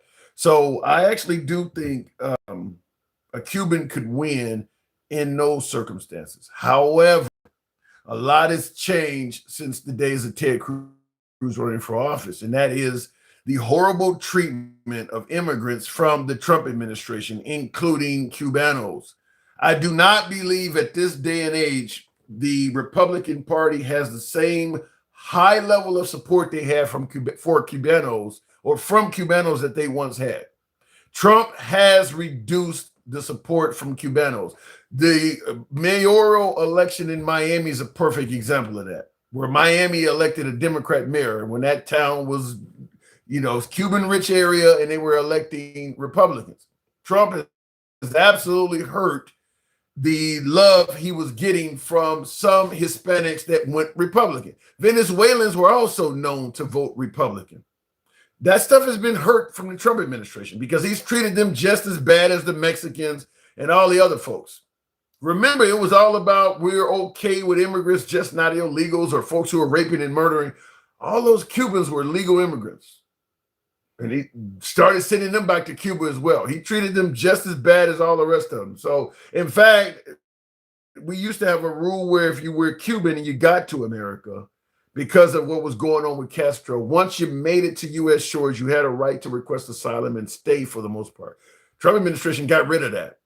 They got rid of that. So there are tons of legal Cubans in this country that know that if Trump had been president, their family tree would not be here. His rules would have banned my grandmother or banned me from coming here. So I do believe Trump has really hurt his support with the Cuban population or the Cuban voters. But we'll see. Sir Knight, appreciate the galaxy. Thank you very much. Call my Harris runs, it'll be the same thing as Trump will get some idiot Republican. If Kamala Harris, no, because if Kamala Harris runs, she's running in the primary. She loses in the primary because some other Democrat is going to beat her in the primary. So then it'll be Trump Trump endorsed candidate running against whoever leads the Democrat Party. So Kamala Harris will be gone. Kamala Harris will fade away by June or July of 2028. So in November, when you vote, Kamala Harris won't be in there. But she would take a lot of the abuse and heat off of whoever ends up winning. So I do agree with my last caller. She would be like dumping chaff or flares out of an aircraft that's under attack. Some of the weapons would go toward the flares of the chaff, and the airplane might be able to fly safely to its destination. She would take a lot of abuse. Like, for instance, here's a good example. Amber says, now Amber's a woman, obviously. Amber says Camel Toe Harris will never run again. It's amazing. Women do that to each other, huh? Wow. You calling a woman Camel Toe? God, yikes. Anyway, I'm just saying, Trump has not treated Mexicans bad. Mexicans have treated us as taxpayers bad. Bullshit. Trump has treated Mexicans bad. Maybe you should go ask some Mexicans. Obama, Hillary, and Biden in Obama's term sold the uranium to Vladimir Putin. After the way Trump has handled the Iran war, you're not going to get much. That story ain't going to get much traction. Obama's been gone. Obama and Hillary's been gone for a while. That story ain't going to get much traction at this point. LOL, do you like Trump? It's confusing. You have his and JD's picture on your wall. They are the president and VP. That's why they're up there. Anyhow, folks, I do appreciate the likes of the program. Some of you folks showed the program a little bit of love. A few of you did. We'll go ahead and move it on. Before we do, I want to address a few comments. What does that say? Some women treat women worse than they do anyone else, says Goddess. Yeah, calling her camel toe? Wow, that's yikes. Why you not talking about the Carmelo Anthony surveillance tape? It's a good question. I heard about it. I haven't seen it. I haven't seen the Carmelo. I got to look that up. Does it put anything in perspective? Does it make Carmelo Anthony look innocent? Does it show Austin Metcalf beating the shit out of him and he having a bunch of people rising up with bats and clubs coming at Carmelo Anthony? What does it show? JPT Farms, Trump says, thank you for the hat mustache. So do I. Yeah, thank you for your support. What does the Carmelo Anthony take? Because I'm under the impression, based on what I've heard so far, I believe Carmelo Anthony felony. I think 35 years is heavy. I think murder one is inappropriate, but I don't think he should walk. I don't think he should have just gotten, I don't think it was self-defense. I'm just going to say, I don't think that Carmelo Anthony was in a situation where he had to take a life to save his own. And I believe that simply by stabbing Austin Metcalf in the chest, dropping a knife and running shows he had a way out. If you could get away after stabbing him, you could have gotten away before stabbing him. It ain't like he had his hands on you, had you in a bear hug or something, and you poked him and he let you go. And you shanked him. And of course, the argument is that he had to do this in self-defense because Austin Metcalf had his brother and several other goons around that were going to harm him. Well, if that's the case, then once you shank Austin Metcalf, you keep that in your hand and let the rest of them know. You see what happens when you don't listen to the orphans, warriors. You see what happens when you don't listen to the orphans. No, he dropped the blade and ran. So clearly he didn't feel the other folks was much of a concern. Otherwise, he would have kept the weapon on him and maybe took steps backwards to let them know, if you mess with me, you can get something too. Oh, he just dropped the knife and ran. So it don't seem like, from what I can tell, it doesn't seem like he had to do that. He should have killed the other one, DJ. Wow. You just want him to you just want a needle in his arm, huh? You want Carmelo to just be put to death, huh? Said he should have killed the other one too. So double homicide, right? In Texas, a black man in a Republican district with an all-white jury. You just just go ahead and kill him, huh? It shows that he was surrounded and being beaten. Then where are the marks and bruises at? I think George Zimmerman committed an act of murder on Trayvon Martin and should be in prison still. And even George Zimmerman had bruises on him. Shit, I mean, even he was able to illustrate, at least I was getting my ass beat. So I don't know about that one. You don't know how you would react to him. Yeah, I do. And I think the overwhelming majority of us in here would not have done what Carmelo Anthony done. I think the overwhelming majority of us would not have done that. Look, as somebody who carries, I say this all the time, and I got it from Active Self-Protection. If you watch that channel, if you carry lethal weapons on you, you should keep your ego in check even more so than the average person. You should attempt to de-escalate even more so than the average person, because any fight you get into, you are bringing a lethal item to that fight. If you get your ass kicked, you're going to probably have to kill one. So you should absolutely make every effort possible when you are carrying something of lethality on you to de-escalate situations. Do not let your ego get you in trouble and avoid fights at all costs. Because if it goes south, you're going to have to kill somebody. And even if it's justified, even if it's ruled that you had to do it for self-defense, I'll give you Kyle Rittenhouse. I'll give you George Zimmerman. In both cases, what they did was ruled in self-defense. Look at all the shit they still had to go through. Look at all the stuff. Kyle Rittenhouse and George Zimmerman spent nights in jail, spent nights at home, staring at the ceiling, wondering what happens to me and my family if I get strung up for this murder they're coming after me for. And those are people that actually got out. Kyle Rittenhouse is on the stand in tears and shit like that. They say, I'm reading articles that George Zimmerman is still having a hard time financially because of what happened. So even if you have to take a life in self-defense, it's still a very unfavorable outcome. You don't want to go through all that shit. Think about how much money that Kyle Rittenhouse had to spend. Or not Kyle, yeah, Kyle, fucking the guy from Silver Spoons, the 80s sitcom, gave him money. But George Zimmerman had to spend money. Kyle Rittenhouse was fortunate that people loaned him money. And I'll tell you this, if Kyle Rittenhouse did not have Ricky Schroeder loaning him that $650,000, he would be in jail because he would have to have a public defender, and they were going to string him up. Kyle Rittenhouse got saved by some wealthy white men loaning him money. Kyle Rittenhouse would have went to prison for that. He was not going to get away with that. That prosecutor had it in for him. And I actually believe Kyle Rittenhouse acted in self-defense. I just think what he done was stupid. putting himself in that situation. But I don't think he should have went to jail for murder. Them dudes was clearly chasing him with intent to hurt him. The first dude he took the life of stated he was trying to take his gun away from him. And the skateboard guy's clearly trying to kick him and shit while he's down and hit him with his. I mean, look, I don't defend what Kyle Rittenhouse did whatsoever, but it was an act of self-defense. I don't say any other way. And somebody said, "Fuck out of here." You think? No, it was self-defense. It was self-defense. In the comments, I will donate nail polish and mascara to Carmelo. Let me know where to send it. Not one person would want to switch places with Zimmerman or Rittenhouse, even if you think they did nothing wrong. That's the point I'm making.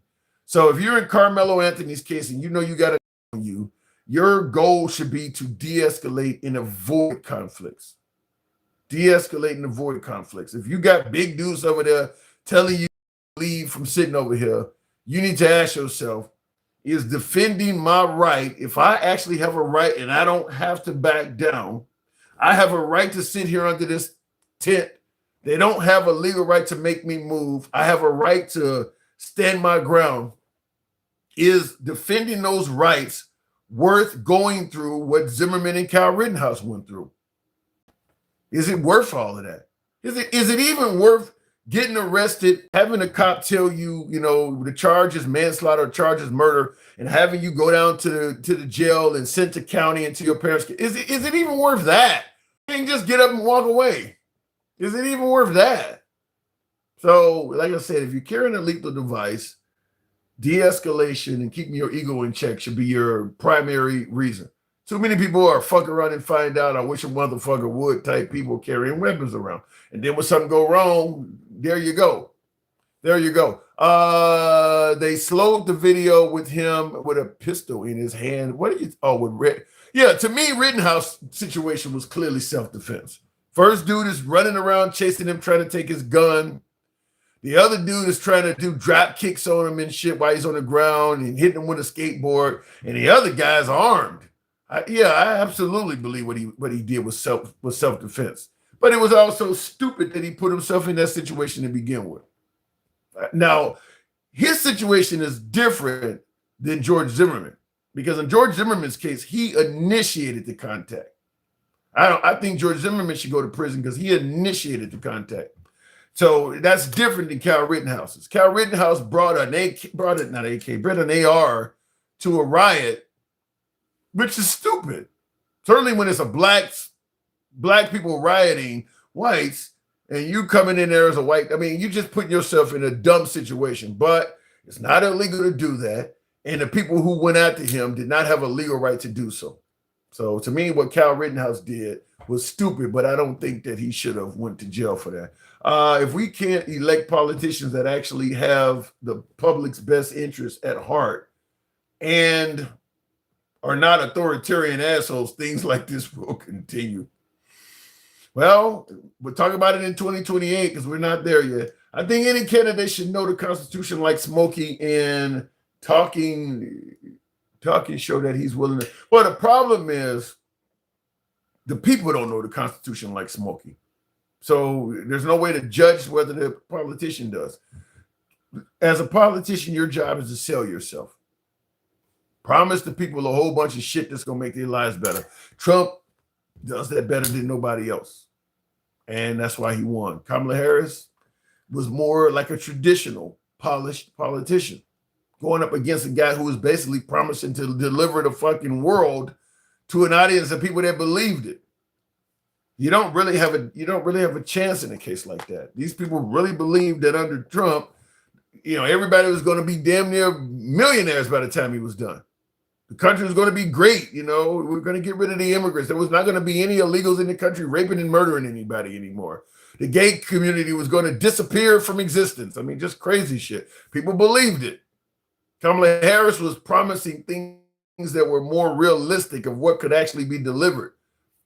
So they got rid of her for the guy who was promising the world.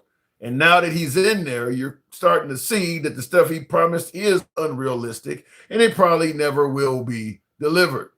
But it's too late. He has 4 years. Looking in the comments real quick. Imagine even the people who hate it refuse to leave. Oh, you can get out of here with that bullshit, that right-wing bullshit. Anytime you hear people talk about somebody need to lead a country, there's always somebody on the right saying that they need to leave because it's a Democrat criticizing the country. Meanwhile, Trump is saying every fucking negative thing about America that he can possibly say, and the right is calling him a patriot. Military is dilapidated. People are laughing at us. We're getting ripped off. Immigrants are in the country, raping and murdering everybody. The cities are shitholes. You know, the gay people are doing all kinds of shit to our kids. The guy says all kinds of horrible shit about America every fucking time you put him in front of a mic.